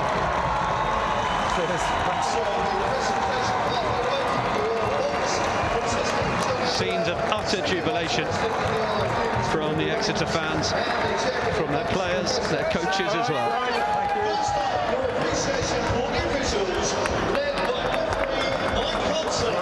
Well, this was how it was won. James Doe, cool and calm as you like. Thanks very much. Enjoy it? Good. It's a perfect drop goal as well. Great conviction from the young man to do it when it mattered. You sense it's the right result. Exeter building up that lead of 15 points to 3 in the first half. It then tightened up, a 5-point lead at half-time. Loughborough managing to close the deficit to 2 points and then sneak their way into the lead. Exemplary performance on the boot from Dan Watt, 5 out of 5. But James Doe, cool and calm with the drop goal. Loughborough, some very disappointed faces, as we can all understand, but they are fully worthy of their place as finalists here for this afternoon and evening. And they rise to collect their runners-up medals.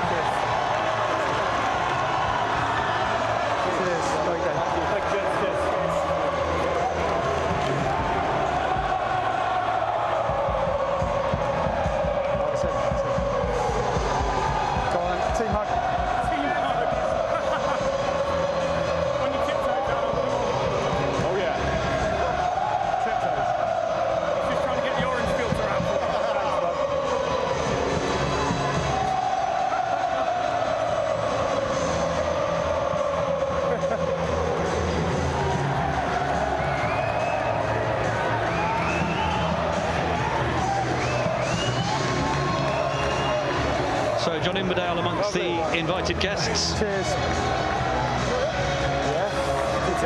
Commiserates the University of Loughborough players.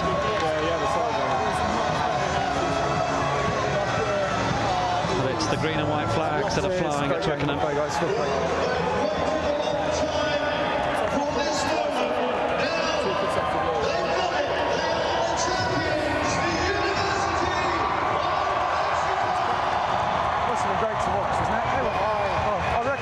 To you, they're tight, they're getting really tired now. Yeah, like the last 5. Well, it's the moment they've waited for quite some time. 15 minutes before that, a bit. Like, just throw them through treacle. They now get the chance Cheers, guys. to get up and collect their winners' medals. Cheers.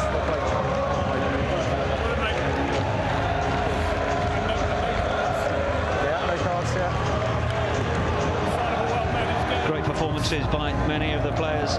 Some big carries from that man George Beale, who's just getting through. Sam Waltier really kept things ticking over at scrum half.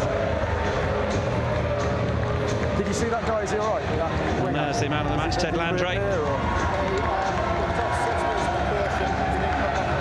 Matt Elliott as well. Endlessly carried throughout that game. James Doe, of course, came on early in the game for Ollie Claxton, who took an early knock and slots the drop goal that wins them the final. Incredible drama here at Twickenham. And they're now just waiting for the moment when Sam Skinner gets handed the silverware. The fans are watching on for their moment at Twickenham.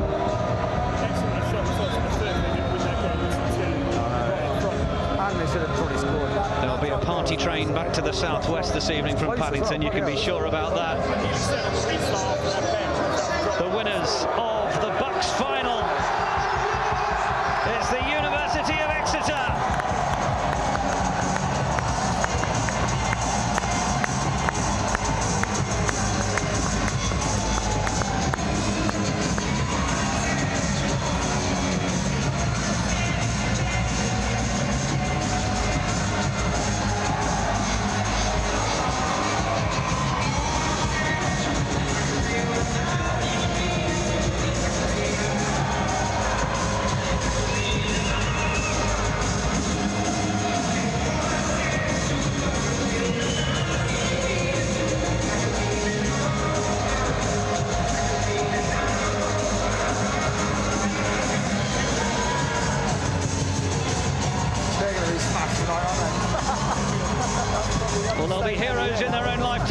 this evening, these players.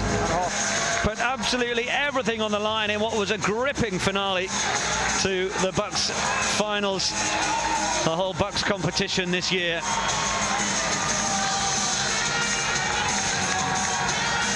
Great rugby, a real spectacle.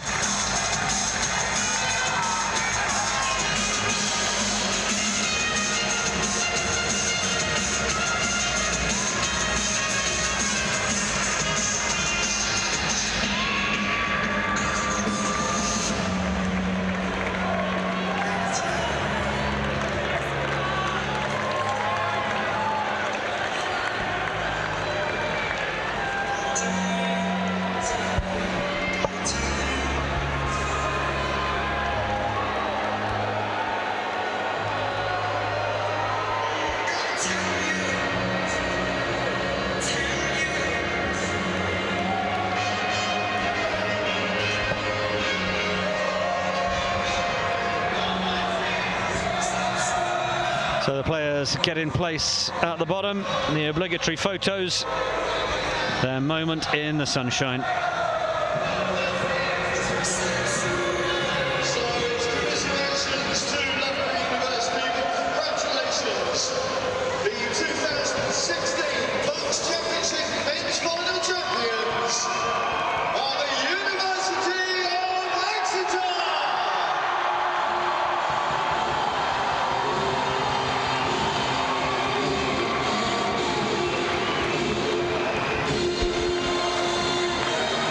So we can look at some of the tries from the game.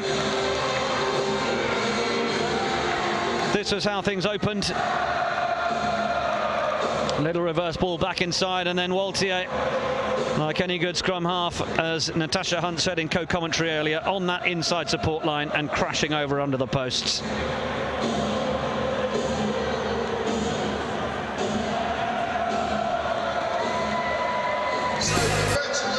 Then it was the opportunity to put in Freddie Hosking in a big second row, striding away and getting over. And at that stage, Exeter were 2 tries to 0 up.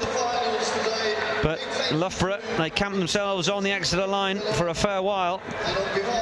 And after the big men had carried up front, they found the width with Mandivenga. And he found his way over the line. Penalties from Parker and Watt then got the score to 19-18 in favour of Loughborough. That long-range effort from Watt, 5 out of 5, a personal tally of 14 points. But this was the match-winning moment. James Doe, number 20 on his back, gets himself into position. As relaxed as you like, isn't he? Swings the right boot, and it goes through the uprights. In attack, Exeter, well, a lot of what they did came through the centres. In their outside centre, Ted Landry got the Man of the Match award. He's with Natasha Hunt.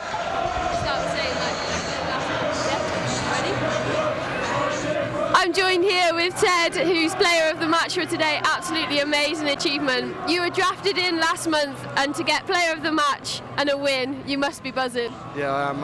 It's a great team effort, to be honest. Like, I came in about a month ago. I was playing twos all season, and it's like testament to hard work and the depth of the squad that we've got. I think that's allowed us to push on over the season. So yeah, just amazed. Like, you touched on it there. You had an absolutely fantastic team performance. What is it about this squad that makes the team so balanced? I think we do everything together. Like, even from the Tuesday night team meals, like we're out on socials on Wednesday.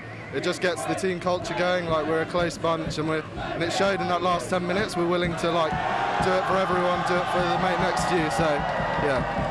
And lastly, your coach said that Twickenham was just another pitch with a few more seats around it. I mean, the atmosphere, you could hardly hear me today. Do you think that's right? And how has it been playing in front of this crowd? Oh, it's been amazing. Like, to travel for this amount of people, to travel up, like spend 25 quid just to come and watch us. Yeah, it means the world to all the boys I know, so yeah, it's great. Well, I won't keep you any longer. Congratulations on the win and a fantastic performance. Cheers, thank you very much. Congratulations, enjoy. Well, my thanks to Natasha Hunt speaking there, to Ted Landry, the outside centre winning the Man of the Match award. Great to have the insightful analysis from a Rugby World Cup winner, Natasha Hunt, alongside us all day.